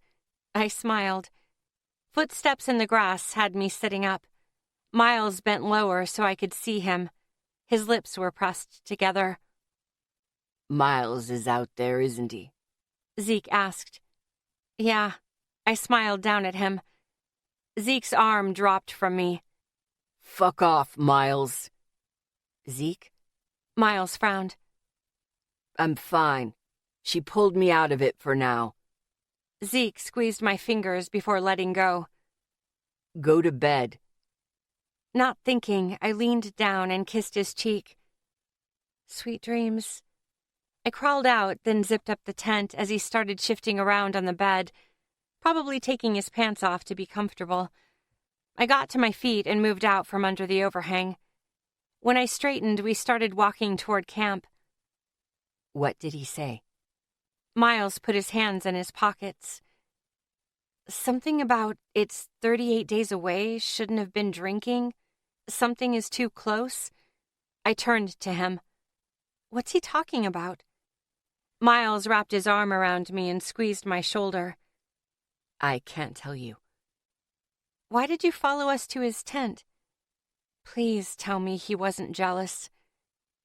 When Zeke drinks a lot, he has flashbacks. Miles met my eyes. He'll have a couple of beers once every few months, but that's usually it. Because of the flashbacks? They must be about his dad. Zeke's father had been an abusive son of a bitch. He abused his family before killing Zeke's mom and then committing suicide. Zeke had found them. He was 8. Miles nodded. That will probably be the only time you'll see him drunk in at least 2 years. Damn it, Zeke. He didn't have to drink for us to have fun. He could have just drank a soda. I'm yelling at him tomorrow. Miles grinned. Good. Blood. Pain. Terror tore through me as Clay held me down. You're mine. No. No. I hit him across the face, but it did nothing. His hand pinned my wrist down as his other punched me over and over. The cold from the snow seeped into my back as blow after blow rained down. Desperate, I pulled on my wrists. I screamed. I tried to get away, but it was no use. I was pinned under him. Then I reached for something else. Shouting had me bolting up in my sleeping bag, my heart hammering as sweat ran down my face. Orden. Nightmare. Fear tore through me. Was he here? I took a deep, shaking breath as the shouting outside grew louder. I jerked open the zipper on the tent. Something jammed and the zipper wouldn't budge. I crawled out into a nightmare. The twins and Miles were backing up away from the fire ring as something prowled toward the light. My eyes grew wide. My stomach dropped as 2 gold flames came into the light. Bone. A blood-covered brown skull, attached to something huge on 4 legs. Claws. Teeth. My throat tightened. It was moving. The huge skeleton moved around the chairs. What's going? Tara climbed out of Rory's tent, followed by Hades, and screamed. Miles grabbed her, pulled her further away from it, and covered Tara's mouth to stop her from screaming again. Lexi, you need to put it down. Hades placed himself between Tara and the skeleton, his fur up and a growl coming from him. Huh? I couldn't take my eyes off it. Angel, that's the skeleton of a black bear. It's dead. You raised it. You need to tell it to go back. Miles said in a smooth, calm voice. My teeth chattered as I looked in the eyes of what had been an animal. Go. My voice was barely a whisper. Go back to your grave and rest. The bear continued to come toward me.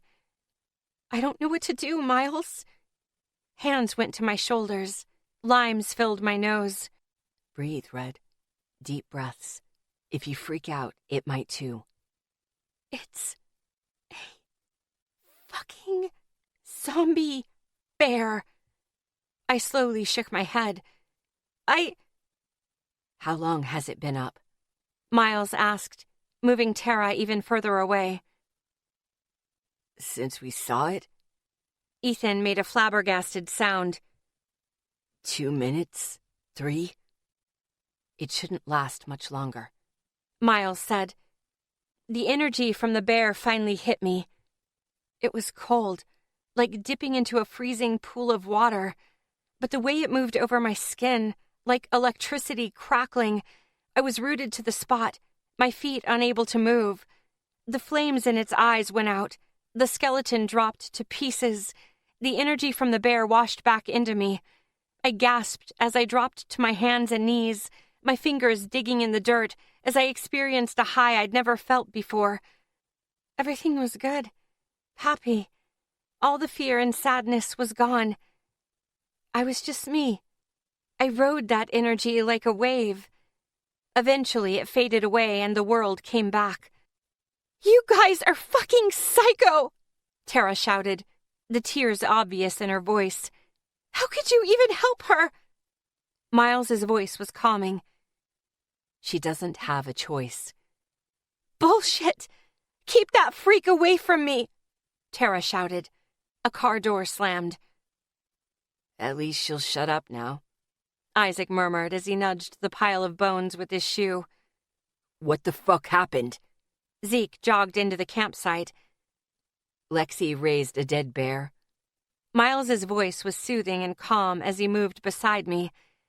I couldn't take my eyes off the skull and its empty eyes. Beautiful. What do you remember? Ethan knelt between me and the bones. I looked up and blinked. Huh? His hands went to my face. They were really warm. What do you remember before this happened? My nightmare flashed through my mind as I wrapped my arms around myself. Nightmare? I whispered as I met his eyes. I just wanted to get away. His filled with understanding. Was it an Orden one? My vision blurred as I nodded. Something was wrong. It was cold. The others seemed fine. Why was I cold? What the hell is going on? Asher ran into the camp, sweating bullets. I heard shouting all the way across to the other campsites. Notice the bones, Asher? Isaac gestured at his feet. What the? Huh? Asher was getting his breath back. Lexi raised a bear. Ethan looked up at him behind me. And she's not talking. Get out of my way. Asher shoved Ethan away from me before he squatted down and lifted my chin so he could see my eyes. Ollie, are you cold? I nodded slightly. She's going into shock. Asher brushed my hair off my face. He pulled me close and lifted me off the ground. Vanilla and cinnamon surrounded me. I buried my face into his shirt. He was so warm. Hand her over. Zeke reached out to take me. Go to hell. Asher's chest rumbled as he carried me away from him into the fire. He sat down and shifted me in his lap. He let my legs hang over the arm of his camping chair as he held my face. Come on, honey. Look at me. I rested my cheek against his shoulder as he tried to rub some warmth back into my arm. Something covered me. Wintergreen tickled my nose. Knock it off. Asher shoved the hoodie down. When she's upset, she likes wearing our clothes. Miles' voice was strained as he reached out and pulled the hoodie back up. I caught it between my fingers and pulled it up to cover me. Isaac, what are you doing? Ethan asked. I'm getting our stuff from her bag. Isaac snapped. She usually brings them on trips.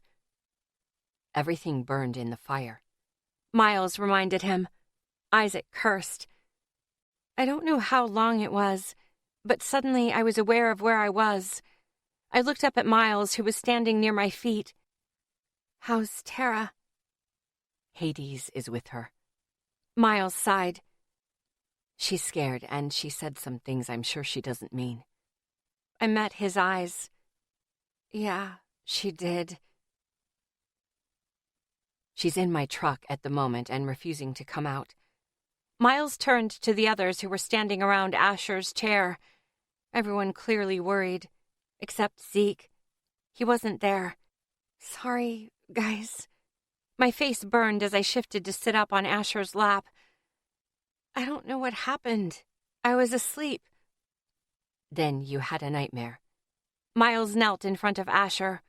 One about Orden? I nodded. All I remember is wanting to get away and reaching for something. Your ability must have reacted to your fear. Miles's voice was calming, making those scattered pieces in my head softer. I know Rory's been burying dead mice every morning before I came downstairs. My body felt hollow, like a pit or an empty shell. There was a squirrel under the hammock this morning. Miles met my eyes. I'm going to call Evelyn and Atticus and see if they could help. I nodded. Miles got to his feet and stepped away. Isaac took his spot.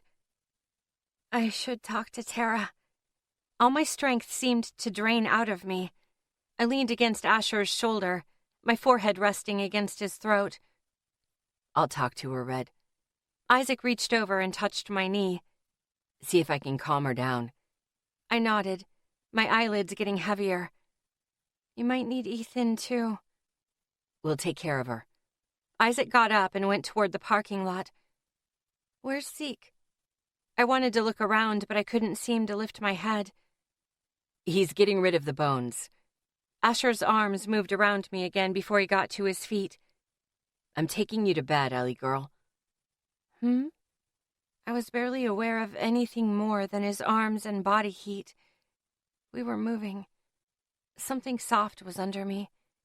Something rustled and zipped. Strong arms moved around me, pulling me back against a hard body. Sleep. I've got you. Cinnamon and vanilla surrounded me. I slipped under. Miles. I hung up my phone and sat staring at Lexi's not even almost closed tent flap. It looked like Lexi broke one of the zippers in her rush to get outside. The flap was stuck halfway up to the right curve of the door. Asher had taken her into her tent while we were taking care of everything else. Ethan said he thought he saw Asher's eyes dilate or something, but he wasn't sure. He was aggressive and angry. I started tapping my fingers on the back of my phone. Hell, it sounded more like Zeke. Something was wrong with him. But what the hell was going on? He'd been running every morning and every night. He was still not sleeping well. Zeke strode back into the campsite with the shovel over his shoulder. He scanned the campsite, then turned back to me. Where is she? Asher put her to bed. I made a point to keep my voice calm. His jaw clenched and unclenched. Where is she? I gestured to her tent and its closed flap. He followed where I was looking. And where is he? In with her. I watched him carefully as he took a deep breath and let it out slowly. Zeke set the shovel against the tree. You're worried. What's bothering you? He turned away from the tent and took Asher's seat across from me. I met his gaze. Besides the bear? He leaned back in the chair. What did Evelyn say? She said help was already on the way. Apparently Astrid and Ranulph brought someone up to meet with Lexi, while they help with some of the displaced supernaturals from New Orleans settle in at the house. I met his eyes. They'll be here in 2 or 3 days. Good. Zeke watched Lexi's tent. The sooner the better. We were expecting it. I'd had several conversations with her about it, but the reality... Zeke turned back to me. Nothing as big as a bear. I nodded. He wasn't wrong. I was expecting something the size of a dog, maybe. She completely froze. He sighed back. She has no clue she even raised it. She wasn't going to have any idea how to put it back. There was a long silence. Asher went after Tara. I leaned forward. His eyes narrowed at me. What do you mean, went after? The twin said he was all but yelling at her and walking toward her. I still couldn't believe it. Ethan and Isaac got between Tara and Asher. He didn't seem to know what he was doing. Zeke grew still. And Lexi is in there right now? With him? I nodded. Zeke shook his head. They can't have the flap closed. It's not. I gestured over his shoulder. Lexi broke it in her rush to get out here. Good. Zeke sighed. What the hell is going on with him? Ethan thinks his eyes were pinpointed. It was an indication of opioid use. Zeke shook his head. No. Remember when he found pot in Jessica's laundry? I nodded. He yelled at her and took her car keys for a month. Besides, football practice will start in a couple of weeks. He went to rub his face, but cringed. I pulled out my small container of hand sanitizer and handed it to him. He used just about all of it. I couldn't blame him. They do drug tests before every season. He'd never jeopardize that. Sorry you had to deal with the bones. I leaned back as Ethan came out of our tent in his red sweatpants. It's fine, Zeke muttered as Ethan grabbed a chair and moved it to join us. Are you guys talking about Asher? Ethan asked as he sat down. Yeah. Zeke continued to rub the stuff into his hands. How sure are you that his eyes were pinpoints? My head really started throbbing.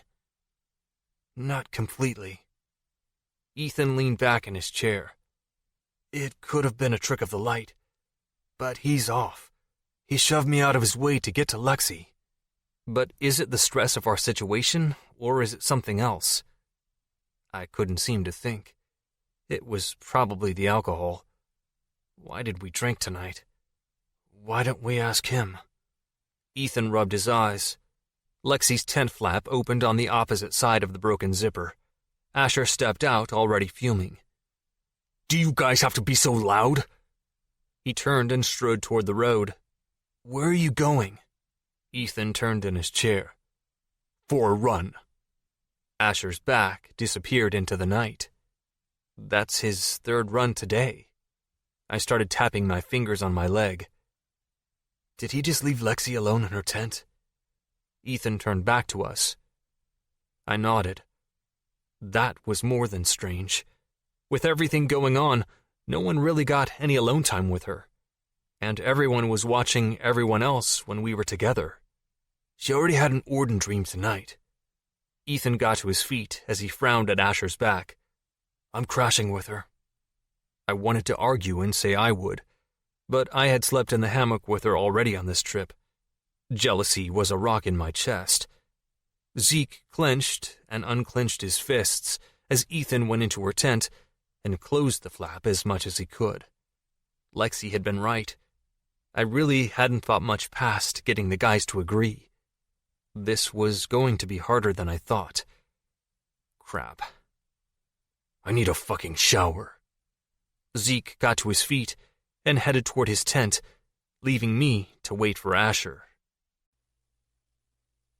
Chapter 11. August 19th. Spicy cologne filled my senses, making me smile. I brushed my nose against the skin of his throat. His fingers flexed on my butt. Huh? I shifted my thigh, brushing against him. His chest rumbled under my ear. His hand moved down my leg to my knee. His lips pressed into my hair. Beautiful. Beautiful isn't here. Try again at a decent hour. I didn't even bother opening my eyes. Your knee is on my junk. His fingers tightened on my knee, then let go. His rigid length was nestled under my leg against his thigh. Sorry. I carefully rolled over. I didn't say move. He rolled over and wrapped his arms around me, his body pressing against the curve of my ass. He buried his face into my hair at the base of my neck. I didn't want to nudge you. I smiled to myself as I pressed back against his chest, enjoying his warmth. Nudge away. He chuckled against my hair. I smiled, waking up completely. When did you come in? After Asher got pissed at us for talking at the fire, so he went for a run. He squeezed me one more time before rolling on his back and stretching. Another one? I shifted to my other side until I was facing him. Ethan's shadowed eyes met mine. Something's wrong with him, but he's not talking to anyone. I ran my fingers over his shirt, tight against the muscles of his chest. I'll try to talk to him. His fingers stopped mine. Lexi, he went off on Tara. No way. Asher? He nodded. I had to stop him from getting too close to her. My heart dropped. Are you serious? I vaguely remember him shoving you. Are you okay? Yeah, I'm fine. But he didn't seem to know that he was getting closer to her. That was insane. Asher? As in, won't tell a girl he's not interested because he doesn't want to hurt her feelings, Asher? He nodded again. Holy shit. That just... Yeah, that's what I was thinking too. He reached over and brushed my hair out of my face. I'm not saying don't talk to him. I'm saying be careful. My chest filled with warmth as I met his eyes. So where's Tara? He moved a little closer on the pillow. Last I heard, she was locked in Miles's truck with Hades and is refusing to get out. She slept in there. I winced. Shit. I think she called Rory to come get her today. His voice lowered to a whisper. She'll probably have to wait until after his shift. My voice got softer as I held his warm gaze.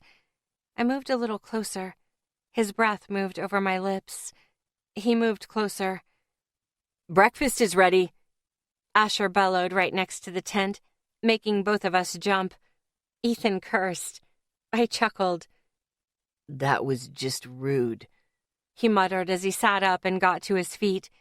He sent me a smile before he left the tent, closing the flap as much as he could after him. Asher had done that on purpose, I had no doubt. The guy's hearing was extraordinary. Sighing, I quickly got dressed. Since my tent door didn't close all the way, I stayed on the side that did as I got dressed. Shorts and a blue-gray slouchy boyfriend shirt was all I was willing to wear today. I pulled my gray hoodie on before slipping out of the tent. My eyes were immediately drawn to the spot where the bones were. No. Nope. Nada. I wasn't ready to even face that yet. Forcing myself to turn away, I went to the kitchen setup. Everyone else was around the fire already. Except Tara. Where's Tara? I asked, already guessing. She's still in the truck with Hades, Miles supplied. She says she's not coming out until Rory gets here. That wasn't good. Before anything else, I grabbed some toast and made a breakfast sandwich from the scrambled eggs and sausage, then wrapped a paper towel around it. I headed for the parking area. Lexi, she was rather... Miles struggled to find the words. Rude last night. Yeah, and I can't blame her. I headed back toward the parking area. Tara was in the front on the passenger side. Her eyes had deep bags under them. Her hair was a mess. It was the most real I'd ever seen her. Hades' head was in her lap, her fingers scratching his ears. I tapped on the window. She jumped, her head snapping around to watch me. Hades' head lifted as he wagged his tail. I held up the sandwich. She scowled at me. Tara, I know you're freaked out by last night. Hell, so am I. But it's actually pretty safe to come out now since I'm awake. I didn't know what else to say. You're a freak, she snapped. Yeah? And? It wasn't as if I didn't know it. No one should be able to do that. Tara's lip trembled as she crossed her arms over her chest. You're not going to get an argument from me, I sighed. Look, I'm sorry about last night. It was a complete accident. I don't even know how I did it. To be honest, it scared the fuck out of me, too. She started to pet Hades, refusing to look at me. Fine. I held up the sandwich. Do you want this or not? You don't even have to leave the truck. She eyed me and then the sandwich. Yeah, okay. She slowly unlocked the door and opened it a little. Hades jumped over her and shouldered the door open further. I handed her the sandwich and stepped back. She looked down at Hades, as if she expected him to jump back in. When he didn't, she closed the door and locked it. Trying to be understanding, I headed back to camp. Coffee. Coffee would make everything right. I fed Hades, dished up a plate, poured my coffee, and then went and sat in my camping chair. I settled with my plate on my lap and my coffee in my hands. After that first euphoric sip, I looked around the circle. Everyone was in varying stages of waking up. Asher, however, seemed wide awake. So, how is everyone this morning? Alive. Isaac took a sip of his coffee. So, anything else exciting happened this morning? No one raised a bear, if that's what you mean. Ethan grinned playfully. I shot him a teasing look as Hades trotted to Zeke's side and immediately was rewarded with a piece of bacon from Zeke's plate. He was such a sucker. There also weren't any more animals in camp this morning. Asher supplied. That's good. I started using my fork to push my eggs around, my appetite almost disappearing. I talked to Evelyn last night. Miles drew my attention from my plate. Miles explained about how Astrid and Ranulph were heading to Spring Mountain and the surrounding towns. So they'll be here in a couple of days. I nodded. I could not raise the dead for a couple of days. Right? Miles shifted his gaze to Asher. Before anything else, we all need to talk about last night. Now my appetite was really gone. I set my plate on the ground for Hades. The big lug hurried over from Zeke's side to scarf it down. About me? Asher said. Miles nodded. What's going on? Asher shrugged. I don't know. I can't sleep because I have so much extra energy. I don't know what to do with it. You're getting mad a lot. Isaac leaned forward. Asher nodded. I know. And I know I shouldn't have gone after Tara last night. She made a mistake. What happened? I shifted in my chair as eyes turned to me. Asher nodded.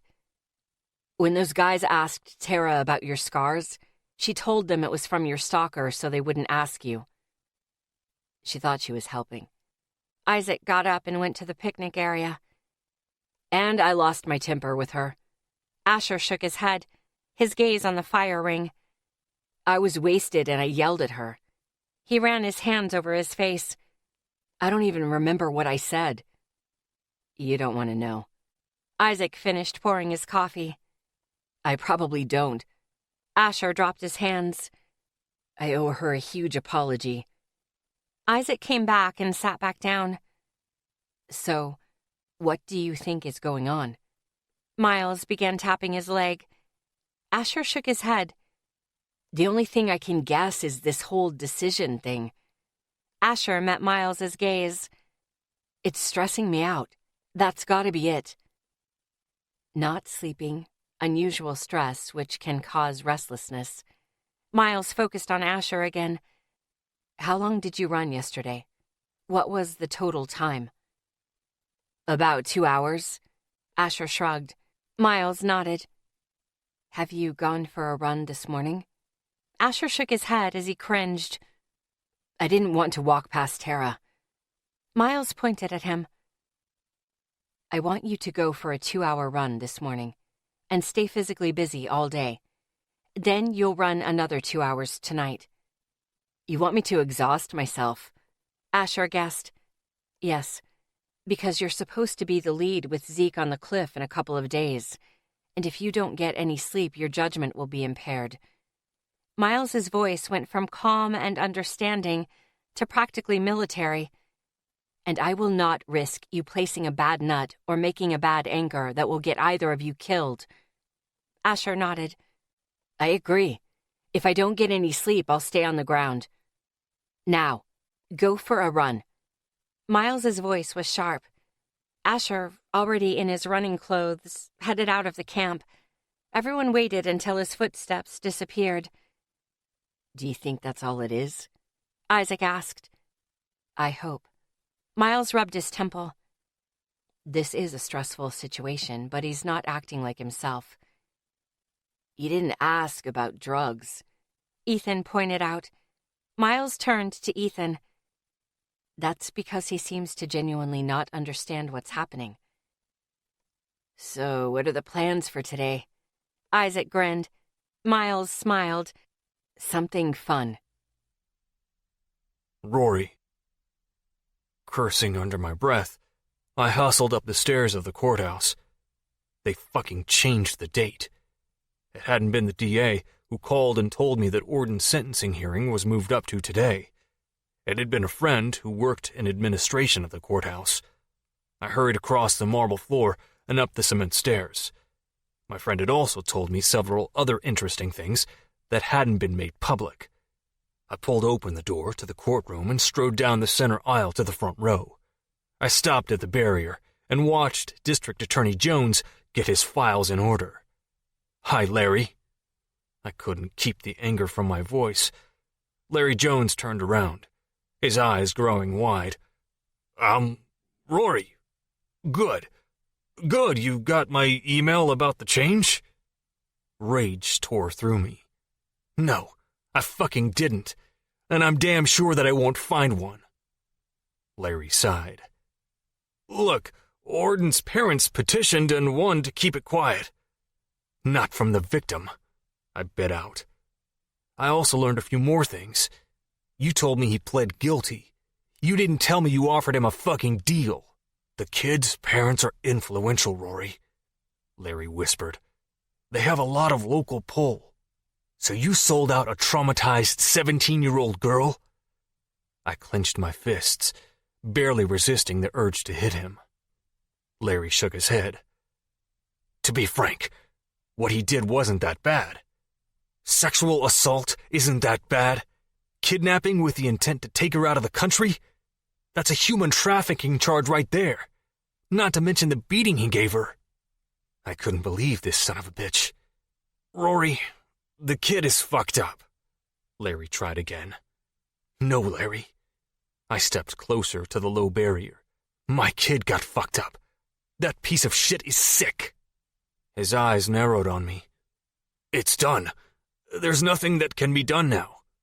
Yes, there is. I shook my head at him. You're going to let me play her victim impact statement. Larry sighed. It's not going to do anything. It'll let her have her say and make it extremely clear what's happening here. If Larry thought he could avoid looking at what he was doing, he was sorely mistaken. Larry frowned at me. All right, we'll start in a few minutes. I sat down and waited, bouncing my knee as time went on. The door on the left side of the courtroom opened. A deputy led Orden out in chains. The fucking little shit seemed perfectly healthy. He even waved at his parents and his friends in the 2 rows behind his table. My fingers itched to pull my Glock, 1 shot? That's all I'd need. At least I had the foresight to leave my sidearm at the house today. The judge came in and everyone got down to business. I zoned out most of the usual court bullshit as I stared at that piece of shit.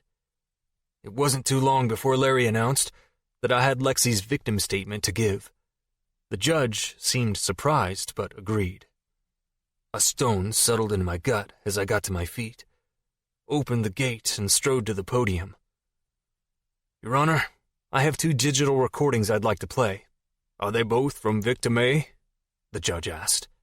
They are, but one is a recording of her singing. And she'd never sing that way again. Is it relevant? Judge Turpine asked. Very, Your Honor. And hopefully enough to piss off the judge. I'll allow it. I pulled the digital recorder out of my shirt pocket and looked directly at Orden. His face grew pale, and he swallowed hard. He was scared? Good. I'm here today for my niece, and to understand in full how she was impacted, you need to hear her sing. I went over to the sidebar where a deputy handed me the cord to the speakers. I plugged it into the recorder and turned around. I wanted to see his face. I selected the file that Ethan had given me. Lexi's beautiful voice filled the room. Orden froze. I watched him as his eyes unfocused. A small smile appeared on his face. I watched until it played for a solid minute before shutting it off. I pulled up the next file. And this is her statement in voice after the damage to her had been done by the adult defendant. God help me. I hit play. Lexi's rough sandpaper voice filled the room. This is Victim A, and I guess I'll direct this to the judge, 'cause that piece of shit isn't worth my time. Orden's eyes shined. I'll keep it short and to the point. As you can hear, my throat hasn't healed yet, and it's been 4 months. My singing voice is gone.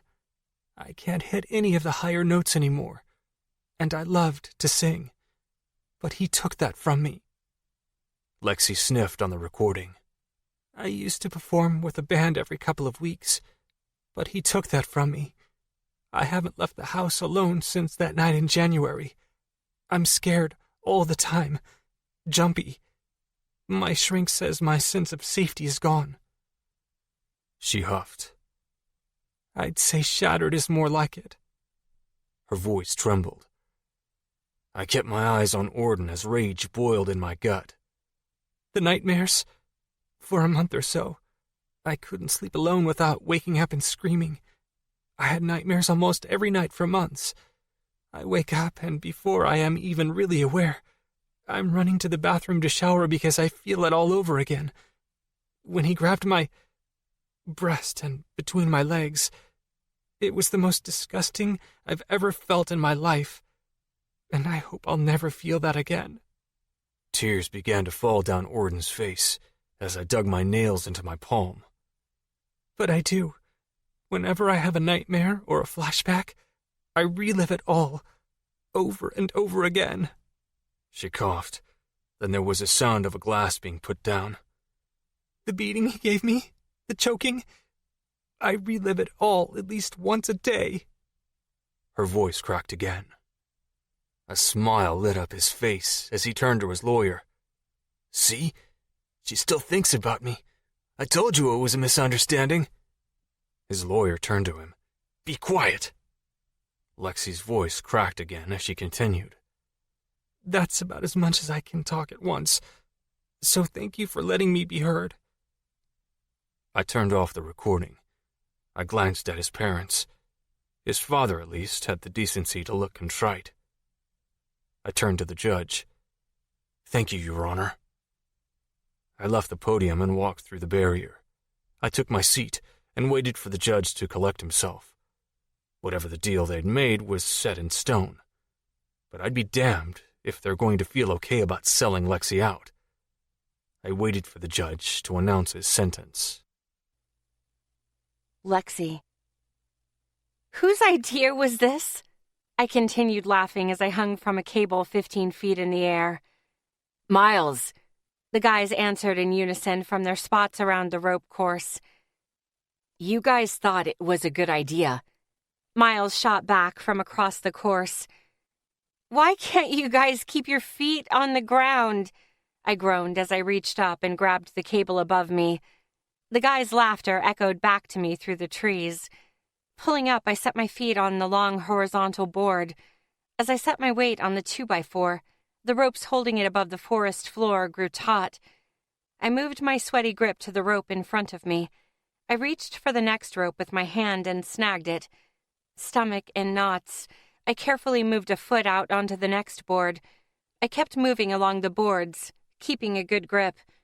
Ethan watched from the next platform with a smile. Doing good, beautiful. We're climbing tomorrow? I reached the end of the last board. Why are we climbing now? I think he wanted to see how everyone is working as a team. Ethan reached out.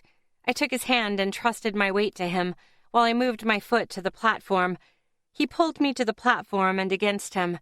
Snoopy smiled down at me. Hi. Hi. I smiled up at him. He tilted his head toward the next section. Lead the way, beautiful. I edged past him to the enormous ladder made of 2x4s and ropes that would take us higher into the trees. The damn thing looked like a ladder for giants. I put my hands on the second board above and put my foot on the first. It took a bit of effort, but I climbed up to the second 2x4. I eyed the distance to the third run. Looks like I'm going to need a hand. Ethan stepped onto the bottom rung and easily climbed to join me on the second. How high can you get? The third rung was at my chin. Let's find out. I reached up, got a good hold, and hooked one foot over the wood. I pulled and shifted until I was almost up, but couldn't get enough of my leg over the wood. With no other choice, I had to let go. The giant ladder went one way, and we both went another. Frustrated, I lay back in the harness. Arg! Laughing, Ethan snagged my cable and pulled me back. We're supposed to work together, remember? Is that why we're in pairs? I shot him my smart-ass grin as I put my weight on my feet again. He reached behind me and smacked me on the butt. I just laughed. How about I give you a boost? Ethan looked up at the rest of the giant ladder. Are you sure? I turned to him.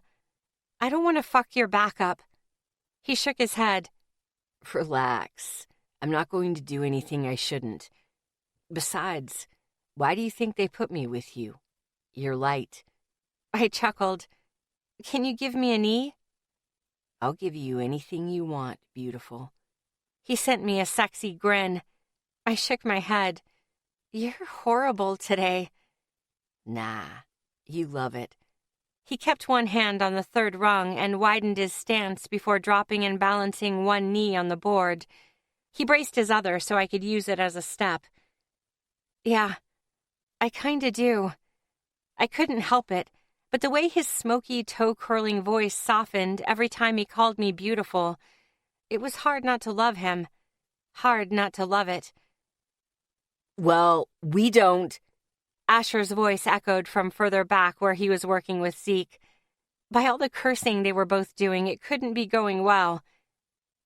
Don't you think you should stop eavesdropping and focus on getting your asses through the course? Ethan shouted back as I braced my foot on his thigh and stepped up. The ladder swayed as I shifted my weight. I pulled myself up onto the third rung, got my balance back, then turned to Ethan, who was looking at my ass with a smile. Hey, focus on climbing. He winked at me. You're going to have to give me a hand. My mind went straight to the gutter. I started laughing and couldn't stop. You're such a shit. I reached my hand down to him. Ethan took my hand. I pulled as he climbed up to the third rung. So, you're not a virgin. I started laughing again as I shifted to my knee and braced my other just like he had. Is it really that surprising? No. Ethan used my leg as a step and climbed to the next rung. You were entirely too comfortable with my morning hard-on. I shook my head as I got to my feet. The giant ladder continued to sway with our movement. He reached down to me. So he was good in bed, huh? I chuckled as I took his hand.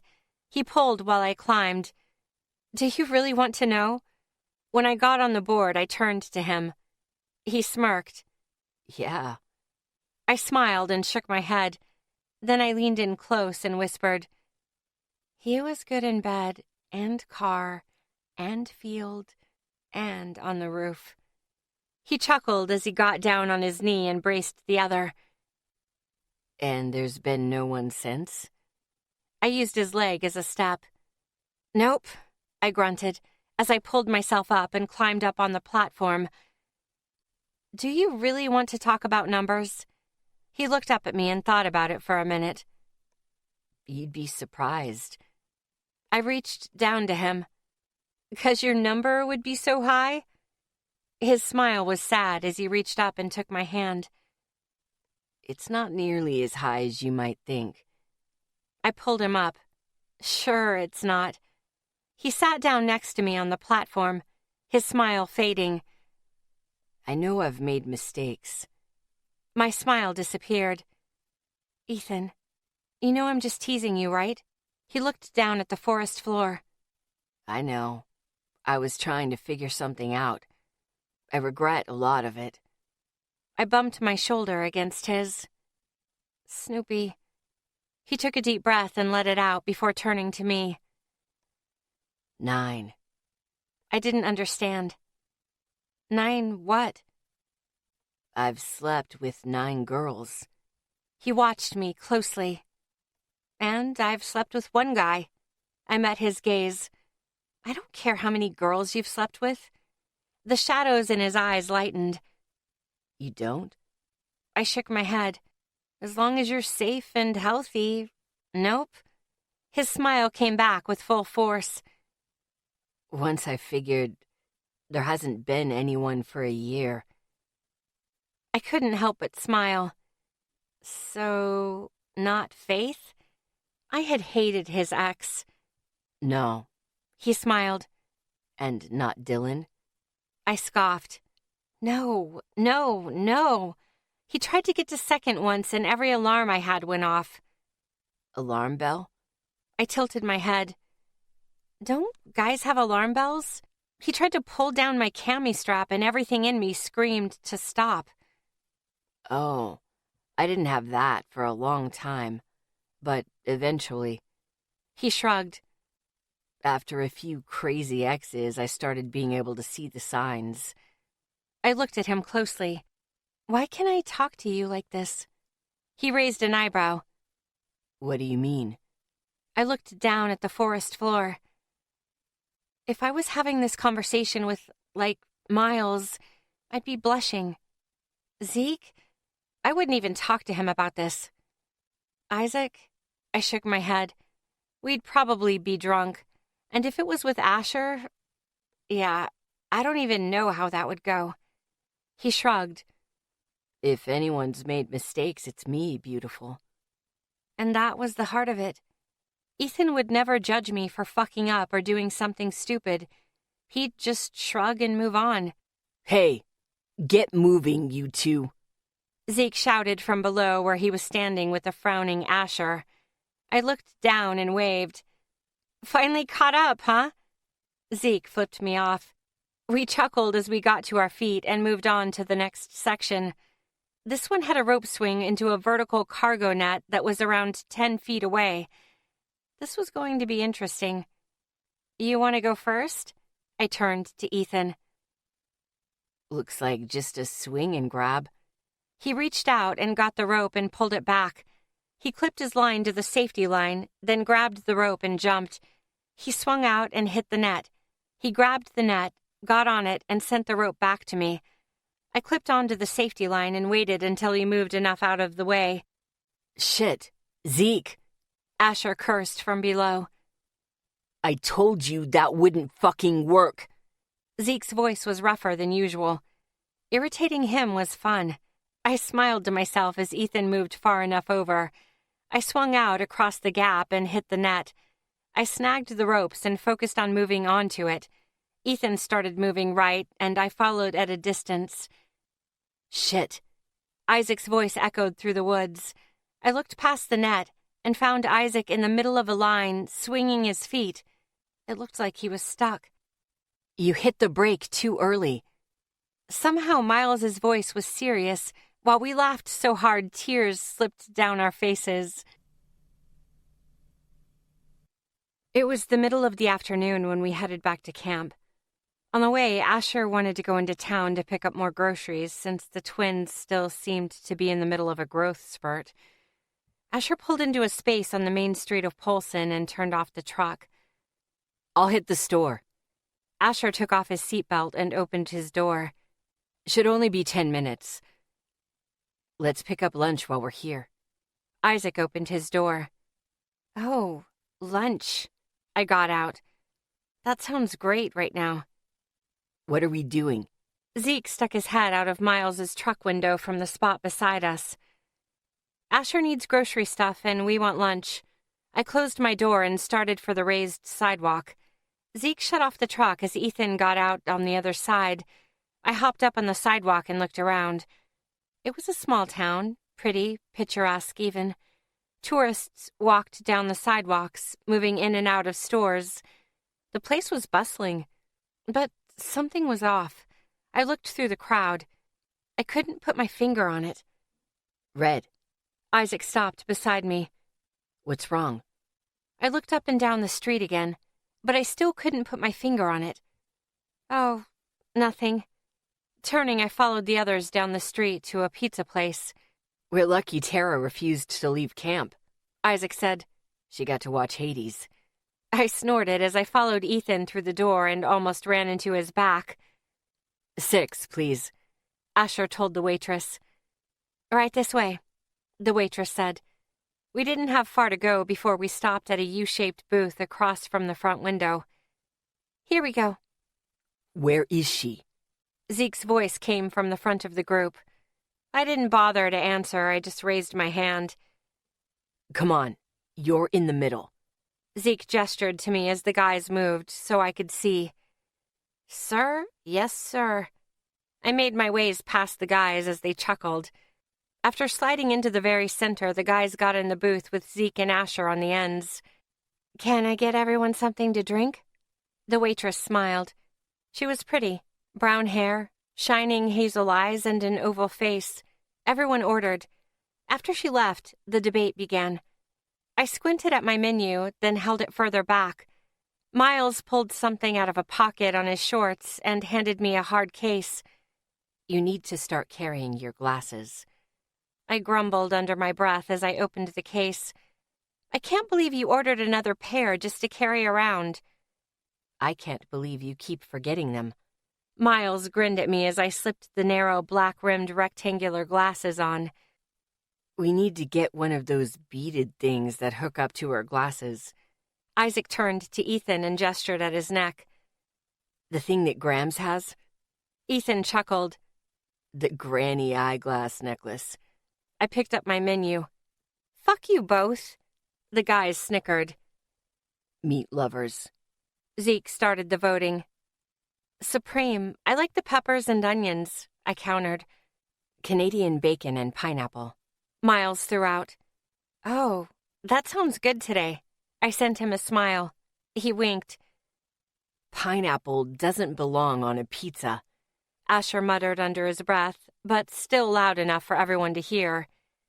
Does too, Miles and I said in unison. We'll get 2 pizzas. Miles set the menu down. That way everyone can get what they like. No pineapple. Asher looked over the top of his menu. On half of one, I offered. Asher shook his head, then looked across the table to Zeke. I'd like tomatoes. Zeke cringed. Once those get on something, everything tastes like tomatoes. There's tomatoes in the sauce, Asher pointed out, just like he always did whenever this conversation came up. Zeke nodded. Yeah, but not big chunks of it. We could do a half meat lovers and half Canadian bacon and pineapple. I turned to Zeke. Zeke shook his head. It's the same thing with the pineapple. I can't believe you guys are such pineapple haters. I rolled my eyes. What if we do a supreme instead? Miles? Miles shook his head. The Peppers just steam the pizza. I'm with Zeke on the meat lovers. Isaac raised his hand. Ethan shook his head. I want the classic pepperoni. Sighing, I looked over the menu again. Oh, they have personal pizzas. Thank God. Asher sighed dramatically. Saved from pineapple hell. I stuck my tongue out at him. He chuckled. Everyone put down their menus. Almost immediately, the waitress was back with a big smile. What'll it be? Everyone ordered, starting with Zeke. When it got to Isaac beside me, she looked at him through her lashes. What will you have, cutie? Isaac lifted his head and started ordering, while I suddenly had the urge to clock her. When she turned to me, her smile faded. And you? A personal supreme pizza, please. I kept my voice civil. No, I don't want to bash your face into the table. I was proud. After she left, Ethan leaned forward so he could see me around Isaac, chuckling. I thought you were going to blow a gasket there, beautiful. I shot him a look. I'm not that bad. Ethan shook his head. You should have seen your eyes. Shut up. I pretended not to know what he was talking about. What are you two talking about? Isaac looked between his brother and me. Ethan grinned. The waitress was hitting on you, and Lexi got jealous. Really? Isaac turned to me. I ignored them both and looked out the window. So, what are we doing the rest of the day? Hiking? Asher looked at the others. There's the natural hot springs on one trail. That sounds like a plan. Ethan took a drink of his soda. I turned back to the guys. So, who fell the most? Zeke. The guys chimed. Screw you guys. Zeke growled. Everyone chuckled and then started talking about the hardest part of the course. It wasn't long before the waitress came back. Can I get anyone a refill?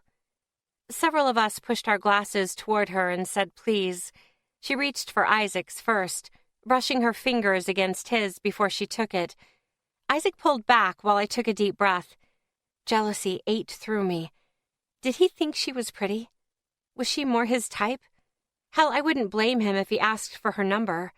I had kissed 4 other guys, his best friends. Yeah, I wouldn't blame him. We were talking about our favorite parts of the course when the waitress started back toward us with the tray of drinks. Isaac reached over, took my hand, and rested them both on the table. Silence dropped like an anvil. Tension rose from everyone. I tried to pull away, but he wouldn't let go. Zeke opened his mouth to say something, only to hesitate when the waitress arrived. We have 4 sodas and iced tea. When she set down Isaac's, her gaze moved to our hands. Her smile faded around the edges, but it was back by the time she set mine down. When she was gone, I pulled my hand from his, but it was too late. The guys were glaring at Isaac. Don't fucking use her as a shield, Zeke growled. What are you trying to do, Claimer? Asher shook his head. Really? I'm just trying to get that chick to leave me alone. Isaac put his hands in his lap, then moved his hand over to mine. The same thing would have happened if you held Miles's hand. Ethan grinned. I snorted. That's true. I'm not sitting next to Miles. Isaac shook his head. You're not that sneaky blue hair. Hands on the table. Zeke's voice was hard. Isaac sighed, squeezed my hand, let go, then put his hands on the table. Yeah, he probably should have thought twice, but being jealous sucks. Hell, I wasn't even handling it well lately, but still. You guys... Don't encourage him, Lexi. Asher rubbed the bridge of his nose.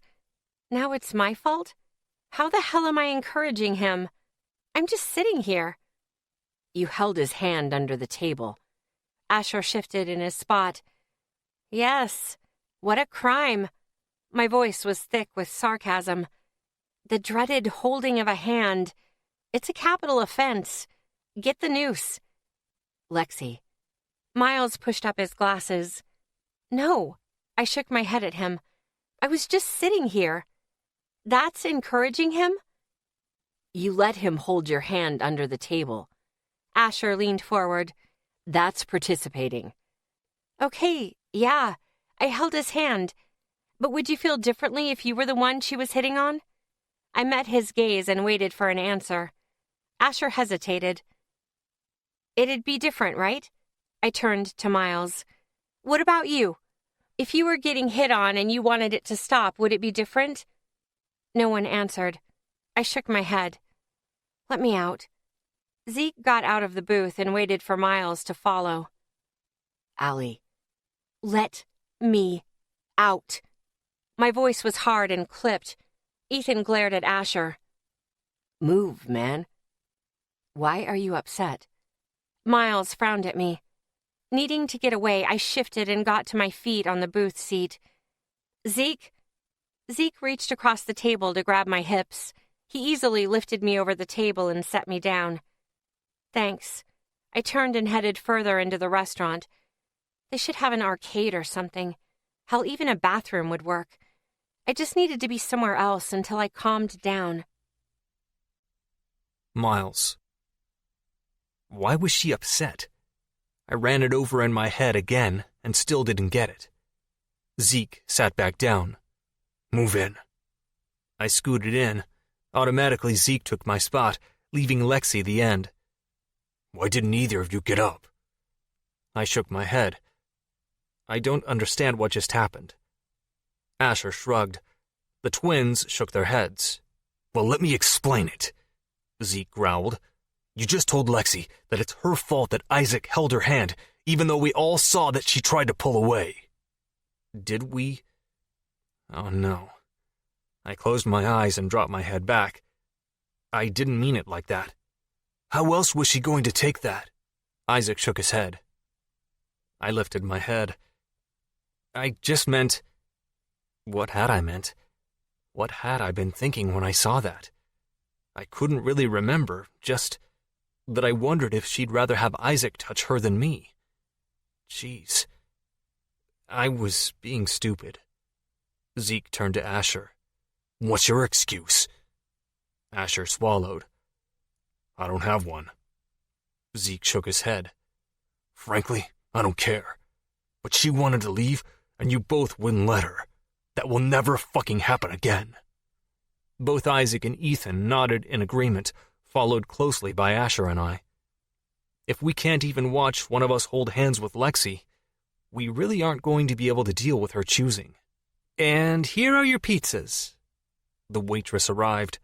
She set each personal pizza on the table in random order. Enjoy. Everyone thanked her before she left. Isaac shook his head. It wasn't something we haven't done before. That was before New Orleans. I started tapping. Things have changed. She just needs to choose, Asher said. Then everyone can move on. Do you really think after what just happened that any of us can watch her date someone else? I met each of their eyes. Even if it's one of us? Silence surrounded us. Lexi. I hit the flippers on the pinball machine and sent the ball flying. Keeping my eyes on it, I ignored everything else. Well, I tried to. The guys. What do I do? How the hell do I fix this? I hit the side of the machine a little too hard. Tilt flashed on the display. The machine shut down and my ball fell through. Great. Allie. I ignored him and pulled the lever to shoot the next ball out and back into play. Asher appeared beside the machine. The pizzas are at the table. I hit the flipper harder than I needed to. Don't bother waiting for me. I'm sorry, He shook his head. I'm sorry. Miles is sorry, too. He just didn't understand why you were angry. I figured. I hit the right flipper. I just needed to calm down. I wasn't trying to blame you. He rubbed the back of his neck. You're right. It is my fault. I hit the flipper again. But what happened at the table? Come on. I stopped playing. I don't know how much longer I can do this. What do you mean? I shook my head, already tired. You guys are at each other's throats over the smallest things. What did you expect to happen? His hard voice had me looking up at him. It wasn't hard to answer. I had hoped that it wouldn't get this bad. Asher shook his head. Everything is going to be different, Allie. You said so yourself. I know, but I didn't think... I met his gaze. I didn't think you guys were going to change. At least not this much. But you're so angry. I shook my head and looked down at the pinball machine. That's what happens when the girl I'm in love with is also in love with my best friends. I get angry. He shook his head, as if he couldn't believe he had to explain it to me. I turned to look up at him. Then be mad at me, but don't be a jerk. And not to them. They're just like you right now. Angry and frustrated, but they're your best friends. You guys seem to keep forgetting that. Bring it up tonight at our meeting. He gestured toward the front of the restaurant. Now come eat lunch before Zeke storms over here and drags you back. We left the arcade and headed back to the table. The guys were talking about the climb tomorrow when I sat beside Zeke on the outside of the booth. I didn't say anything. I just tried to eat my lunch. Asher sat down across from me in silence. The guys talked. The twins cracked jokes, while I stared out the window and watched the people walk by. As I waited for my anger to fade, I tried to figure out what was bothering me about the street to distract myself. I slowly ate lunch. Well, tried to. I ended up getting a box to take back for Hades. We were on our way back to camp when it hit me. That's it! What's it? Zeke asked as he turned off the highway. Something has been bugging the crap out of me since we were in town. I shook my head. What was missing from that crowd? Miles shrugged. I don't know. What have you guys seen in every crowd since Boulder? I waited for them to get it.